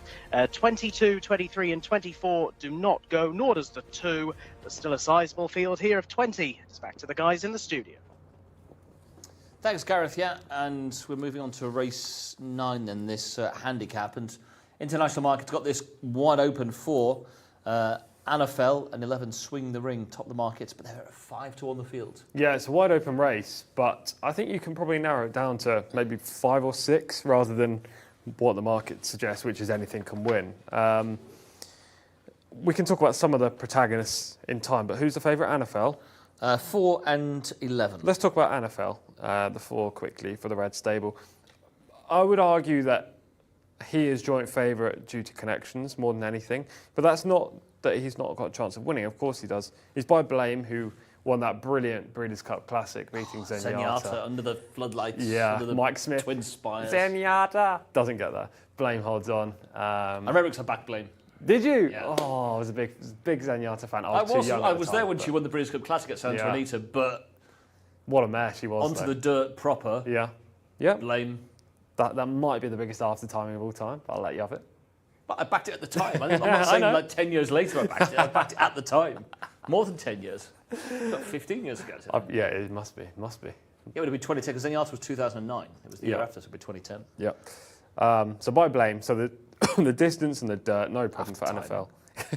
Wound you up there. And Ricardo getting on board is obviously a big plus. Anafel used to be with the Gosdens in the UK. Had 2 starts here, not done much. However, the pedigree suggests that should be fine. So maybe today he'll perform. But I think the price is generally just due to the price of Anafel is just due to the connections. So Anafel and Swing the Ring. Before we have a look at the form, just give us a quick word on the 11 Swing the Ring. Is also the joint favourite. Yeah, finished really well to take 3rd in a 0 to 85 handicap here last week. He now runs in a 0 to 80 from the inside gate with the Inform Al-Faradi on board. Yeah, it's been up against good horses in the handicap covering Thunder Squall, who beat him over the course and distance, has won since. We'll have a look at Swing the Ring in a second. First off, Atomic Impact. We can have a look at a horse we've seen running since we arrived, and was 4th here last week. Yes, I kind of like this horse. Not today, but just in general. I think he always performs well. He tends to get quite lucky with the draw. He's always inside. And as you can see here, he was inside, up the rail. Finishes his race off nicely. He doesn't have the early speed to get into the prominent positions early, but he does stay well. This was a conditions race over 1600. He now steps up in trip. And he's gone up 4 pounds in the weights, which I think is his downfall today. Yeah, that was his last run. And also the run we just touched on as well that brings in Swing the Ring. Watching this back this morning, I was really impressed with the way this horse stays on in the closing stages. Power-packed finish, isn't it? What you didn't see was at the top of the turn, he was quite some way back, and then makes a move into the position you saw when we took it up. Now, in the finishing stages here, the King's General was going to win this race under Roberto Ramos. In second was Almos Alea. And watch Swing the Ring finish off in the final 100 metres. He really starts picking up down the outside. Strong stayer at the trip. Draws inside today, so won't be coming necessarily wide in the straight. I think he's the horse to beat, Swing the Ring. He should be favourite. Yeah, he's been running in really top-class handicaps, and he's back out again today off 75. Before we get to Callum very quickly, Courageous Knight was in behind that day, just in fourth place. He's been a really consistent handicapper. He was fourth to the King's General that day. Yes, he's a leading player on that Evidence and the run before, but I prefer Swing the Ring out of the pair, especially with the draws. I'm in agreement. This is happening too much, Callum. It's quite boring, isn't it? We keep agreeing all the time. Come on, jazz it up a bit. Give us something else. The worst thing is, lads, I adore Swing the Ring. I've been a fan of his since he came back midway through this season. But let's look at some of the others. Atomic Impact is the one. Always a good looker. Seems to be getting shorter every time I see him. But he's a 5-year-old now and is just beginning to turn that form around. Back in this company could be dangerous. Let's go back to the 4. This is Anne Fowl. The horse who Tom said is only well fancied because of the connections. Well, the form would agree with you, Tom, as well, wouldn't it? Last 2 runs have been disappointing, but this horse looks well in the prelims. That is a positive. Heavier set individual, not quite as light as we've seen, but good muscle definition in behind and quite an active walk. In behind here, we've got Emirates Currency for the Al Gharaban team. The Al Gharaban team had a big winner a couple of days ago as well, so they'll be very happy, and they always fire plenty of darts at this sort of company, and 0 to 80 is dangerous for them. We go back to the 7. Palance is the next one I'm going to have a look at. We're going to miss the 6 and go straight to 7. Palance is an absolute dude. Love this horse. When this horse for the youngster was an absolute nightmare, but since this horse has begun to mature, very, very dangerous. The only problem is 1,800 metres is this horse's best trip. Over the 2,000 today might find it all a bit tough. Let's go back a few more now. We'll pass Courageous Knight, who did look well. We'll go straight down to the 11. We'll miss the 10 and go straight to the 11. That is Swing the Ring coming towards us now. Adele Alfaredi booked on board. He got a Wigberto Ramos special a couple of starts ago when he came very close. Adele booked in now. He's looking for the 4-timer. Interestingly enough, he is a winner in the career, and the last 2 efforts have been very good. Drops into this company, have every single chance. Has to be one they all have to beat. Is looking a bit woolly here though, and is a typical parrot mouth, not a particularly attractive individual, but that doesn't make them run any slower. Tornadic's in behind. This is a much nicer type, the 12. Real good looker here. This is Farhad Alfaredi's mount, looking to beat his brother. Farhad's got the ride here. Tornadic a little bit woolly underneath and carrying a little bit of condition, but a much more striking individual, and one I would want to have on side after that 2nd place effort last time out. And finally, the last one I wanted to look at was the 21, but the 21 has gone down to the post. That was Hakwat. No issues there with Hakwat, with a perfectly good-looking individual too, and one that you should certainly put on your shortlist. Lads, it's a tough one. I'll have to give you a paddock pick a little bit later on. Okay, we'll hold you that, Callum. Actually, don't say lads, we're down to lad. So the lad has disappeared momentarily. And there's been movement in the markets while he's been here, while he's been away as well. Anne Fell and Swing the Ring have both got into 4 to 1. They've both been backed here. In fact, the other lad is back. Movement in the markets. Swing the Ring and Anne Fell both into 4 to 1. Atomic Impact 15 to 2 alongside horse number 3, Almatawi. We then have Tornadic at 8 to 1. Hackwheat at 8. Palance at 11 to 2. Passionately 10s. Helmi as well, also around the same sort of price. Courageous Knight we touched on 11 to 1, and it's 16 to 1 and bigger the remainder. And there we can see coming out onto the track is number 11. That is Swing the Ring, and he does look good, Tom. Yeah, he looks great. As we were talking about before we went to Callum, I do think he's way the horse to beat. I was in half the mind to change my opinion. Like in the last race when I could have changed from Thunderstorm. Well, we all could have done something. But To Sonic, the other horse that I liked. you did think he would win. He was a place chance. Yeah, so but you wouldn't have changed your mind. So, but I'm tempted here to change the mind to a place chance. I'll give the case for the place chance, and then I'll make the firm decision. Helmi is the horse number 6. He plugged on. He's a strong stayer, and as I say, as you go up in distance, 10 from 12. Oh, really? Well, the value's going. As you go up in distance, the more likely it is a closer's going to come out on top. Now, he's a closer. The problem for Helmi, and actually I would have put him on top in this race if he wasn't drawn 18. If he was drawn inside, then he would have been my number 1, definitely. If he was drawn in swing the rings position of 1. Yeah, then I'd have had him. But the 18 puts me off because he might have to come wide.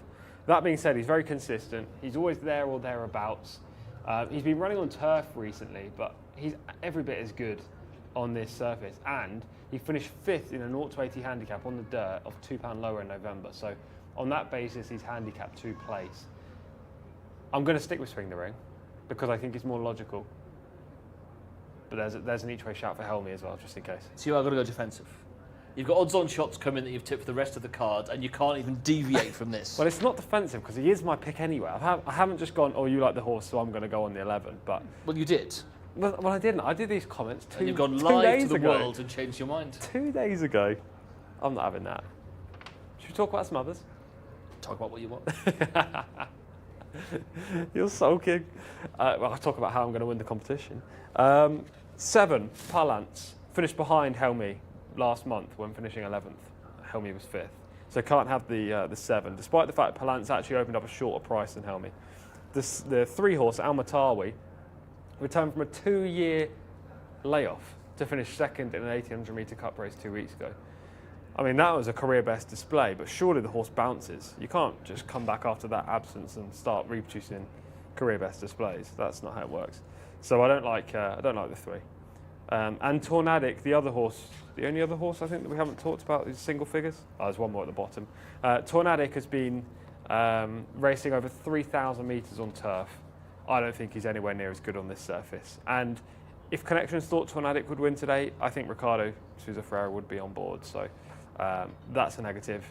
And the one horse at the bottom that we haven't talked about, Hakwat, was 8-1. Gets in as a reserve. We've already seen one winner getting as a reserve today. Came from off the pace to win a course and distance handicap in November, but that was a 0-70. This is a 0-80. Needs to prove she has the quality to win. Well, Swing the Ring is, I think, now the right sort of price. Having been 5-1 joint favourite, now the 7-2 market leader. Yeah. That's pretty much where it should be, really. That is where it should be, yeah. He should be favourite. He's the horse to beat. He draws well, gets the leading rider, has the best recent form, handicap to go close. Should be favoured. That doesn't necessarily mean he's going to win, but he should be favoured. He got beat by the King's General, a very unexposed horse from the Golstons last time. He was 3rd to Thunder Squall, who bolted up at the back end of yesterday's card. He had Courageous Knight in behind on one of those occasions as well. And Swing the Ring, the 7-2 market leader.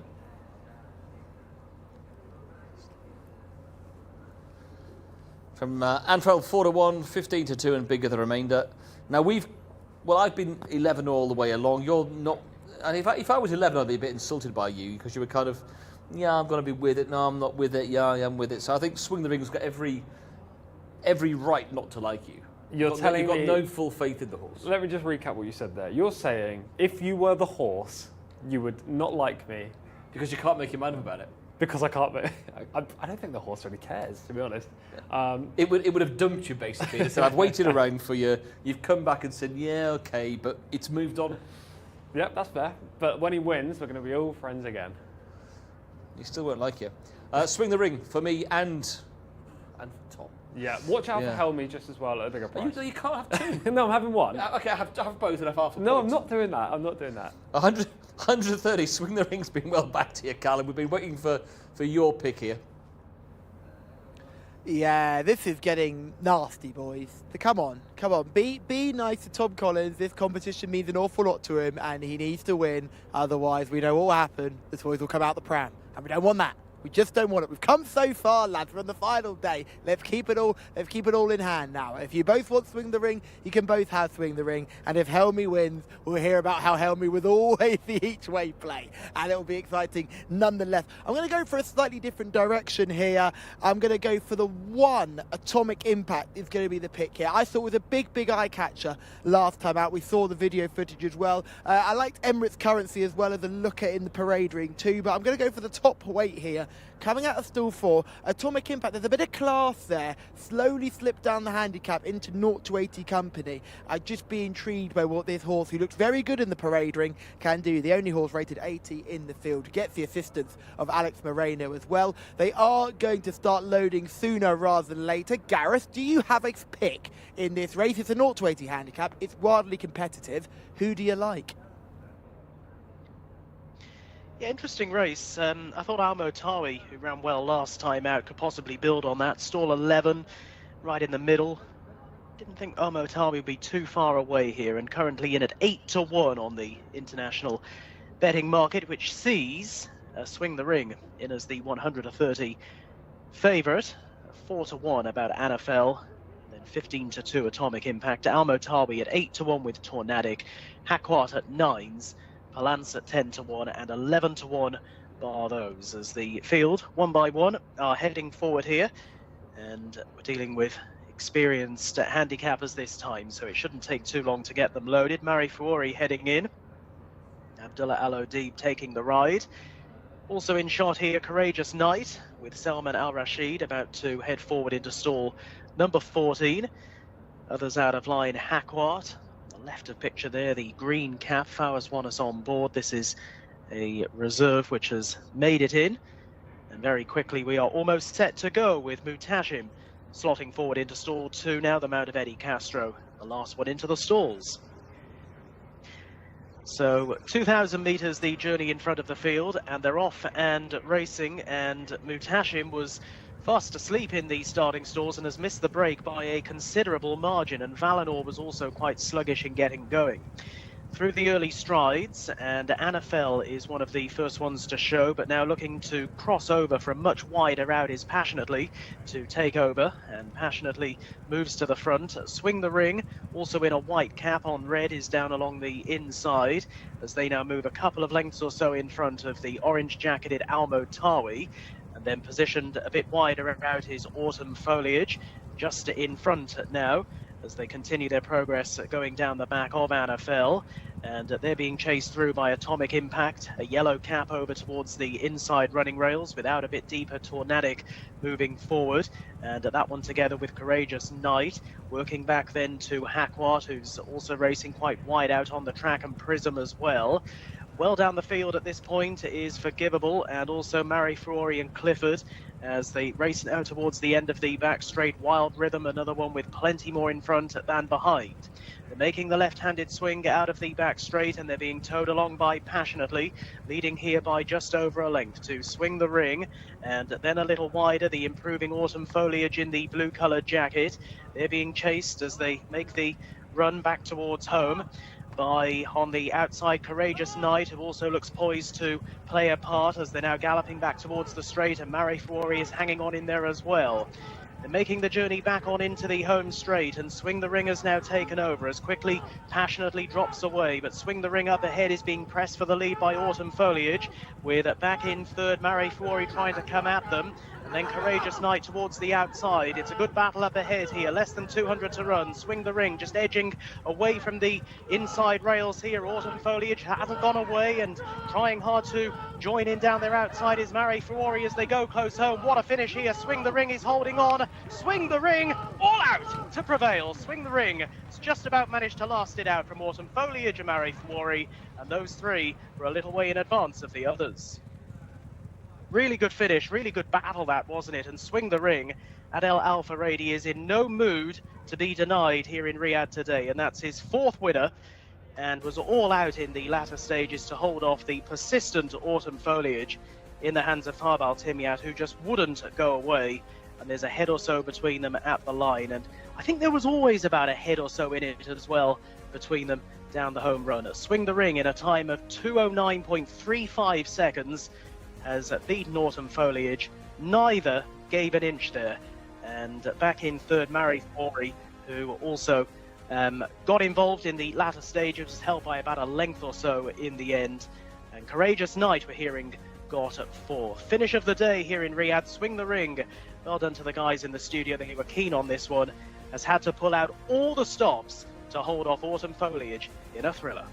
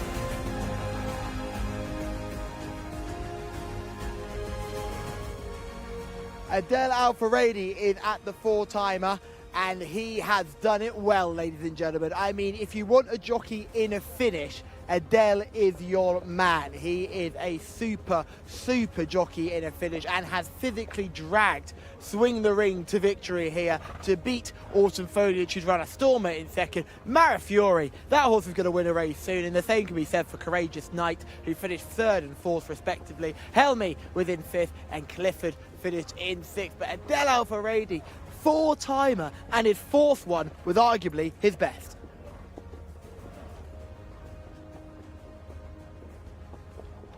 Adel is on fire today.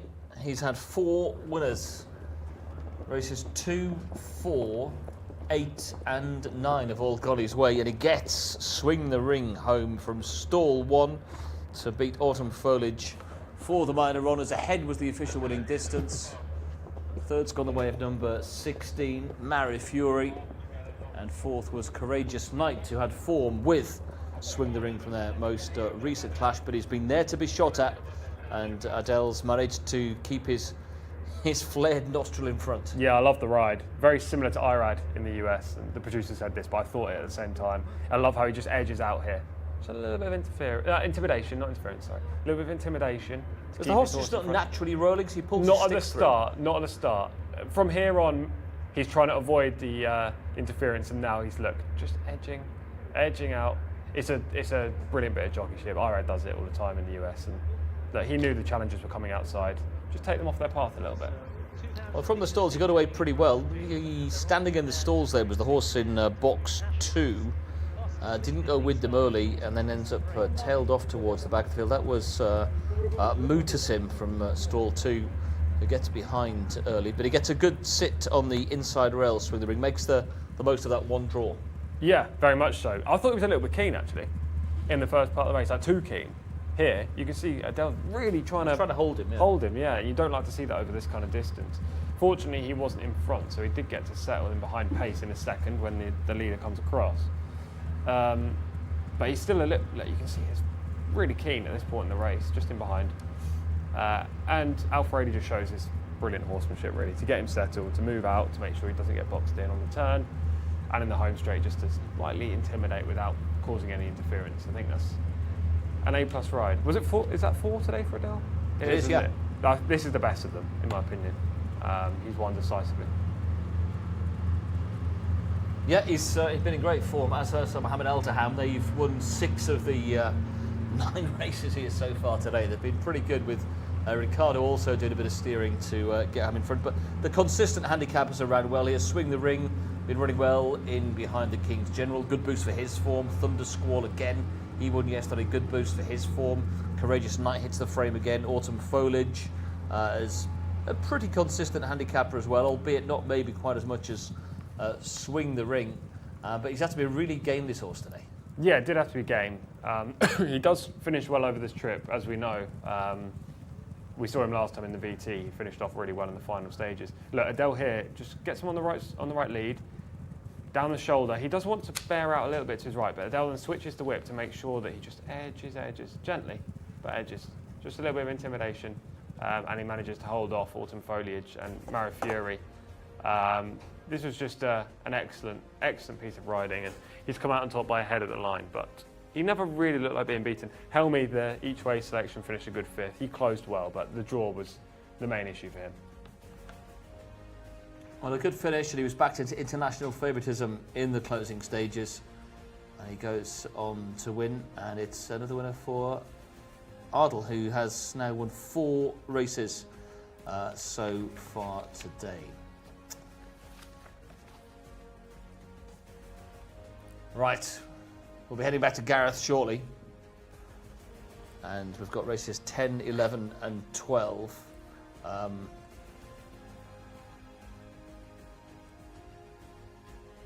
3 races to come. We've got a Ministry of Culture Cup to come in a moment, and the Al Juf Region Governor Cup a little bit later on. Should we go back to Gareth for the Rosa Riders? Should we do Let's. that? Gareth, before we do that, I nipped to the doctor's yesterday. I told him I was feeling like a pack of cards, and he said, yeah, I kind of thought I knew that from the moment you shuffled in. Oh, the Ministry of Culture Cup then, our 10th race. It's taken him a while to think about as well, hasn't it? What was it, like race 3 last, Joe? We're on race 10 now. Number 2, Arabian Pleasure. We scratched the 1. Arabian Pleasure is the 2 with Adel Alfaradi. An important jockey switch from what was printed in the race card. Of course, Adele looking for winner number 5 on the day. Number 3, Brook with Farhed Alfaradi. Number 4, Chasing the Flag, Abdullah Al-Khamis, scratched the 5. 6 is Tisalat with Ahmed Al-Azari taking the ride, scratch the 7. Number 8 is Making Movies with Mohammed Aldaham on board. And number 9 is Man of the Night, Ricardo Souza Ferreira. Number 10, Monkey Island, Rayan Al-Tuesh with number 11, Painter's Palette, Abdullah Al-Lawfi. Number 12, Path of Thunder, Tariq Al-Mansour. And number 13, Rocking Tree with Alexis Marino, now booked for the ride. 14 is Sense of Power, Salman Al-Rashid. 15 is So Deuce with Ayad Al-Tarisi. Over the page to 16 South Army, will be ridden by Khalid Al-Mamoni. Number 17 is Sunset and Vine, Abdullah Al-Saidi. And 18 Vasilikos with Abdullah Al-Credis, scratch the 19. So 1, 5, 7 and 19 do not go, leaving us with 15 for this Ministry of Culture Cup. Back to the guys in the studio. Yeah, thank you, Gareth. And the pre-parade then for the next, the Ministry of Culture Cup. Let's have a quick look at a bit of form as well while we can. Man of the Night, I think we're both got to be in agreement once again with another one for Thamar El-Dahani. Yes, I'm not as strong as you are on this one, I don't think. I don't know how strong you are, but I think you're pretty strong. I do think he's the horse to beat, and the reason for that is this performance last time up, where he's wide on the track, he comes with a huge late run down the outside and gets the better of the current leader, who is also in the field today, that's South Army, in the Dying Strides. Now, he's a very strong stayer at the trip, as you can see from this footage. He has a high turn of foot, and he's got the class to win cup races. We know that already. South Army's 20-1 today. Man of the Night is 15-8. I don't think there's that much of a difference between the two, but I would be surprised if South Army reversed that form. I would prefer Man of the Night. for Connections have had a good day. Ricardo Sousa Ferreira's already had a winner. As we have a look at Monkey Island as well for the Red Stable, they maybe not enjoyed the prolific few days that we thought they might do, but this horse was a good second last time up, and that form it was transferred and franked earlier. Correct, yeah. Transferred, got the job done and won well earlier. 3 wins in a row for Transferred, so that boosts the form. Monkey Island won his only race at Newbury when he was sent off around 80 to 1 in the international market for Brian Meehan. Subsequently moved over here. That was his first dirt run. I thought he shaped like he handled it, which is a positive. He shaped a lot better than a lot of the British imports do who finished down the field, but he's faced up to it and ran home nicely. A load better than them. He's a useful horse, Monkey Island. I'm not dead against him by any means. I had him second in. 7 to 1's a fair price. I prefer him to Painter's Palette, the other Red Stable horse, despite the official ratings. Well, they're the opposite way of the market. Monkey Island at 7, Painter's Palette 130, but he's going to need them to go proper hard and pace to collapse. Exactly. That's the main reason that I was kind of with the 10 over the 11. Not that's my number 1 pick, but just out of the 2 Red Stable horses. Monkey Island will sit close to the pace. Painter's Palette will come from way back. He's also drawn in 10, so he's not going to be able to have a rail sit, or it's unlikely. And yeah, he was impressive last time, but that was in a handicap, and now he's stepping up to a cup race. So I prefer the 10 to the 11, but they're both going to have to improve to beat Man of the Night, despite Man of the Night's draw, which is a little off-putting, but equally he's just the best horse in the race. He is indeed, and he's been up against some of the big guns, although Arabian Pleasure looks good. He's lovely, isn't he? A nice, big, scopy, solid individual as well. Sounds a bit like me, that. Yeah. I'm not having that, Callum. He's calling himself solid and looking like Arabian Pleasure. And that's it's the worst bit of analysis he's come out with, I think, in his 29-year history on the planet. I'm that if you're going to talk about the only black horse in the field, Tom Collins is going to relate himself to him. I'm right here, Tom. I'm in the room. Come on now, help me out. Yeah, this is Arabian Pleasure, who is certainly solid, if there's one way to describe him. He's a good-looking boy, isn't he, Arabian Pleasure? 87 rated, put forward 2 wins in a row, and has been running with credit since then. Just looks like an absolute star, doesn't he? Nicholas Bachelard doing the training, Lou Morales doing the steering. Louis has been in cracking form all for the last couple of weeks, and he'll hope to continue that good form here with Arabian Pleasure. No negatives at all, maybe just carrying a little bit of condition. Pull back to the 3 here. This is Bruck, Abdullah Al-Manif, a star for Abdullah Al-Manif as well. Second last time out when running a Stormer, won earlier this season as well. Has been on the go plenty, and you can see he's fit enough to do the damage today. He's a little bit weak in behind, but I wouldn't hold it against him. He's a lovely sort and a very consistent sort. Perfect for this Ministry of Culture Cup. Let's pull all the way back now. We're going to go straight back to horse number 9. This is the one that the boys in the studio are looking forward to. This is Man of the Night. Man of the Night coming towards me now. Ricardo Sousa Ferreira in the plate, a winner last time out. Carrying more condition than a typical Sama horse, I must admit. Maybe just the way he's built, because he's a stockier type rather than a leggy type. Plenty of bone about him, looks well in the coat, and we know the connections are already on fire. Imagine though, Ricardo's had a winner here and it wasn't for Sama. Shocking. Let's pull back to the 10, Monkey Island, the horse that was previously with Brian Meehan. A really nice type on debut. When he ran on debut, he ran a really good race. Hugely different from what you normally see from horses coming from the UK to run in here in Saudi Arabia, but this horse did really well on Saudi debut. Clearly thrives on the dirt and could improve. Could be an under-the-radar pick. In behind is Painter's Palette, an absolute star for Rebecca Menzies back in the UK, and took a while to adapt to racing here in Saudi Arabia, but was a good winner of an open contest in our last time out. He's a big flashy type. You won't see him doing much early, but he'll be eating up the ground late on. A lovely, lovely type and a really likeable horse, especially now he's found his footing. A lot of work from the Rebecca Menzies team to share his success across the UK when he won here in Saudi Arabia too.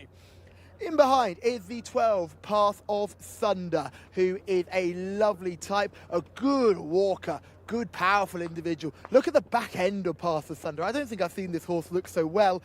Needs to bounce back from a couple of poor runs though, and needs to show more than what we've seen so far this season. But again, like a lot of the owners' horses, you're slightly concerned about when these horses are eventually going to find form. We saw Estoppel run a bit of a stinker beforehand.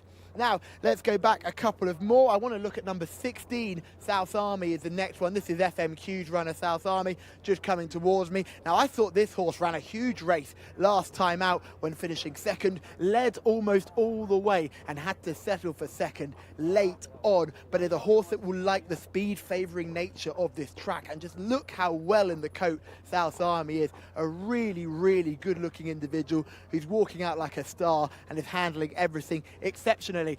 Now, let's go and talk to Abdullah Manif, who's just in behind me here. Now I've come over to look behind me here. Abdullah Manif is right here. Oh, he's doing an interview with another team, actually, so we'll let them go. Unbelievable. I've just been caught. But Sama Al-Dahami is just coming towards me now. I'm going to look for Sama here because he's got mad of the night. He's fuming that I've come over. He saw me a mile off.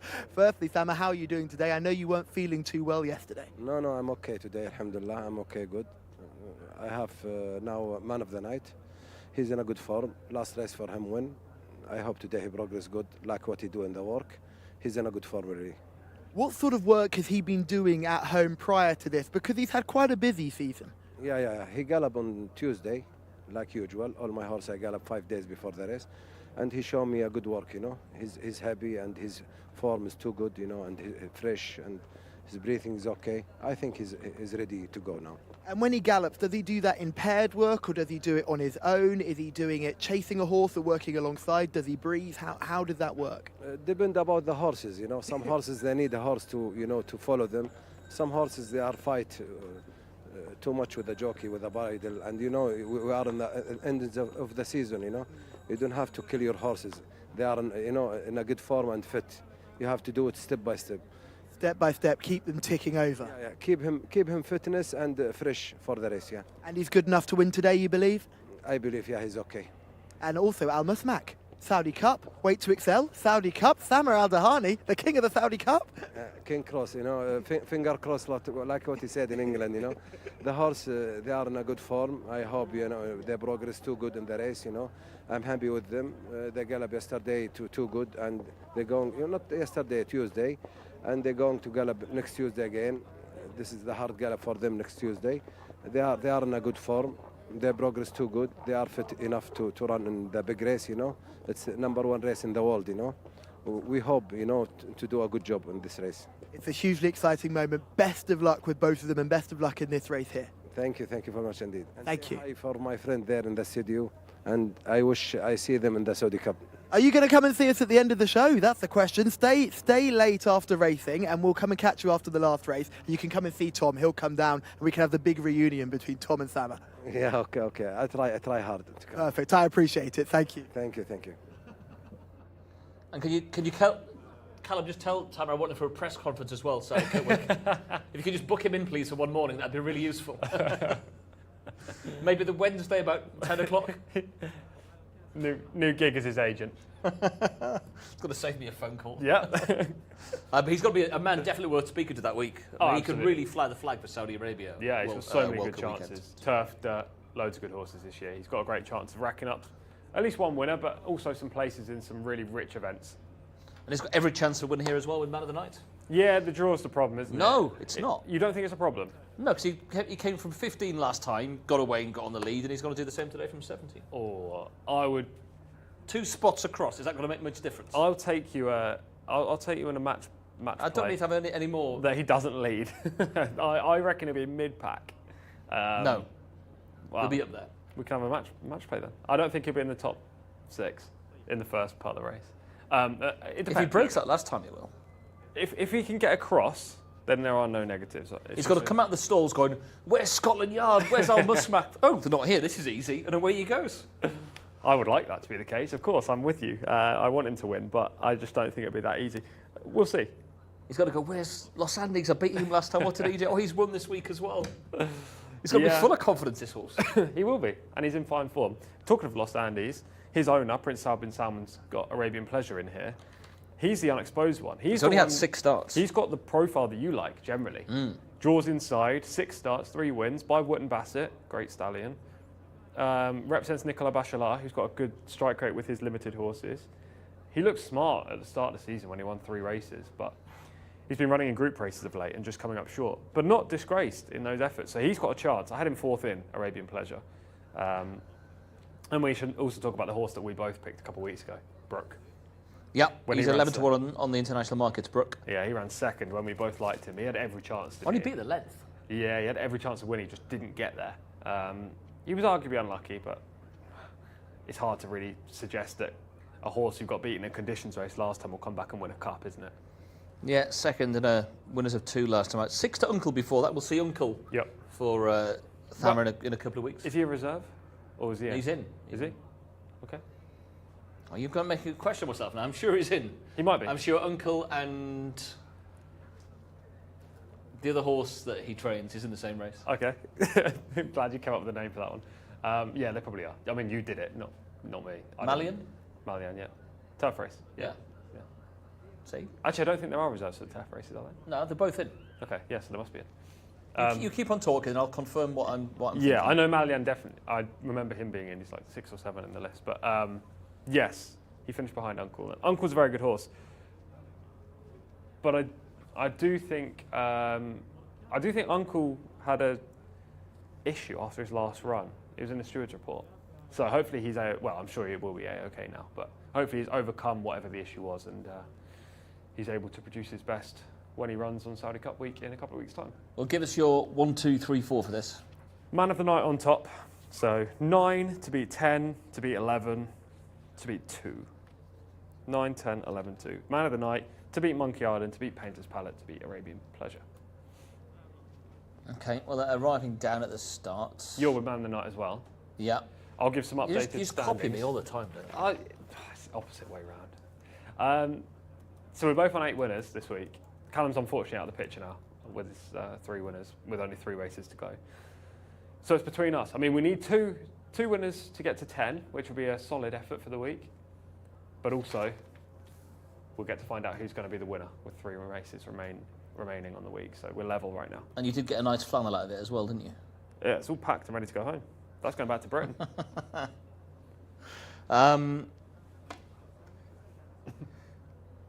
I'm trying to find this. There's a lot of effort going in here to work out whether Uncle has made the final field, which I'm sure he has. He did make the final field. I'm just trying to think. Yeah, Malian, number 8 in the field in the 13.51. Uncle 12 in the field. 13 go forward. Anaf back to defend his crown.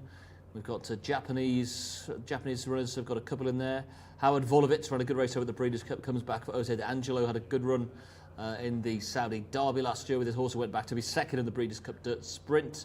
Thammer with a couple of runners in that. And Witness Stand as well, who was progressive in the UK last year. He was sold for 100,000 quid at the back end of last season, goes for Jamie Insole. Tell you what, I reckon, I don't know the talent of the Japanese horses at the moment. I need to go and study those. I'm not a Japanese pro by any means, but looking at that field, I would say that's Al Dahani's best chance of having a winner. What, Uncle? Either. Malian in fine form, Uncle if he gets back to his best. I'm sure one of the Japanese horses was a recent Grade 1 winner. One was a winner as a juvenile at Grade 1 level. Well, okay, maybe the Japanese horse will be dangerous. As I say, I don't know. Howard Volovitz? I mean, he's won a big race in America. Yeah, I don't like him much. His best form came at Kentucky Downs, a track completely different to this, apart from the Breeders' Cup, of course. Right, you've copied me here. Man of the night for the both of us? I'm not having this. You copied me. You saw my notes. I didn't see yours. Man of the night, yes. Okay, we're on 7 apiece. Look at this, Callum. He can't It's 8 lose. apiece. 8. Oh, so 8 apiece, right. 8 apiece. I forgot about the last one. He can't bear to lose, Callum. So he's having to copy me to make sure he stays level. At what point does it become sad? That's all I have to say. At what point does it become sad? I mean, the will to win is one thing, and I admire anyone that wants to win as much as Tom Collins wants to win. But this is just, it's sick. It's a sickness at this point, and I'm scared. Personally, I'm also going for Man of the Night. No, I kid. I couldn't do such a thing. I have to pick the paddock pick, and it was tough. It was between the 2 and the 16, South Army and Arabian Pleasure, and I'm going to go for the Arabian Pleasure. Horse number 2, coming out of stall 3. Intrigued by what this horse will do on today's occasion. I do think South Army would have been more dangerous from a lower draw. I think that horse might be struggling to get across in front of them, but just ran a big race last time. I'm pretty sure it was Man of the Night that beat beat him, but the track is favouring him so much, these front runners. A horse like him might be able to run away from things. Painter's Palette, it'd be lovely to see that horse win again. There's some real good social media interaction when Painter's Palette won last time. A big name back in the UK and is continuing to find winning form here in Saudi Arabia. Paths of Thunder, I've never seen look so well. Tariq Al-Mansour in the plate. He had a winner yesterday. Young jockey's going the right way, no longer an apprentice and trying to make his way here. Interesting that he's got this ride. Monkey Island, again, we like that form that we saw on debut on the dirt. That horse is the highest ceiling, I think, of everyone in here. If Monkey Island could take another step forward here, could be staring us in the face under Rayan Al-Taraish. But I'm going to like Arabian Pleasure. I don't know whether it's been noted already. I'm sure it has. Adel Al-Faradi in the saddle. Louis Morales, a ban at the last minute for Louis, so no ride for him. So I'm going to stick with Arabian Pleasure and hope Adel Al-Faradi can land winner number 5. Runners then are about to head behind for this Ministry of Culture Cup. And I too thought Monkey Island had a bit of an each-way squeak here. 6-1 is the price for Monkey Island on the international betting market, but Man of the Night at 13-8 is a warm favourite. Painter's Palette at 130. 6-1 Monkey Island, Making Movies and Brook both in at 15-2, and all of the others at double digits as they head into the starting stalls here. So Deuce is heading forward. Next in will be Sense of Power. Salman Al Rashid in that yellow coloured jacket. Favourite there, the white with the green sleeves and cap, Man of the Night. Here he is coming forward now into stall 17. Drawn quite wide, it must be said here. Ricardo Souza Ferreira in the plate. South Army heading in. There aren't too many more. Painter's Palette, if you're on him, big white-faced horse to look out for.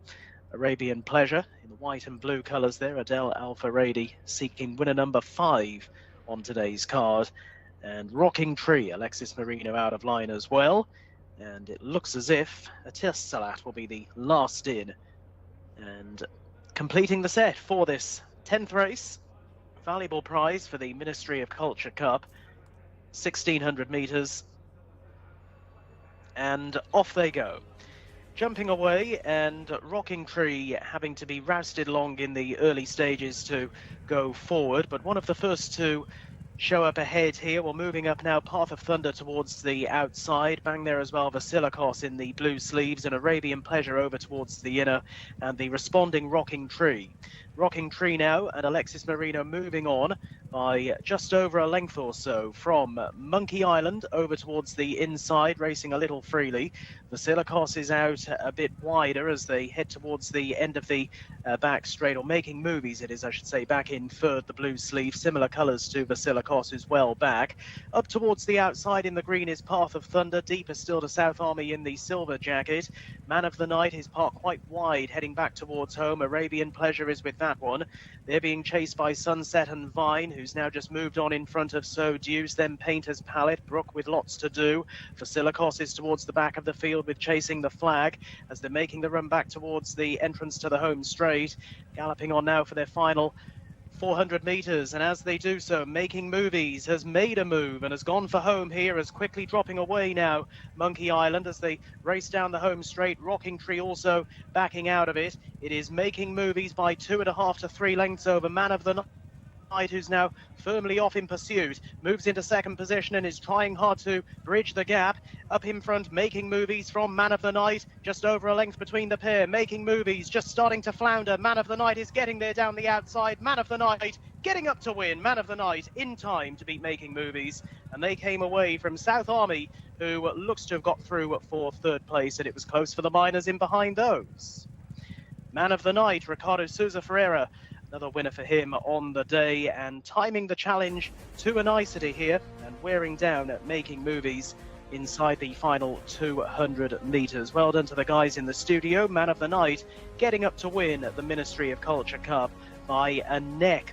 South Army was a further 4.5 lengths behind in third and ran well, as those who helped push the pace along really did drop away in the latter stages, both Rocking Tree and Monkey Island, who were along the inside forcing the issue, and they dropped right away. Best of the rest in fourth in the end was Painter's Palette, who got the best of the argument for the minor honours in behind. But it's man of the night, another win for him, and it's another on the card for the RIYADH Hardy stable.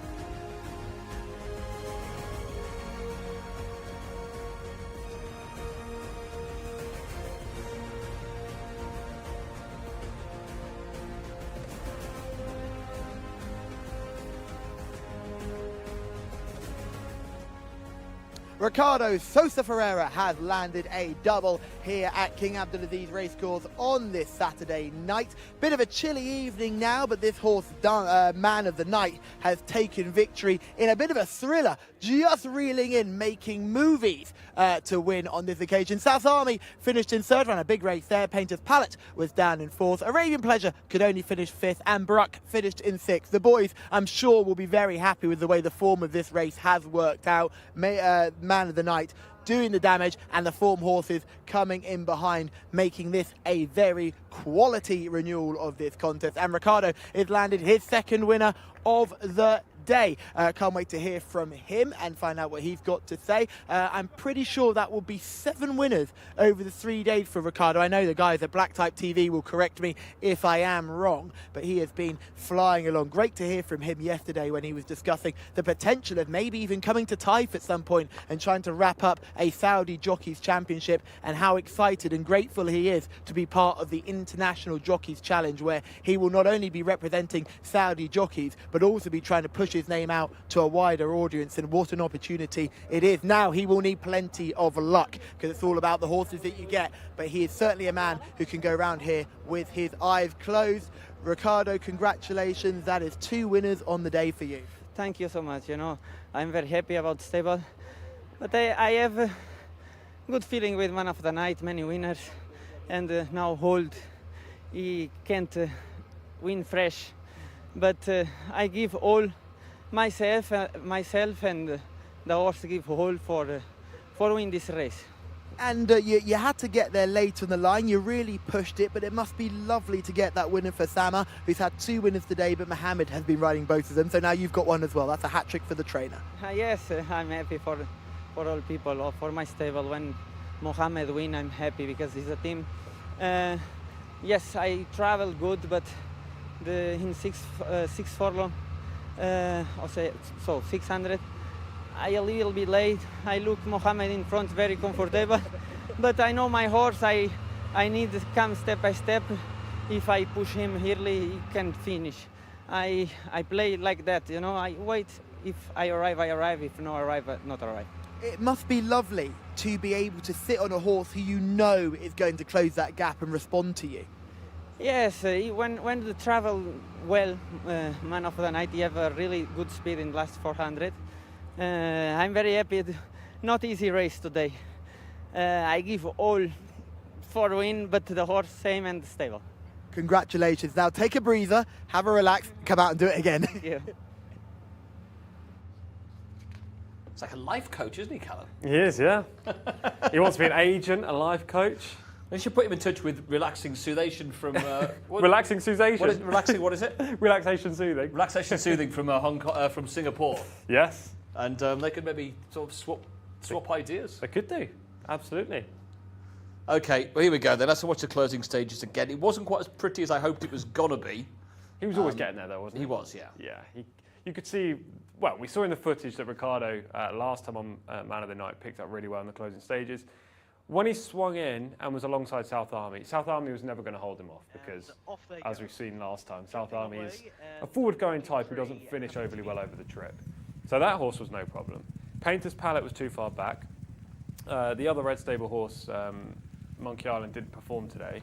So it was all about Man of the Night or Making Movies. Would Man of the Night pick him up? Well, Making Movies, this is the top end of the distance he wants, and he's always up with the speed. Making Movies here with the blue sleeves, red crossbelt, braces, red cap, just in second on the outside there.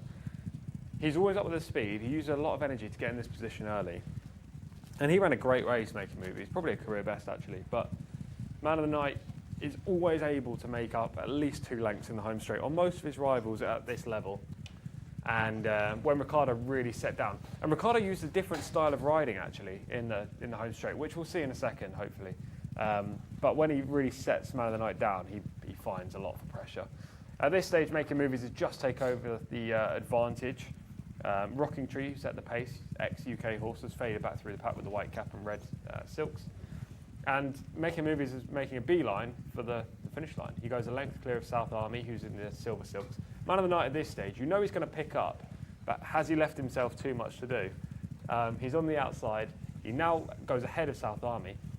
And Ricciardo uses like a bumping style, which is asking for everything from the horse. He's not normally like this. He doesn't bump up and down like that. It's very Luke Morris-esque from the UK. But he's asking for everything, and Man of the Night manages to give him everything, and the horse gets up to win by a neck. Yeah, and another nice boost for Al Musmak, who of course Tamer trains and is in the Saudi Cup field. He was fourth to him, and he's also been in behind Scotland Yard, who won't make the final lineup for the Saudi Cup, but Al Musmak will. And here we go then. It's one of our feature races of the night, the Ministry of Culture Cup. There is the cup that will be handed over to connections, to Tamer Al Dahani and to Sheikh Abdullah Hamoud Alamak Al Sabah and his connections. You looked at me very strange there, Tom, because I've got a stool. I have no idea what you were doing, I have to say. It swivels, but I think one half of the bottom part of it isn't balanced right, so if I've moved it round, it falls forward. You did almost fall off twice. As we see, Al Dahani take the prize there. Happy as always. Yeah, I always got a smile on his face, and he's had 3 winners today, so every reason to be smiling.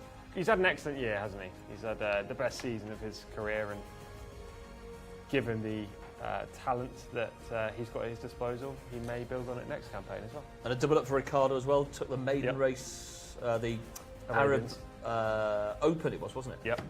Virtually a maiden, but yeah.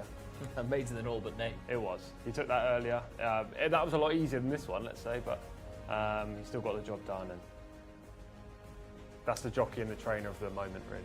And Jose's come to life to say, incredible ride. He believed until the very end.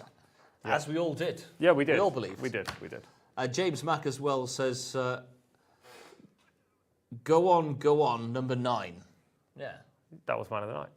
Yeah, it was. Yeah, that's what we're saying. Go on. And he's been right. Good. James Mack. Now, I don't think it's the same James Mack that's coming for the Jockeys Challenge in a couple of weeks. It'd be funny if it was. He's over getting a sight with the track by watching. Yeah, might be. You never know. Races on the JCSA YouTube channel, as indeed you are.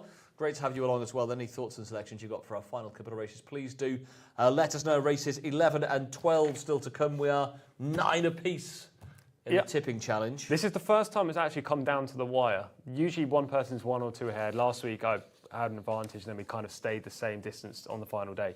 This is the first time it's come down to the wire. 2 races to go, 9 apiece in the competition over the course of the 3 days. Someone's going to come out on top. As long as we get to 10, as long as I get to 10, I won't be upset if you win. What if it's 11-9? It's like a double whammy, won't it? That would be a double whammy. You'll be on his flight home tomorrow morning. You'll see a man at the back of a Saudi Airlines playing with boxes of tissues. Yeah, you'll have your head under a blanket, just like sobbing away at the back of the plane. I would be quite sad. This next race is the deciding factor, potentially. And if neither of us get the winner, it's all down to the finale match. If anybody's on the Saudi flight from Riyadh to London tomorrow morning, what row are you in? I'm not saying that live. I think it was 54 or something. Just watch out for the sobbing man under a towel at the back of the plane. That'll be him if it all goes wrong. Yeah, he'll have his red flannel then, mopping up the tissues, wringing it out of the aisle. Gareth, what have you got to look forward to here? We've got the horses have won between 0 and 2. We're over the 2,000 metres again. We certainly are. And number 1 is Al Mashlouf, who's partnered by Mohammed Saeed. Number 2, Jamran with Azil Al Zahani. Number 3 is Now with Ayad Al Tarisi. Number 4, Quantico, Khalid Al Mamoni. Number 5 is Scratched. Number 6 is Alpen Power, Mohammed Al Daham. Number 7, Baroque Boy with Fahed Al Faradi on board. Over the page to horse number 8, Ridhaz, who's partnered by Fawaz Wanas with number 9, Ahmadi, Mohammed Al Yami. Number 10 is Mudhim, Abdullah Al Credis. And number 11 is Senwan with Wigberto Ramos now taking the ride. Number 12 is Trachonitis with Abdullah Al Khamis. Number 13, White Feathers Fall with Ahmed Al Azari on board. Over the page to number 14, Alaham, to be partnered by Alexis Marino. Number 15 is Blown Away, Adel Al Faradi now taking the ride. Number 16 is Lagaraba with Nawaf Al Fayrouz. Scratch the 17. 18 is Arabic Welcome with now taking the ride Abdullah Al Saidi. Number 19, Spring Jig, Thab Al Timiat. And 20 is Light the Road with Jose Rodriguez. And there's one more, that's 21, Wink of an Eye, Tariq Al Mansour. So going without numbers 5 and 17 here, leaving us with 19. Back to the guys in the studio ahead of our penultimate race. Yeah, penultimate race of the day. Race 11, horses won between 0 and 2. One bit of form to look at, and it's the international favourite. This is Ridhaz. Fawaz Wanas on board, looking to make it 3 wins from 9 starts. And this horse has got some pretty good form when you dig into it. Yeah, I think he's the horse to beat. I'm with him. He's my pick in this race. Ridhaz. However, this is on turf last time. This is where he ran a couple of weeks ago when he finished 5th. In behind Belide Porto. Yeah, this is good form, obviously. It's a very good turf race. Belide Porto, the other white stable horse, Green Cap, comes through, bursts through up the inside and gets the job done. Ridhaz is just a big horse, isn't he? He's got high head carriage, scopy individual, doesn't do much in a hurry, but he's got a lot of talent. Now, this is on turf. He switches back to dirt, which I don't think is a problem at all. And I think he's way the horse to beat, surely. He won twice in Ireland last season for former connections, once on turf, once on all weather. He seems to handle this surface. And yeah, I like him. I think he's just a class angle. Look, I won't be rushing him to get involved at 10 to 11. He's short. He is short, but he's rated 98. The closest to him is rated 90. The others are all much or muchness, I think. I think you're looking for the each-way money against it, but yeah, there is that angle for sure. Ridhaz for the white stable, formerly trained in Ireland by Mick Halford and Tracy Collins. Mick Halford, a trainer for over 40 years, who just announced his retirement during the week as well. This horse won at Dundalk on his final start for them, ran over 2,400 on his debut in the country behind Wootton's Son. That form isn't bad either. 6th that day behind Jack Red Cloud, Kontar, Karachi, albeit he was beaten 20 lengths. You think that the drop in trip's going to allow him to improve his finishing position? I do, and this is a much weaker race, conditions event. Yeah, I think if he's ever going to win a race here on dirt, it's going to be this one. Okay, then bidding to improve on that 5th to Belide Porto. Last time out down in trip, back onto the dirt as well. His favourite, Callum, but he's pretty short, this Ridhaz, at 10 to 11. I don't think it's really a race where you can have such a short price favourite, to be perfectly honest. I can't see the Fav winning this by half the track. Let's start with Al Mashlouf. Second 3 starts ago. The last 2 efforts haven't been too bad to be true, but they've not given you much faith. Looks well muscled, plenty of dappling, which you love to see with these gorgeous greys. 6-year-old here, making start number 30 of the career. Pretty exposed, and a rating of 74 would give him place claims in a race like this. Let's go all the way back now to the 6, who are the real eye-catcher. Alpenpower, same connections that we saw with Atomic Impact, and a very similar type here. Very well turned out, bright in the coat, bright in the eyes, head up, looking around, really taking it all in. Maybe carrying just a little bit of condition, which would be a slight concern. Rated 71, a winner 4 starts ago as well. The last couple of efforts, the last effort was disappointing. The effort before that with a 4th placed effort, not too bad. Would have chances here as well. Certainly the best looker I've seen so far. Let's go back to the 8. This is RIYADH, is the next one we'll look at for the white stable, just coming toward us now. Oh, we're getting mixed messaging from the team here to see whether they think this one's on or not. This is an interesting runner here, as the guys have already mentioned. Has interesting form back in Europe. Comes here now, looking very confident here. Again, exceptionally turned out. You can see the clipping that they've done on him. He's been clipped. He looked fantastic for the clipping. Very well turned out. A little bit of dappling on the neck too. Plenty to like about the way RIYADH has been turned out, but is carrying a wee bit of a condition, which would be a concern for me here.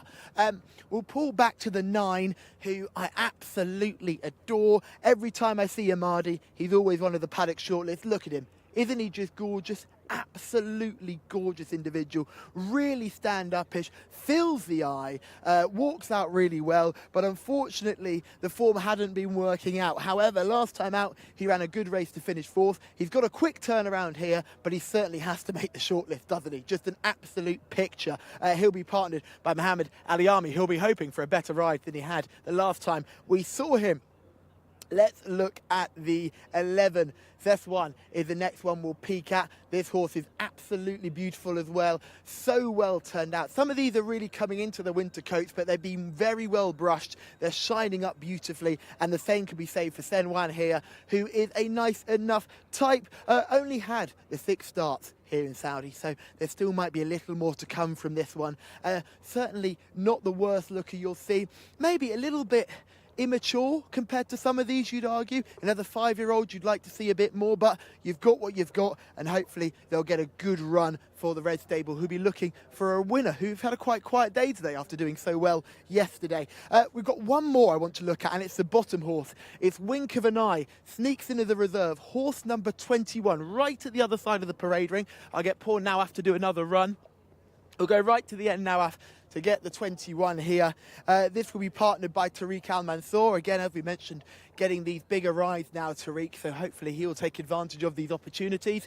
This horse, Wink of an Eye, coming towards us now. Flare strip and visors on for this one. Jockey is getting the leg up now. Just a big, imposing type, isn't he, Wink of an Eye? He does fill the eye, doesn't he? He's a big, big boy. I'm intrigued to see how this 7-year-old gets on. Still entire as a 7-year-old, and you can really see that, because look at the neck on him. He's got that big stallion-esque neck. He's really beginning to build into himself. The testosterone continues to pump around him. He's walking out well. I'd ignore the condition that he's got because of what's going on with him internally. He's a nice type. I certainly hope he runs a big race. Sneaks in as a reserve and certainly would make my shortlist. But boys, I can't go away from Amadi. He's the best looker in this field, and I'm looking forward to seeing how he gets on. Marty, you've been brave there, Callum. He's 40-1 on the international market. Amadi, horse number 9, coming from stall 1. 1 win from 18 career starts. They start to filter out onto the track. I can see the case with RIYADH, but just when I went through this morning, and you'll be very surprised, I'm going to say this, that it was just a horse I looked at the overall form, and okay, decent run last time on turf, but fell out the back of the TV up against, okay, better horses than he faces today, and this is an easier race than his down in trip, but I thought he had bits to prove, and awfully short at odds on. He's definitely short. I don't know whether he has got anything to prove from a class perspective, but from a betting perspective in the international market, 10-11 is too short for sure. Alaham second best, number 14 at 9-4. I have him second best as well on my rankings. Again, for anyone tuning in first time, all of these, we do our selections without prices and then see the prices after and try to take the value there. Alaham's been placed in 3 opens this campaign, wasn't beaten fine to 7th in a Group 1 over course and distance last month. On that form, he would probably have the best chance of winning, to be honest with you. But RIYADH just has more upside, more potential there. And just the fact he's only won once from 21 as well. Yeah, that puts you off, doesn't it? Blown Away at 5-1. Similar colours as we saw, well, the same colours as we saw winning 2 races ago with Swing the Ring, a horse that came across from the Gosdens. What do you make of his form over here so far? He's been well beaten on his last couple of runs. Yes. I don't think he deserves the rating, do you? 86? No, I've just realised I've done my thing of writing the wrong horse's comments against the wrong horse, so... Blown away. But he was a promising type in the UK, as you say, before being sold here. There was some promise on the debut, but he's yet to prove that he handles dirt. Yeah, he was in behind Man of the Night last time out over the 1600 metres. Just had the one start here, and a typical profile of one of these horses that's come across from the UK, quite well held on that occasion. Yes, indeed. Yeah.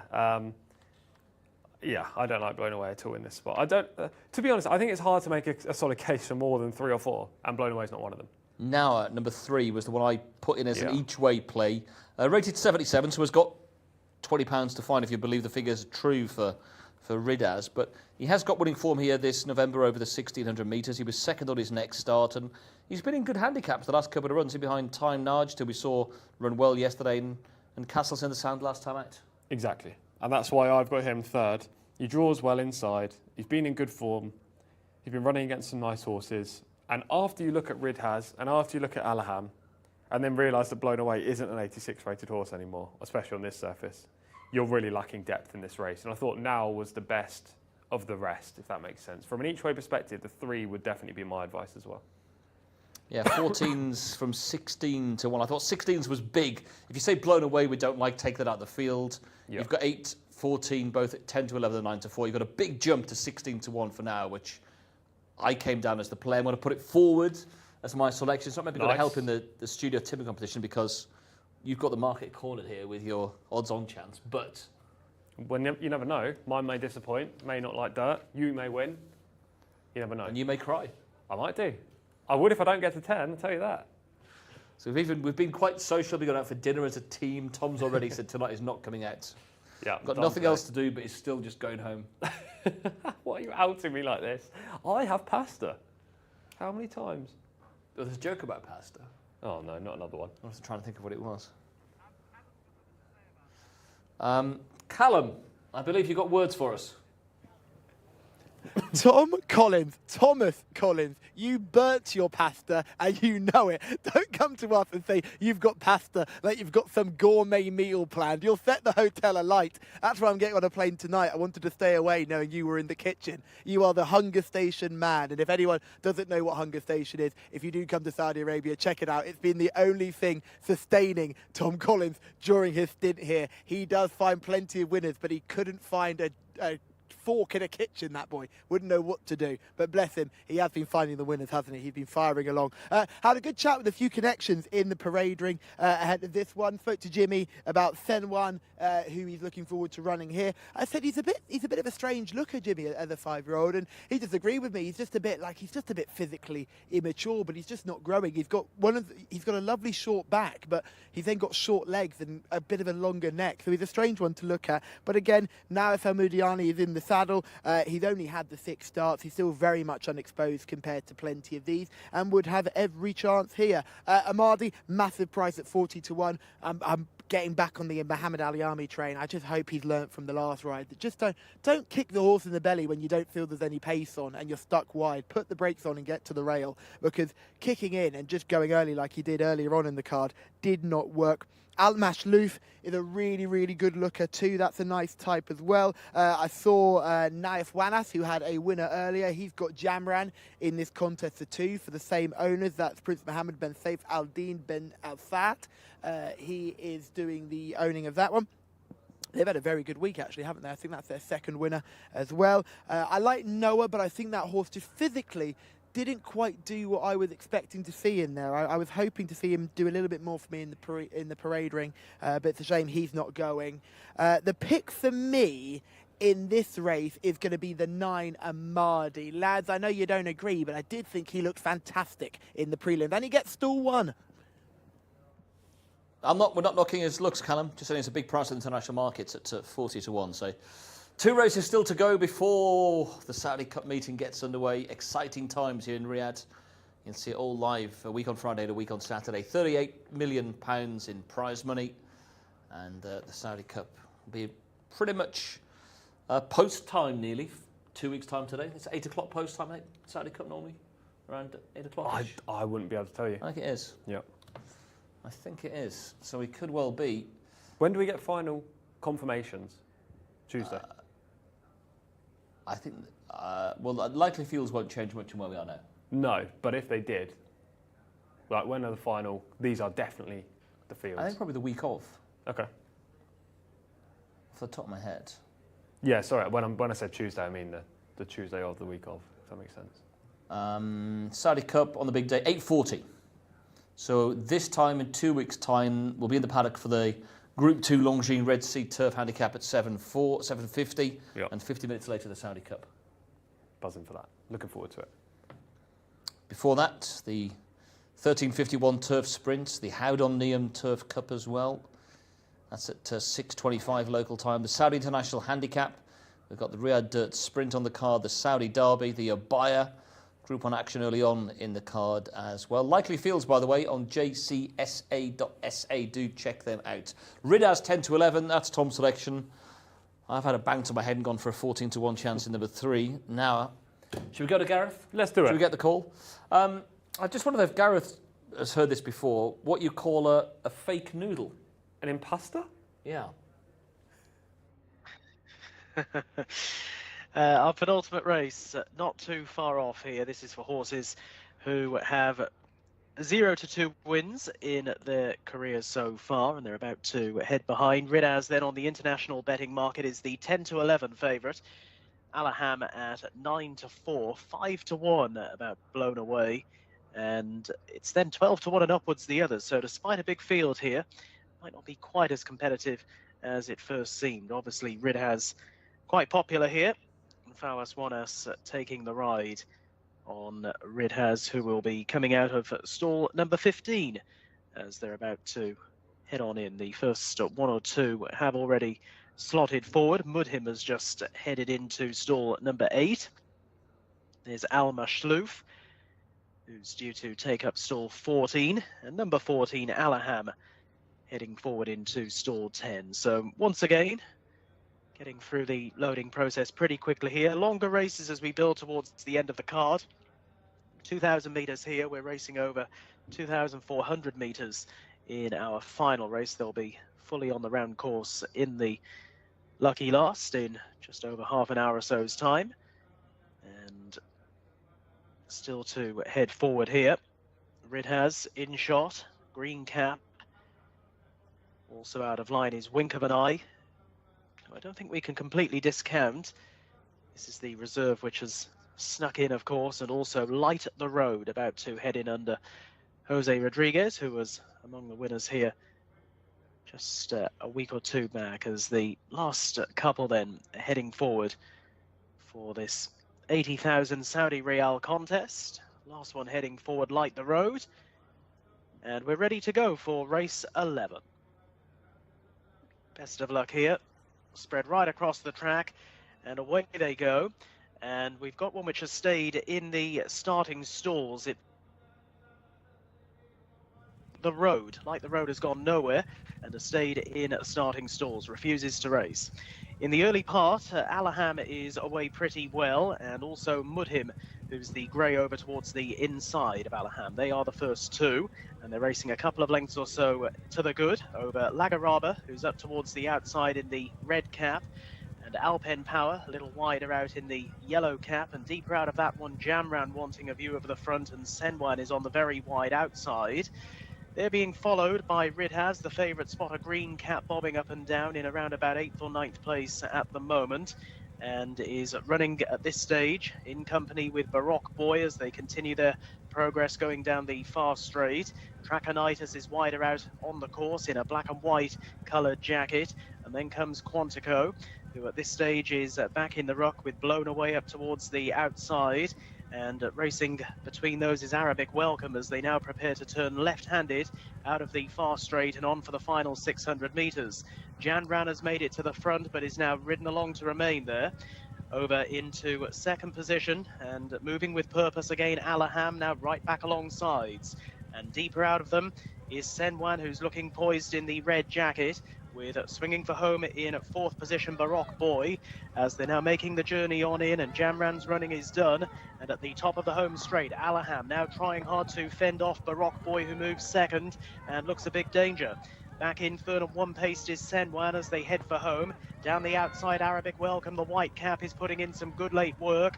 RIYADH with plenty to do. Down the far outside, Al Mashlouf is also running home too to plenty of their ones, but they're well into the closing stages here. And Alaham finding plenty here as Senwan quickly drops away. Alaham is well clear, giving chase down the outside. Arabic Welcome together with the staying on Al Mashlouf, but it's Alaham's race. Alaham by 2.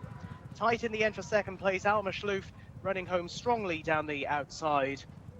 It's in a photo finish there for the 2nd spot, but getting home in front, Alaham has done it nicely. Alexis Marino on board Alaham just seemed to be well positioned throughout, and one by one the challengers came. One by one they were seen off, and Alaham from stall number 10 clocks a time of 2:09.33 seconds. Tight in the end for the runners-up spot. Arabic Welcome joined down the outside. Al Mashlouf running home powerfully, and that's over to the judge for the runners-up spot. But Alaham is the winner. It's tight, isn't it, for 2nd? Al Mashlouf, the grey horse, and Arabic Welcome on the far side.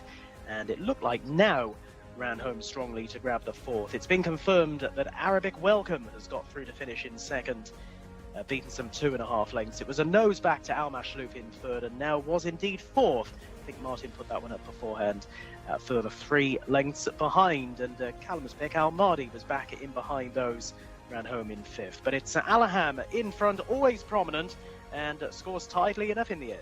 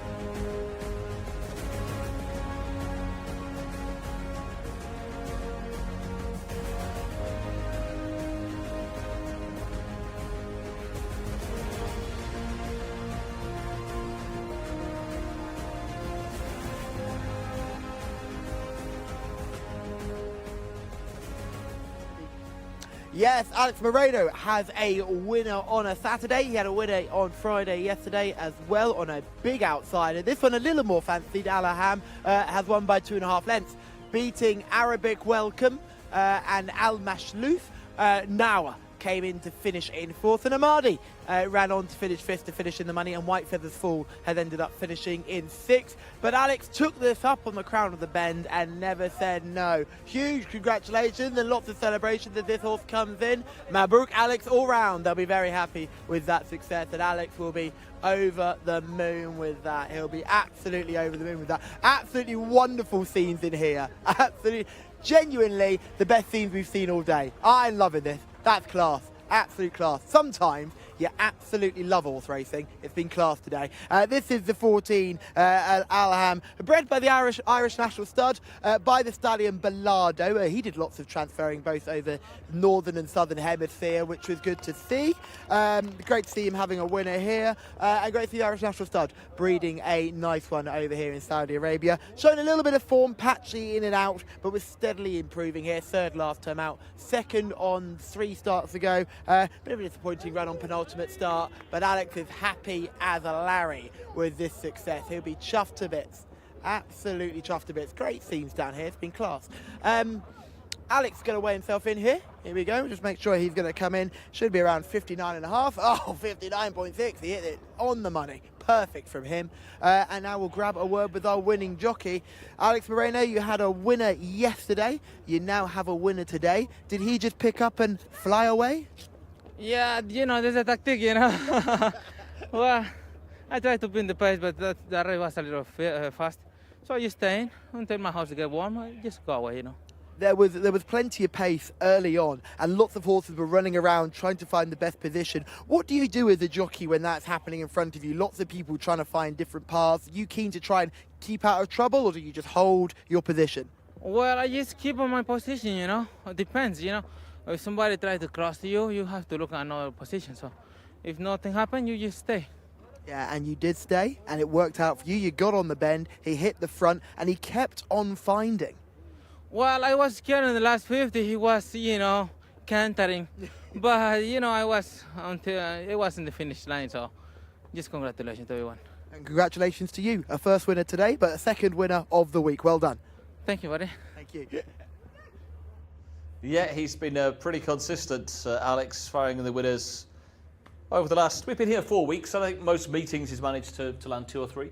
Yep. He's over the 3-day period. Yeah, he hasn't been able to have as much success as potentially he had last year, but he's had a good few weeks that we've been here. I mean, he wouldn't describe it as excellent, I don't think, but he also doesn't have the best rides because Ricardo picks up red stables and also for Tharma. Mohammed Al-Dahan picks up Tharma's other ones. The other red stable horses are spread around, but you know, Adele would get some. Alex barely ever rides, if ever, for the red stable, and he doesn't ride for the white stable either. So Alex is the typical freelancer, picks up the best possible rides available, which usually isn't the best horse in the race. And Gaetan as well, Lucas Gaetan's been one of his backers. He's had a very quiet season. He has, indeed. We've just seen the start there. Look at stall 3. Doesn't jump out. What that is, I did have the name a second ago, Light the Road. Refused at the 11th attempt of running today. He'd never refused before, but when a horse does that, they usually do it more than once. Wink of an Eye was also slowly away. The horse in green right at the back of the pack. So poor starts for the 2 at the bottom of the race card, but the eventual winner is out in front already. He is indeed the other one who's made premature of the running. He was one of the more lightly raced and unexposed runners at this kind of level coming into this. He'd only won some 21 starts prior to this, but he'd had some pretty solid form through his career, and he's been a comprehensive winner. Travels nicely towards the inside. There was pace just around him as well from the, I think it was the 10 and the 16 were both up there as well. And you can see your horse, your selection, the odds-on favourites on the international markets. RIYADH, the green cap, he's in about 8th or 9th at this stage. Never travelling. Not once was he travelling. He's got a horrible head carriage, to be honest with you. It's really up in the air. He's probably hating the kickback, is he? Yeah, I think so. But I don't know, he raced like that on turf as well. Okay. Yeah. I mean, he probably is hating the kickback, but I don't know whether that's why his head's up in the air. He just doesn't seem to be giving everything. Maybe maybe he has other ideas about the game or he's feeling something, I don't know, but he's just not really performing for the white stable. I think they'll probably go back to turf and try that again next time. But he was disappointing, RIYADH. On form alone, it was between him and Al-Dahan. So when RIYADH didn't perform, Al-Dahan was the obvious horse to go with. And Alex has given him a nice ride from the front. Your pick was a little unlucky for a place now, right on the outside. You can't really see it at the moment, but white silks, cheap pieces. Going to finish 4th in the end. Just too far back. So far back early, so far back. As we see Senwan backing out of it as well. You can see the horse just trying to stay on with the yellow cheek pieces. Eventually gets 4th place. Now, I think with a more prominent ride, if he'd been even sort of 4 lengths closer at one stage, he'd have hit the frame most definitely. Yeah, I would agree. Al Mashlouf ends up running 3rd and Arabic Welcome 2nd. Those 2 horses were pretty hard to have, weren't they? Arabic Welcome 25 to 1, rated just 70, 1 from 15 and not really shown much. Al Mashlouf was 20 to 1, rated 74, 2 from 37. Had been consistent but at lower levels. So those 2 were hard to have from a place perspective. Your selection was unlucky to not hit the frame in 4th, and my selection was a bad one. It was, yeah. It was a bad international favourite as well to be odds on. Yeah, I didn't like the price. As I say, I wouldn't have been getting involved at 10 to 11 by any means, but I thought he was still a logical winner. That proved to be wrong.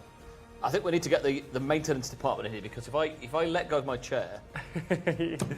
You're just falling over. I'm falling over, yeah. Maybe Gareth will fall over when we tell him that highlighter pens are the future. Mark my words.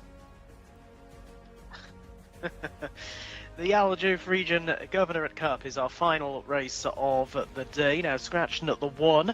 Number 2 is Al Fakir with Fawaz Wanas. Scratch the 3. Number 4 is Al Rahub with Sultan Al Mamoni. Number 5 is Ashkana, Fahid Al Faradi.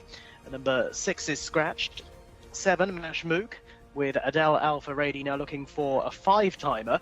Number 8, Modhir, the mount of Ayad Al Tarisi. Number 9 is Salam Al Ayers with Alexis Marino. Over the page, horse number 10 is Sultan Al Anaya with Mohammed Al Ubail. 11 is Taze White, Ali Al Mutib. Number 12, Tarzim, Ricardo Souza Ferreira. Number 13 is Wafi Al Ayers, now with Mohammed Saeed taking the ride. Number 14 is Ayan Al Riyadh with Abdullah Al Saidi, scratch the 15. Number 16 is Dars, the mount of Wigberto Ramos. Over the page to 17 Bargira with Rayan Al Toesh now taking the ride. Eddie Castro partnering number 18 Mawakit with 19 Urjuwanir with Azil Al Zahani. Number 20 is Haddaba, Abdullah Al Lorfi. 21 Sania Al Basma with Tariq Al Mansour. 22 is Al Sif Al Dayem with Abdullah Al Credis now taking the ride. 23 is La Tojadel with Selman Al Rashid, and 24 My Knife with Fab Al Timyat now on board. Over to Callum, who has more for us on this final race of the day. Oh, thank you, Gareth. Yes, the last race of the day, and we'll talk about Fawaz Wanas's mount, Al Thaka. It's the 5-year-old who comes in here looking fantastic for the White Stable. Looking forward to seeing how this horse goes. Looking for a 3rd win from the last 4 starts. Won penultimate start, won the race 3 starts ago, and was 3rd last time. Clearly in good form, and hopefully can continue that good form in this tough contest today. It won't be easy though in this local bred event. Let's pull our way back. We want to look at horse number 7, Mashmook will be the next one we'll have a look at, just coming towards us now. This is Mashmook. Big, imposing type, isn't he? Look at that big, wide chest, powerful. I like Mashmook. He looks in great nick. Put a line through the last run. That was in tough company. The last few starts have all been resulting in wins. I'm sure this is who Tom Collins or Martin will like in the studio. And I've got no negatives here at all either. Freshly clipped, looks in good shape, really walking out well. Quite a nice bouncy walk. Look, he's still quite staccato in behind. But at the end of the day, these are dirt horses. These are local bred. You've got to give them some grace. Let's move back to the 9. This will probably be my pick here. Little each-way thievery here with Salam LA. Still a maiden after the 11 starts. Looking for the win on 12 start. Hard to see this horse winning, but will always be plugging on past them late. 2,400 metres is exactly the distance he wants. And although he has been quite busy this season, he certainly has shown plenty of ability. The last run was pretty good when 5th. The penultimate start was a cracking 2nd as well. So I think this horse will have every chance to place in this contest. Okay, let's head our way down to the 12. Tarzim is the next one we're going to look at. Straight the way down here, just behind Tees White.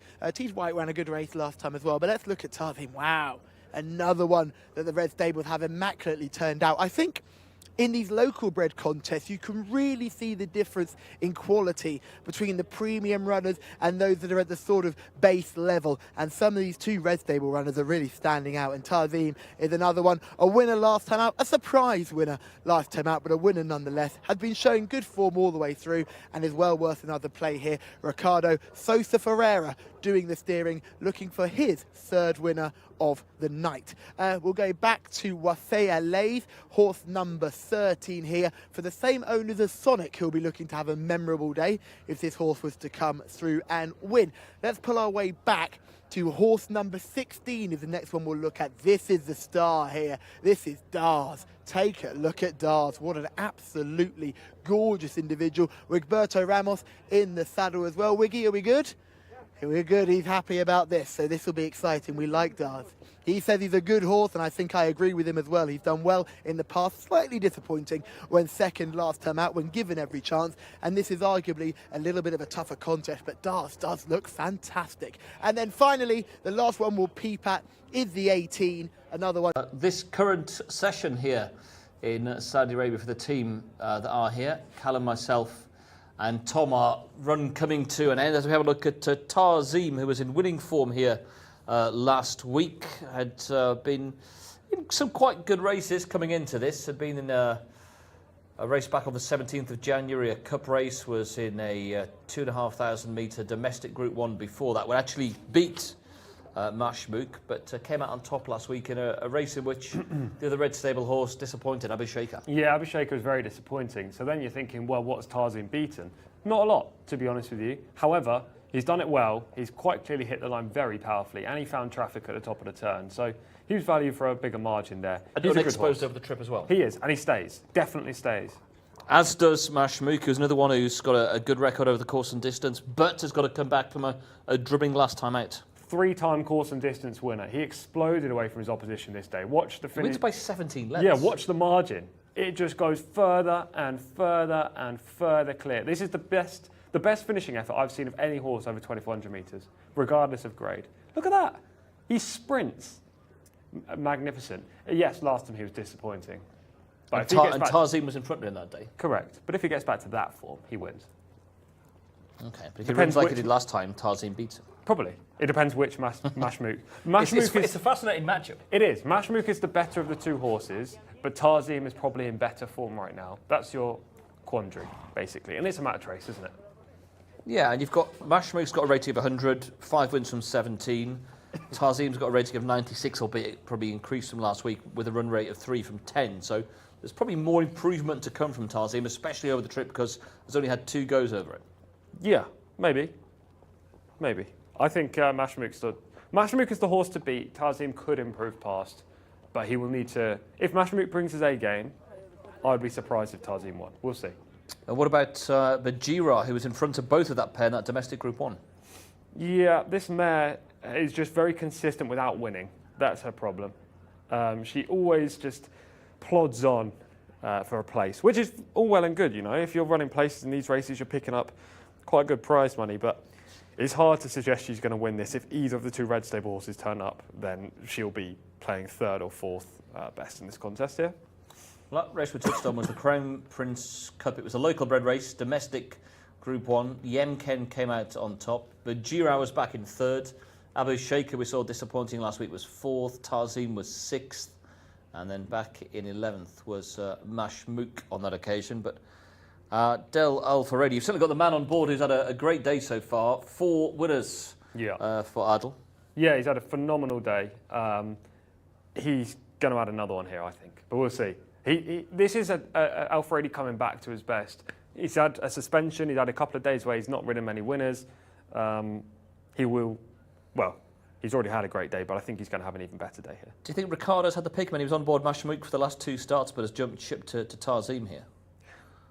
I'm not sure. He rode Tarzim so well last week that I think Connections may wanted to keep him on that horse, but if he did have the pick, then that could be a sign.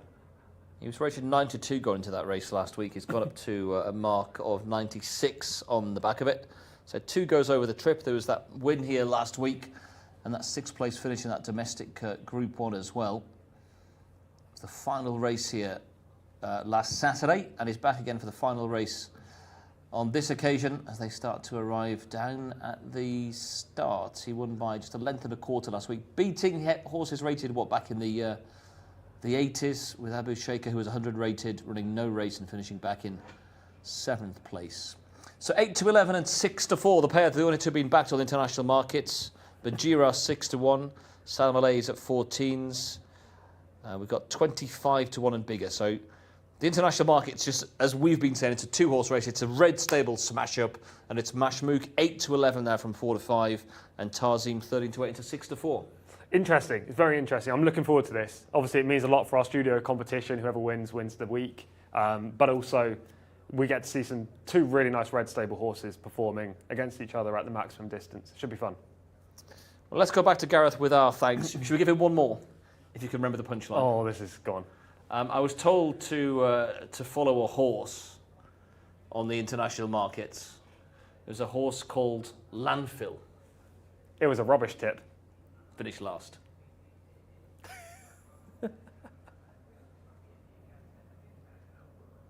Of the night, it's our longest race as well, 2,400 metres, and the starting point will actually be down at the entrance to the home straight, so they'll have in excess of a circuit ahead of them here, and the horses just filing round the back of the stalls. And the hot favourite here is Mashmook 8 to 11 on the international betting markets, with Tarzim at 6 to 4, Bajira at 6 to 1, 14 to 1 Salam Al Ayez, 25 to 1 Al Fakir and Hadaba, 28 to 1 Modher and Wafi Al Ayez, and 33 to 1 Bar. So again, even though we've got a big field here, probably not the most competitive of contests, and Mashmook, Adel Al Faradi has already had a fantastic day with 4 winners, and this looks to be a real golden opportunity to make it 5 on the card. And he's on board Mashmook, who, if you forgive the latest run, comes into this race off the back of 3 successes on the trot. So in tremendous form generally, Mashmook, and I'd be inclined to forgive that run from last time. And this is Mashmook in shot. Mashmook, who coming out of stall number 8 here. And Tarzim, who's the other red stable runner here, Ricardo Souza Ferreira, he himself enjoying a good day, has had 2 winners, bidding for a 3rd here. And Tarzim in winning form. We saw that win a few moments ago. Impressive stuff. If in the same sort of form from stall 15, that wide draw might well be overcome here. The bend comes up after a couple of furlongs, so those who are drawn quite wide, they have got a little bit of time to get into a decent enough position at the turn here, as the field very shortly will be going in. That was Al Fakir in shot, and now the loading begins with Ashkana heading forward into stall number 14. Mashmook about to slot forward now, stall 8 for Mashmook. Quite a nice draw that, isn't it? Just a few off the inside running rails. The 10 heading forward is Sultan Alanea, with Mohammed Al Hubail taking the ride. And that one drawn very wide here in 19. There's the other red stable runner, Tarzim, with Ricardo Souza Ferreira on board. So we are loading for this closing race. Al-Sif Al-Dayem has just gone in, one of the reserves who have got in here. Plenty of them. A reminder here of the scratched runners. Take out numbers 1, 3, 6 and 15. So all of the 4 reserves have landed a chance at winning this Al Juf Region Governorate Cup. Valuable prize as well, with 150,000 Saudi Riyals on offer, half of those going to the winner. Heading forward now, Dars, the lilac colours, good-looking horse in the paddock beforehand. Callum was very taken indeed, and there aren't too many more left to head on in now. Al Rahub heading in. Also Taze White, and the 13 Wafi Al Ayez, and last to slot forward will be Modher, and then we'll be ready to go. Amazing, isn't it, how quickly they load 20 of them forward, set to go right across the track. And they stand well and breaking away, off and racing in the Al Juf Region Governorate Cup, our final race in Riyadh today. And early on, up towards the outside and wanting a view of the front here is Mawakit in those yellow cheek pieces, and crosses over from deeper out to show, together with Sanir Al-Basma, who's now through into 2nd place in the red and white colours, and Modher down along the inside from stall 3, prominent as well. Dars is a little wider out in the lilac jacket, and closely being followed by the favourite Mashmook in the predominantly red colours, as they now make the left-handed turn going away from the stands. Not too far off the pace either is My Knife, who's in red and yellow. And that one racing a further 2 lengths or so in front of Tarzim as they now venture out towards the far side of the track. Sultan Alanea is racing next, and then Al Fakir, who's over towards the inside. Taze White in blue and white is running next, and then Hadaba, who's up around the outer. Then there's a 2 to 3 length break back to the other runners, being headed off by Ain Al Riyadh as they now make the journey going down the back straight and on towards halfway. Salam Al Ayez is well down the field, in company at this point with Al-Sif Al-Dayem and also Latoja Del, and another one towards the back end of the field at this point as well is Wafi Al Ayez, that one out right towards the back, and Urja Wanaya as well, as they continue their progress, pretty well strung out, going down the back straight. They're now well through halfway. And up ahead it is Mawakit over along the inside of Dars. They are now the leading pair, with Sultan Alanea moving through into third, with Alpha Rady now just calling upon Mashmook for a little bit more, is in fourth place, with closing up in behind them Tarzim, who I'd say at the moment out of the red stable runners is going better as they're galloping back towards home now. Further back over towards the inside, trying hard to pick up a little bit, is Alpha Cares, now just angled off the fence, but as they head for home, it is Dars challenging Mawakit for the lead. They are 2 lengths in front of Sultan Alanea. Tarzim breezing up into contention as they now race down the home run. Further back, Mashmook is looking beaten, and as they head down towards the final furlong, it's the other red stable runner, Tarzim, Ricardo Souza Ferreira, breezing on into the lead, doing things pretty easily, quickly puts the race to bed. From Dars, Sultan Alanea, and then towards the inside, Mawakitu ran well, but it's all about Tarzim, and it's a treble on the card for Ricardo Souza Ferreira as Tarzim runs out a very easy winner of the Aljuf Region Governorate Cup. It's tight in the end for second place. Dars kept on heroically over towards the inside. Might well have got that, although it is best left for the judge. It's Tarzim providing a treble on the card for Ricardo Souza Ferreira, the second string seemingly of the White Stables runners, but doing it easily, and has won in the end, eased down for a wide margin success. Tarzim wins the 12th and final race on the card. Well, the final race of the day goes the way of Ricardo Souza Ferreira. He lands a hat-trick on the card as well. He scored earlier on today in the Arabian Open race. He's gone in again a little bit later on, and he's then taken out the final race as well on board a horse who we saw winning here last week. It was a red stable head-to-head going into the final race tonight, but it's Tarzim who has come out well on top, Tom. Well done. Thank you. Well done. You win the week. Well done. I'll give you that. And to be honest, the horse is quite clearly the best there. He's won by a street. He travelled beautifully into the race, kicked clear on the home turn.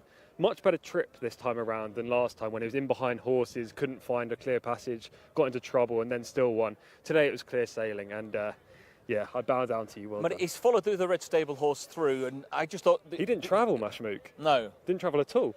That's twice as disappointing there. I know, maybe he's just gone out of form, but yeah, Tarzim by 7 1/4, big success. And Callum's picked Dars ran well. Oh, yeah, he's run an absolute stormer. Yeah, he's run an absolute stormer, finished in second. He's had to cut out much of his own running coming from a wide enough draw. He took a bit of a grip going around the far turn under Wiggy, but he's clearly got ability. And I think just below cup competition is probably where he's going to thrive. But he was disappointing when second last time. It's quite hard to win with at the moment. And just out of interest, Callum, just add 1 onto this score here. That reads how many? Well, that would be 10. And that is how many? And that would remain 9. And that is T for...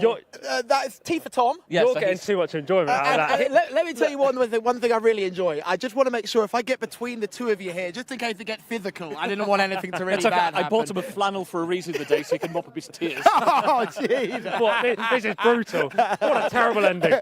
This is why Tom wanted to win, because he knew Martin would give him no respite. I've had this all for 4 weeks. It's unbelievable. Well, over the 4 weeks, it's 2 apiece. It is 2, yeah. We'll settle on that. I technically win by 1 overall. Oh, no! But there we go. We didn't need to mention that, did we? There's a taxi waiting for you by the door, by the way. Right. Let's have a look back to what's happened here this evening. And Tamer Al-Dahani's had a great night.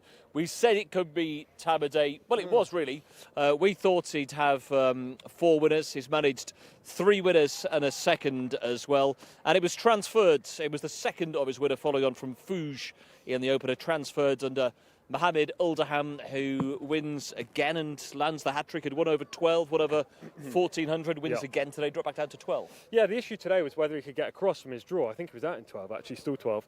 And he wasn't the quickest away, but also the plan, after having a discussion with Callum and Mohammed in an interview that we showed on the channel, the plan wasn't to go to the front. The plan was to sit, let him find his stride, and then move into the race. And he was able to do that. Once he hit the front, it was game over. And he's a very smart individual, going from strength to strength, still unexposed and one of the leading lights. And the trainer said to you afterwards, this could be a smart sprinter next year. He really could be, and I think arguably this was his best performance that we've seen so far this season, because lots of things went wrong and he still managed to win. Everyone anyone at home is watching this right now will see that the horse is leaning in a little bit. He's never really travelling smoothly under Mohammed, but he continues to find more for pressure, and then he gets tired late on, and we see that horse that you mentioned, Tom, AC's, I think it was, who came flashing home to finish second. Yeah, exactly. This is a horse that's a proper sprinter. He doesn't want much distance. He's just all out speed. So riding him in a different way today showed him in a different kind of light. You know, you could rate him just in behind the pace. He doesn't need to make every single yard. Obviously, this track plays towards front runners. So if he could get him on the front in a better race, an Open or maybe even a Cup, then Transfer could really take that step up.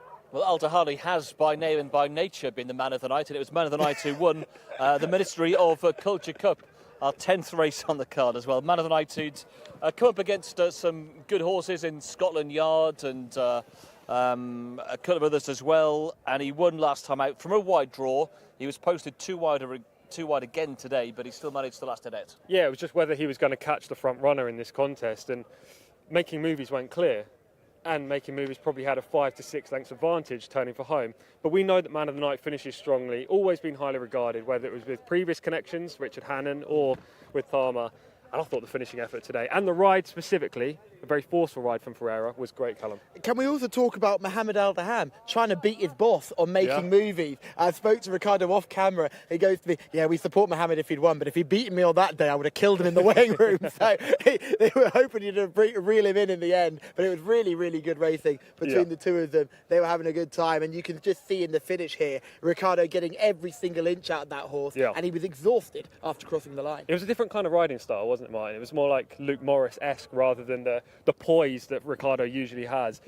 It's like he went to a different level and he thought, I've got to get everything out of this horse to get up here. Which he did do as well. So Man of the Night who'd beaten by Al Musmak, of course, who's got to go for Tamer in the Saudi Cup in a couple of weeks' time. It's another boost for his form. Yeah, it really is. And I think Al Dahani's going to have a very good 2 days. I don't know how many winners he'll have, but the amount of participants he's got is just kind of summing up his whole Riyadh season. It's been phenomenal.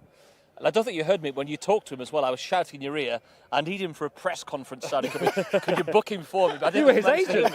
look, I'll do it for a 10% fee. That's all I'll do. But I've got to take my 10%. And love of the game is my 10%. And of course, he had Fouge winning the first race as well, the open race over the 1,200 metres. Yeah. That was a horse who managed to improve again today to win once more. Yeah, it was very plain sailing as well. We kind of talked about it beforehand. If he can get to the front, get to the rail, 1,200 metres, we kind of seen that many times before. Make every yard, and it's hard to come from behind. So he was another impressive victor today for Tharma Al Dahani and Mohammed Al Daham. It was a day where the leading jockeys really shone. Yeah, they did indeed. Mohammed Al Daham with a couple of winners, but Adel Al Furedi, he really stole the show today. 4 winners in the bag. This, I think, is a really key day when we look back at the Jockeys' Championship. He's been back from his ban and his suspension. He's had quite a truncated month, really. Let's not get away from it. But he is now back, but he's taken his time to get winning.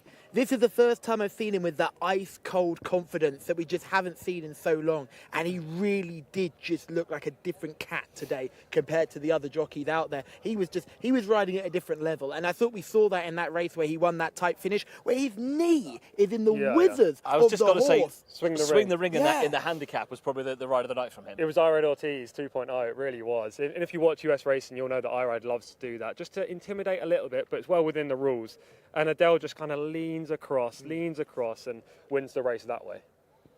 Well, that was Adel, Mohammed and also Ricardo dominating the Cardi today. They won the majority of the races, and they'll all be back here on Saudi Cup weekend, as indeed we all will. There's a slight pause in proceedings here, no racing next week, but there's no racing on the track, Callum, but it's all going to be building up from, I guess, Monday onwards. The international horses start arriving. The focus really is going to be on the morning track work coming into racing a week on Friday and Saturday. Well, I think horses like Factor Cheval, Romantic Warrior, track work is going to be so important because we just don't know how they're going to act on the surface. Look what happened to City of Troy at the Breeders' Cup. We were all track work experts at one stage, and then we watched the race and we were all proven completely wrong. I remember waxing lyrical that he loves the dirt. Look at him, he's thriving on it, and we couldn't have been more wrong. But will they act on this surface here? It's meant to be more forgiving. Talk to connections of Mishrif, and they'll say that it's a forgiving dirt track. But is it? Because it's riding pretty quick out there right now. Well, I thought it was interesting. Factor Cheval, they rode him to face the kickback at Meydan on his dirt debut. He got plenty in his face and he still ran to the line.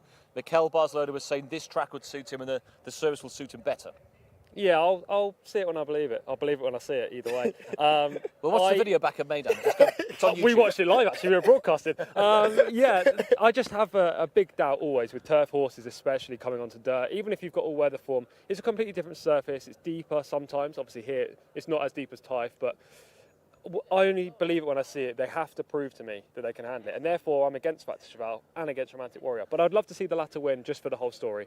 Yeah, Romantic Warrior would be a great story. James McDonald not just riding Romantic Warrior on the Saturday, he's also taking part in the International Jockeys Challenge on the Friday. So it's the best part of £40 million on offer. The Group 1 Saudi Cup, 3 Group 2s on the undercard. It all takes place a week Friday, a week Saturday, the 21st and 22nd of February. Thanks to the boys. We're all back here in a couple of weeks' time for the Saudi Cup.